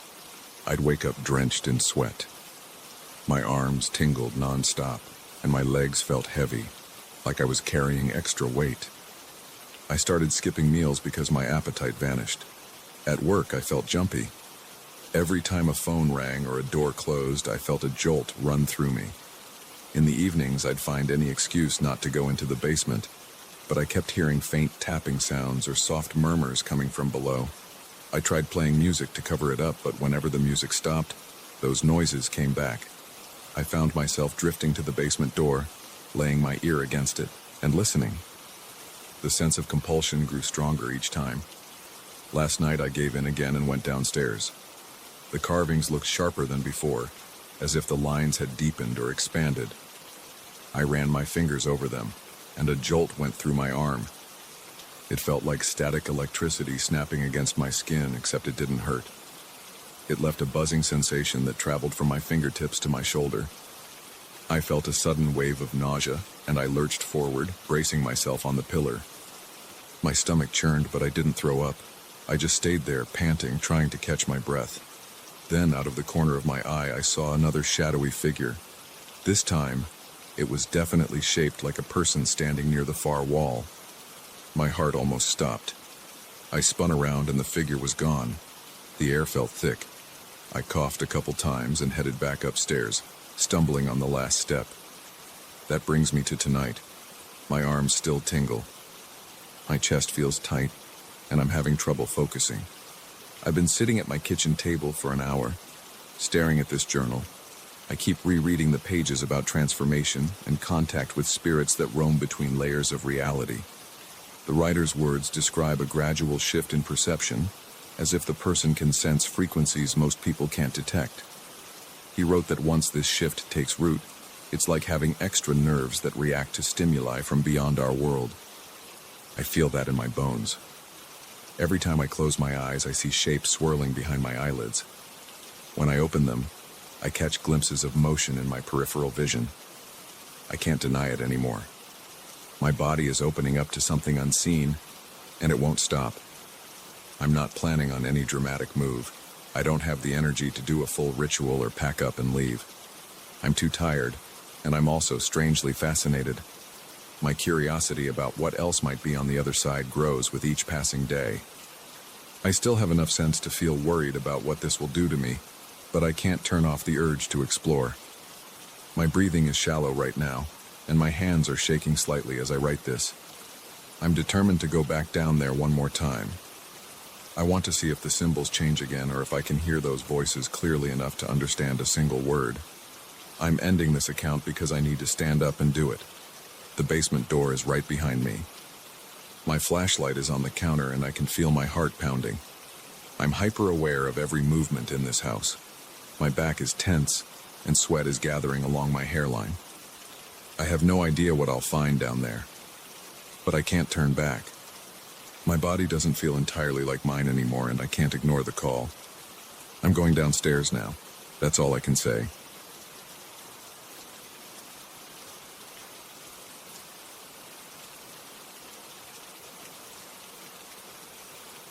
I heard the first weird sound at 2 in the morning. I had finished recording a quick guitar loop and was about to power down my equipment. My headphones were still on my head and I felt a chill on my arms. The room was dark except for the small light on my mixing console. The sound came through my headphones without warning. It was like hushed voices, but I couldn't make out any words. It wasn't my guitar, and it wasn't any background noise I recognized. I froze. My eyes darted to the corners of my home studio. Nothing moved. I listened for a few more seconds, then I stopped the recording and replayed that last take. The voices were there, faint but clear enough to make me tense up. I looked at my reflection in the dark window. My face was stiff and my neck felt tight.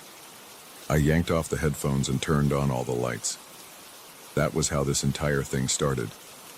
When I woke up the next morning, I checked the audio file on my computer. I listened again, and this time I noticed something else in the track. There were these soft, rhythmic thumps behind the voices, like a slow drum beat. It repeated in uneven intervals, then faded, then came back. It made my stomach clench. I boosted the volume to confirm I wasn't imagining it. The voices and beats were not part of my guitar track. They sounded distant, like they came from a corridor or an old basement. My windows were closed and I live alone, so I had no idea where these noises could have come from. I scanned every channel, but the waveform showed something weird in the background. A pattern. It looked like a wave crest repeating every few seconds, but the shape was distorted. I didn't know what to think. I sat there, my shoulders tense, blinking at the screen. I decided to record again that night. I wanted to see if I could replicate the sound. Around midnight, I set up my mics and started playing a slow melody on my acoustic guitar. The room felt cold, but the temperature outside was normal. I checked my thermostat, but it showed the usual reading. My arms had goosebumps, and my chest felt tight. I tried to ignore it. I hit record.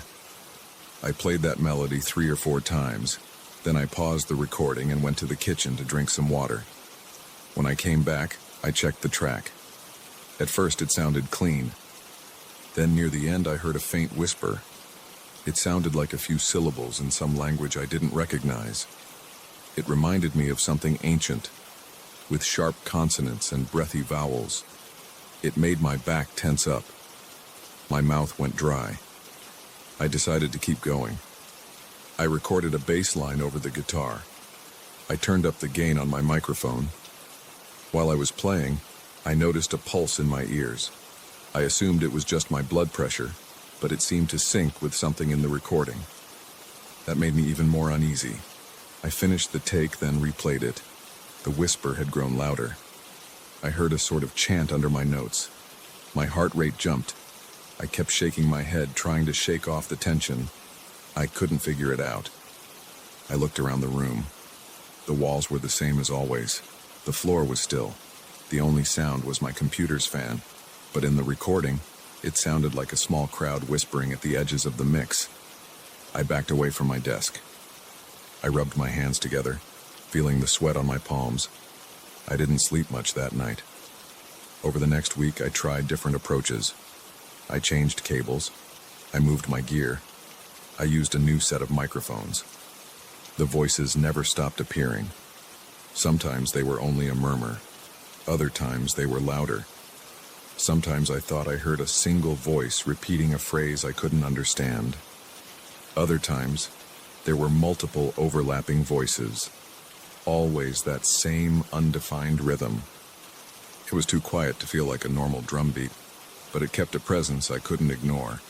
During each recording session, my hands shook on the guitar frets or my keyboard keys. My chest got tight, and I'd get waves of goosebumps on my arms. My jaw clenched. I'd catch my reflection in the computer screen and see the worry on my face. I didn't like it at all. I started to notice these feelings creeping into my daily life. I walked down the hallway to my bedroom at night and I'd hear faint rustling behind me, like fabric brushing against a wall. I'd turn around and see nothing. I took a shower and thought I heard a voice behind the curtain. I'd jerk my head around, my heart pounding, but I always found the bathroom empty. I tried to reassure myself that I was just on edge because of the recordings, but it kept happening. I'd sit in my living room trying to watch a movie, and I'd catch a whisper in the corner of the room. I'd pause the movie to listen, but the house stayed quiet. My breathing would get shallow. I'd rub my eyes, trying to reset my head. It never worked. I decided to check the entire apartment for any sign of a hidden speaker or a device left by someone as a prank. I took a flashlight and looked under every piece of furniture. I checked my vents. I stood on a chair and inspected the light fixtures. Nothing. I moved on to the studio. I unplugged every cable and inspected the walls for any cracks. I tested the entire system one piece at a time, plugging in only the microphone and the interface with no instruments. The voices appeared again when I recorded a blank track. They were faint, but they were there. I listened to that track 10 times in a row, feeling my heart hammer in my chest each time I heard the whispers. My scalp tingled. My breath got stuck in my throat. A few nights later, I tried to play a chord progression on my electric guitar. The amp hissed with the usual static at first. Then, during the playback, I heard something that sounded like a chant. It was deeper and more resonant than before, like a group of people exhaling a low note. It rose and fell in volume, clashing with my chords. My arms felt weak. My legs trembled. I had to sit down. There was no sign of anything out of place in the room, but I felt a force pressing on my body like a heavy weight on my chest. My heart raced. I felt like I couldn't catch my breath. After I stopped the playback, the feeling faded a bit, but it left me shaky. I tried to ignore it and focus on other projects. That didn't help. One day, while I was tuning my guitar, I noticed the tension in the strings sounded off. It was like the guitar had developed an odd resonance. I strummed a few open chords. The sustain sounded smooth at first, then I'd pick up this faint hum in the background. My brain connected it to those voices and rhythms from the recordings, and I felt the hairs on my neck stand up. I tuned the guitar again, but it made no difference. I had the sense that something was blending with my sound. I couldn't see it, but I could feel it. At night, I would sit on the edge of my bed and try to calm down. My bedroom was quiet. The hallway light was on. I kept the studio door shut. I wanted to distance myself from the gear, but I couldn't stop thinking about those strange voices. My pulse raced. My body felt on alert. I had trouble sleeping. I'd hear random pops or clicks in the apartment, and I'd tense up, expecting to hear that chanting or whispering again. Sometimes I'd wake up sweating, convinced I heard a murmur in my dreams. I'd walk to the studio, open the door, and check everything. Nothing changed, but I'd still feel that cold sensation on my arms. One afternoon, I played back the older recordings from before all this started.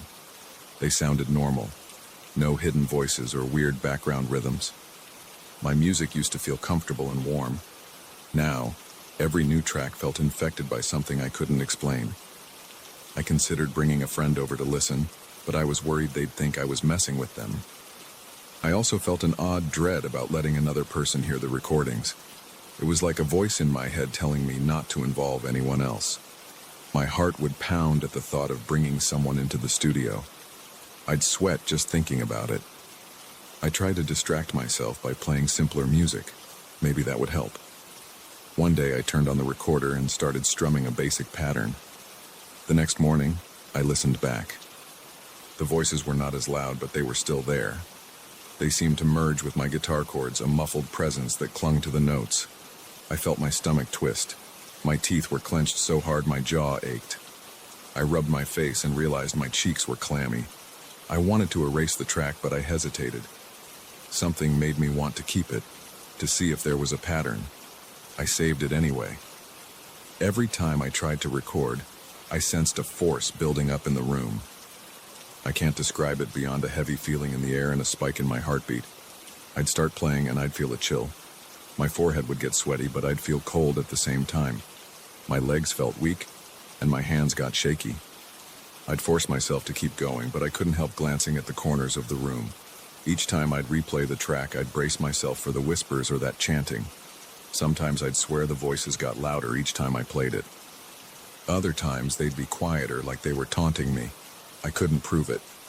The waveforms didn't show a clear difference. But in my headphones, it felt different.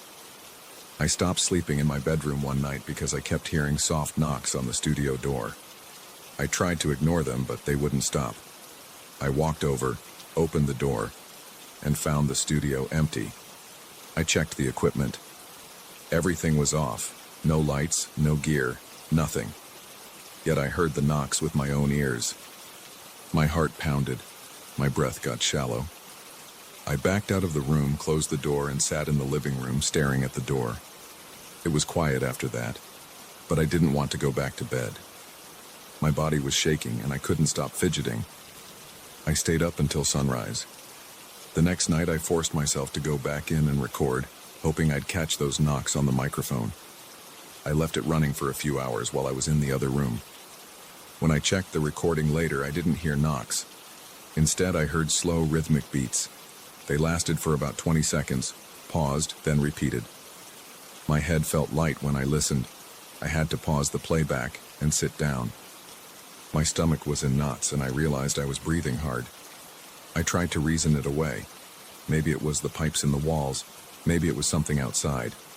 But it sounded so close to the microphone, like it was right next to it. I replayed it again and I thought I heard a short burst of whispering right in the middle of those beats. My eyes watered and I swallowed hard. I felt cold all over.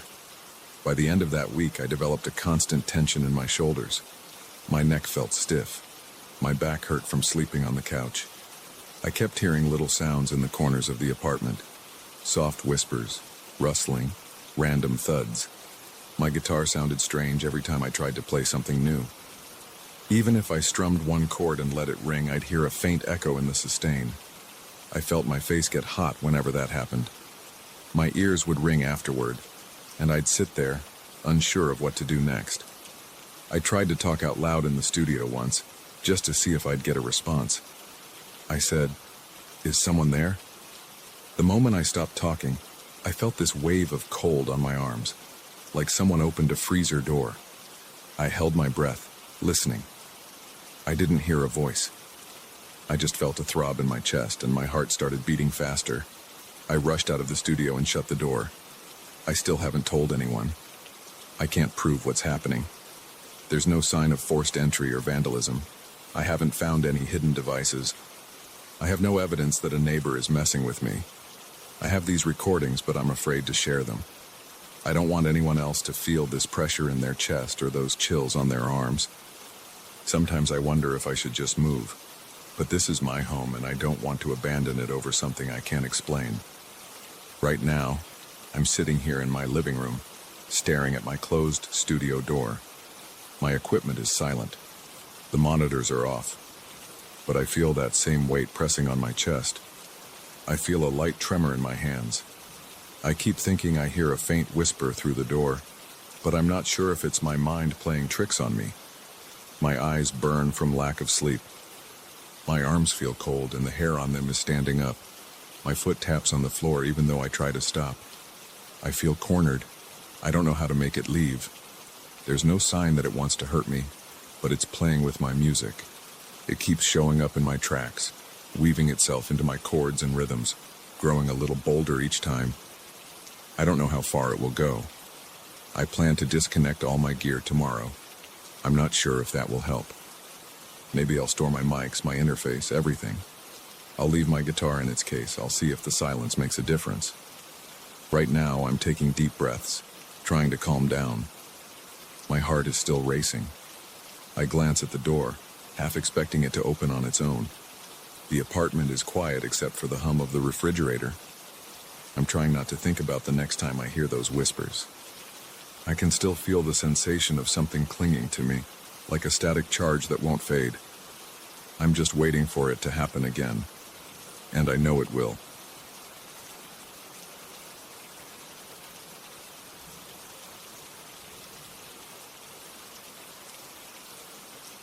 I started walking at night because my mind wouldn't calm down during the day. I needed the quiet. I found this old park 3 weeks ago, tucked behind tall weeds and a rusty gate. I don't see many people out there, and the place feels abandoned.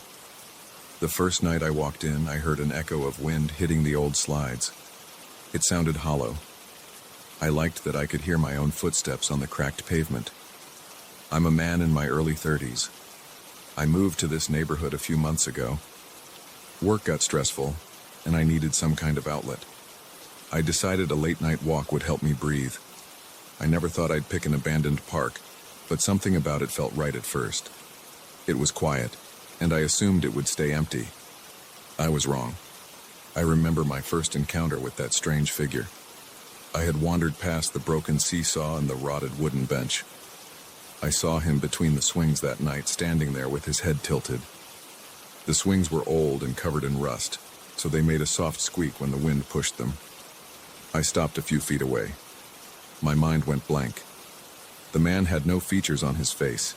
It looked completely smooth, like he was wearing a skin-colored mask without holes. But it wasn't a mask, at least I didn't see any seams or lines. He had normal clothes on, dark pants, a hooded jacket, and boots. He stood still. I tried to ask if he was okay. My voice sounded shaky. I said, "Hey, do you need help?" He didn't speak. He moved away slowly, like he didn't want me to come closer. He stepped backward, 1 foot at a time, and then disappeared behind an old ticket booth or maintenance cabin. That place used to be one of those small sheds where a park caretaker might store equipment. Now it's just a locked box with peeling paint. I stood there, trying to figure out if I should follow him. My heart pounded. It felt like I was doing something wrong by even being there. I wiped sweat from my forehead and decided to see if he needed help. When I reached the corner of the cabin, I saw nothing. The walkway behind it was a dead end. I thought maybe he stepped behind a tree or hopped a fence, but I didn't hear any rustling leaves or chain links rattling. It was silent except for a faint sound, like heavy breathing. It was close, but I couldn't see him. I said, "Hello?"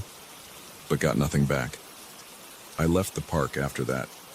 My skin felt cold, and I kept looking over my shoulder on the way home. I slept poorly that night. My dreams kept circling back to the sight of that smooth, blank face. The next evening, I tried to convince myself it was just a trick of the light or my imagination. But around midnight, I found myself unlocking my front door and heading back there. I wanted answers, even though I felt uneasy. The streets were quiet, just a couple of cars passing by. The park's gate was still half open. I shoved it to slip through and it made a short screech. I walked in and looked around. The bench was still there, the seesaw was still tilted to one side, and the swings were gently moving in the breeze. I felt a chill even though it wasn't too cold. My breath came out slow and my heart started beating faster again. I walked along the cracked pavement and scanned the area.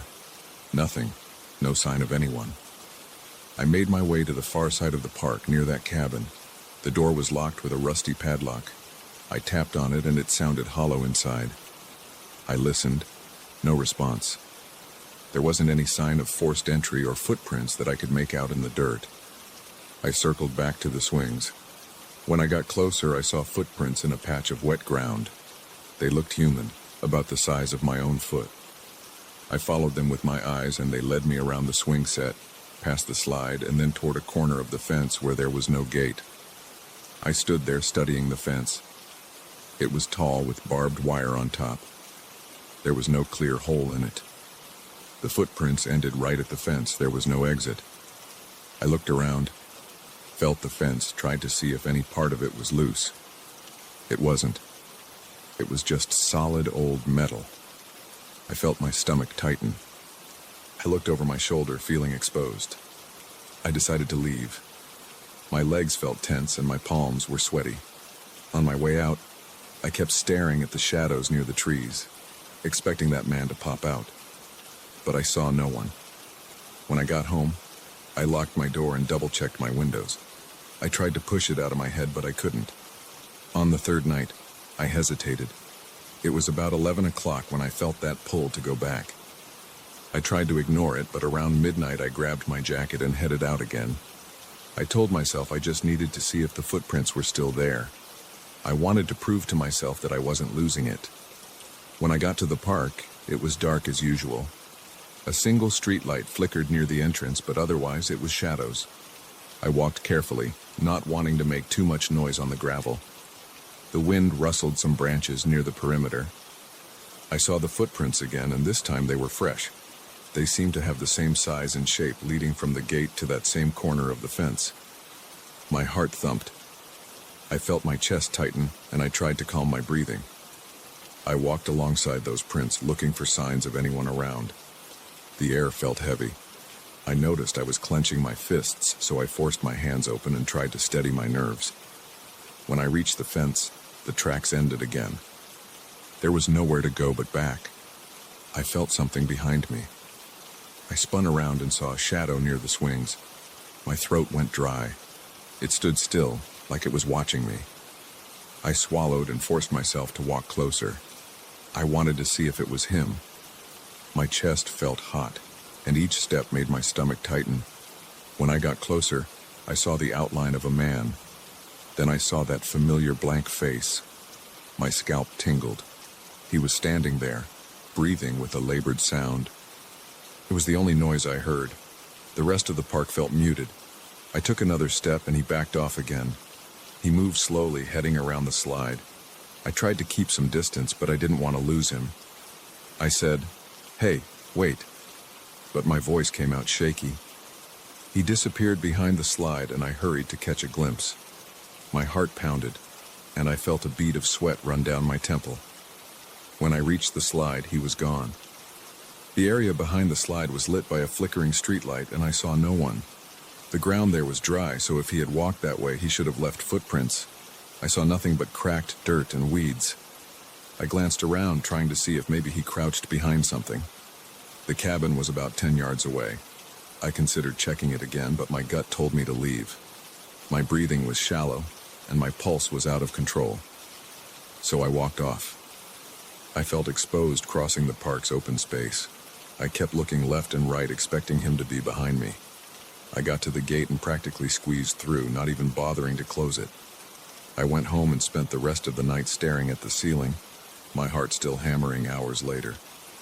The next few days, I tried to focus on work. My boss asked me why I looked tired. I told him I was just having trouble sleeping. He shook his head and told me to take it easy.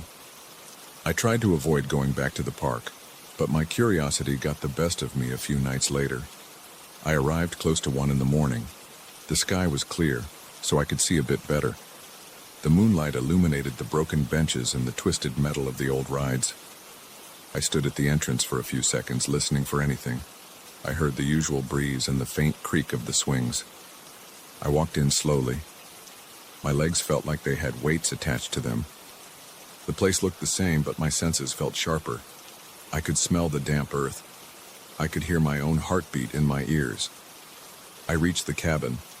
The padlock was still in place, but I noticed something new. A faint scuff mark on the door. It looked fresh. I knocked. My hand trembled. The sound of my knock felt too loud, echoing in the empty park. No answer. I walked around the cabin, stepping carefully, trying not to make noise. I saw footprints on the other side. They led to a chain-link fence. Again, there was no exit in that spot. Just the fence, tall and old, with no holes. I decided to check the interior of the park, near the slides and swings. I felt like I was being watched the entire time. The tension in my shoulders made them ache. I heard a sudden rustling behind me and spun around. My pulse jumped. I saw a figure near the gate this time. It stood still, facing me. The blank face almost reflected the moonlight. I couldn't see any eyes, nose, or mouth. I only knew he was facing me because his head was turned in my direction. I said, "Who are you?" My voice felt weak. He didn't answer. He stepped behind a large metal structure. I forced myself to move toward him. My feet felt heavy. When I reached the structure, he was gone. I felt a rush of anxiety. My arms felt numb, and I realized my nails were digging into my palms. I could still hear that sound. It was like labored breathing, almost a gasp. It seemed right behind me, but every time I turned, there was no one. I couldn't handle it. I jogged to the exit and left the park behind again. That's when it started affecting me more during the day. I kept seeing movement in the corner of my eye. I'd look and there'd be nothing. At work, I felt like someone was standing right behind me in the break room, but I'd turn around and find an empty spot. My nerves were shot. I tried to tell myself it was just my imagination, a reaction to the stress. But then I found myself walking to the park again at night, like I was being pulled by an urge I couldn't shake. This time, I decided to bring a flashlight and a metal rod for some sense of security. It was around midnight again, and I entered the park with the flashlight in my left hand, the rod in my right. The beam of light illuminated the worn path. I saw scuff marks in the dirt, but not clear footprints. I passed the benches and swung the flashlight across the area. Nothing. When I reached the cabin, I felt the temperature drop a little. My breath got shallow, and I heard something move behind the cabin. I walked around to the back, flashlight raised. I saw a shape near the fence. Then I heard quick breaths, loud and raspy, almost a panting. I shouted, "Hey!" and aimed the light. The shape disappeared.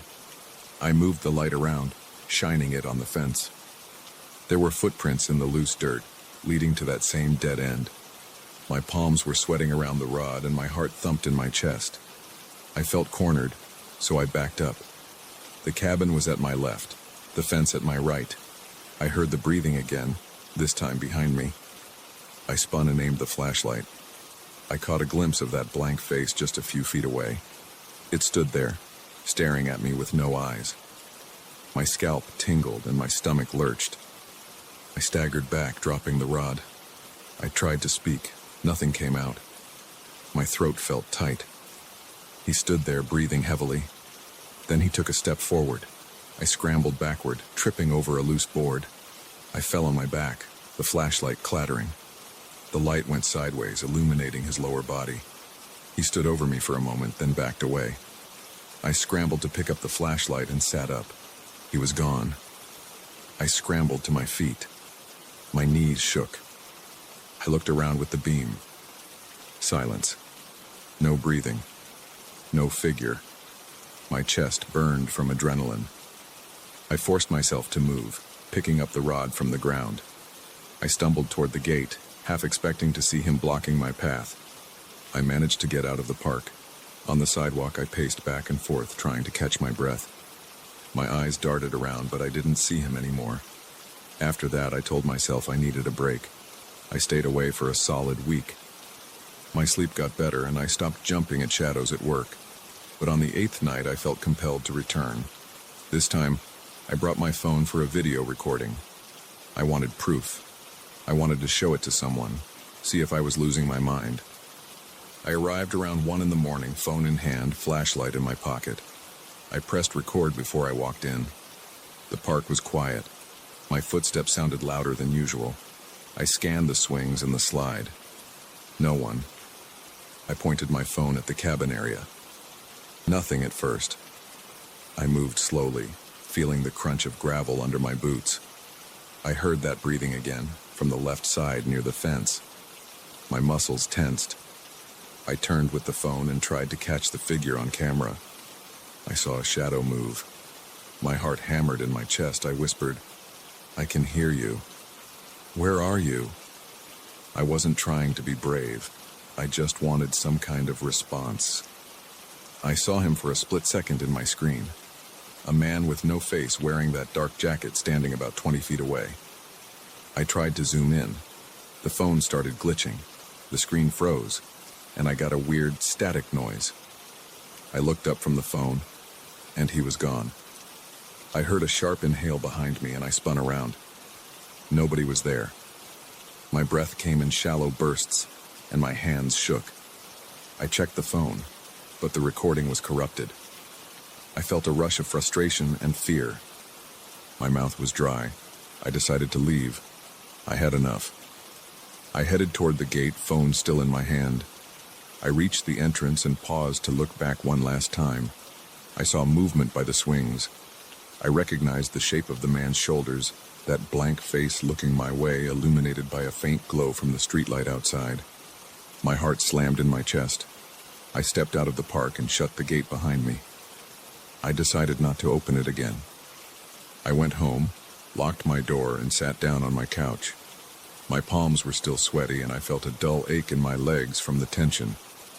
I tried to replay everything in my mind, but I couldn't explain how he kept vanishing. The footprints leading to the fence still bothered me. The locked cabin also made no sense. I had no answers. Since then, I've stayed away. I still see faint footprints in my nightmares, leading me to dead ends. I hear that raspy breathing when I wake up in the middle of the night, but I haven't gone back to the park. I don't plan to. I don't want to see that faceless man again. Sometimes I think I hear the squeak of those rusted swings in the distance, but maybe it's just my imagination. Even so, I keep the doors locked now, and I've found other ways to clear my head that don't involve abandoned places or silent figures. I've told no one about it in person. I don't need more people thinking I'm crazy, but if you ever find yourself near that old park late at night, be careful. You might see footprints leading to nowhere, and you might hear a heavy breathing in the dark. I won't be there again. I'm done.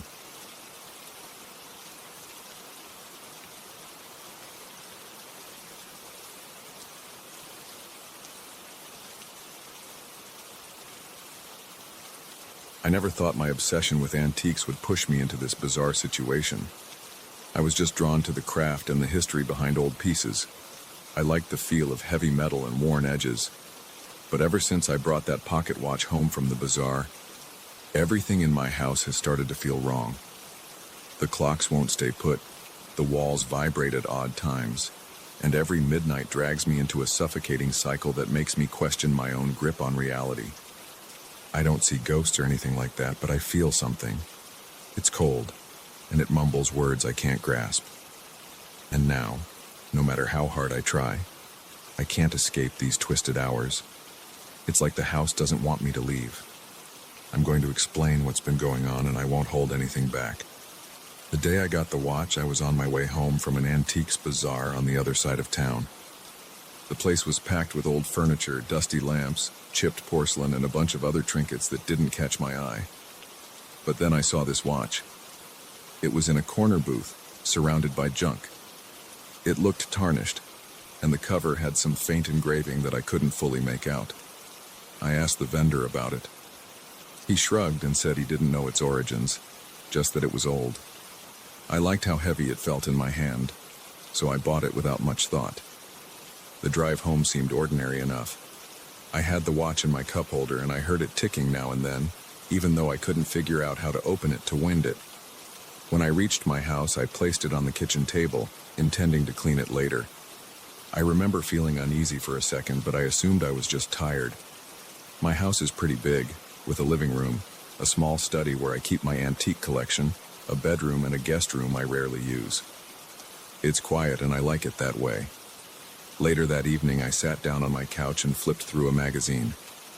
After a while, I heard a strange ticking sound. It wasn't coming from the watch on the table.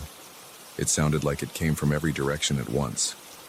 I stood up, looked around, and realized the clock on the wall was fast. My digital clock near the TV showed a different time altogether. The watch in my kitchen seemed to be ticking at its own pace. I checked the microwave's clock, and that was yet another time. They were all different, and the second hands on the analog clocks weren't synchronized. One clock ticked forward, and the other seemed to be stuck for a few seconds and then lurched ahead. The digital displays flickered. I felt a burst of adrenaline, but I tried to brush it off. Maybe there was a power surge. Maybe the batteries in the clocks were dying. I swapped batteries, reset times, and tried to move on. I went to bed around 11 p.m., or what I assumed was 11 p.m., because the times were all messed up. I felt restless and sweaty, as if the air was heavier than usual. My bedroom has a small clock radio, and it glowed an eerie red. I got up and unplugged it, thinking maybe I'd just rely on my phone alarm for the night. Then I heard a faint hum through the walls. It was like a deep vibration, not loud, but enough to make me feel tense. I laid back down and tried to focus on the sound of my breathing, hoping to calm myself. A few minutes later, I heard a chime echo through the house. It sounded like a grandfather clock, but I don't own one. The wood in the walls seemed to carry the vibration like a dull thumping. I sat up in bed, my heart pounding in my chest. I walked into the hallway.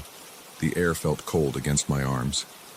The lights flickered for a moment, but then stayed on. I heard another chime, louder this time, and it felt like it came from the living room. My footsteps were slow, and each step made the floorboards creak. I reached the living room and saw nothing out of place, except for the wall clock. The hands were spinning, shifting forward a few hours, then back. I stared at it, wondering if I was losing it. The temperature dropped again, and I felt a chill run from my legs up to my shoulders. That's when I heard a low whisper. It didn't sound like a language I recognized. It was more like broken words, or maybe words spoken backward. I couldn't make sense of it, but I thought I heard something about time or hours. My heart hammered, my forehead was damp, my stomach tightened. I looked around, expecting to see someone, but I was alone. I felt pinned in place for a few seconds, my breathing rapid. When it passed, I ran back to my bedroom,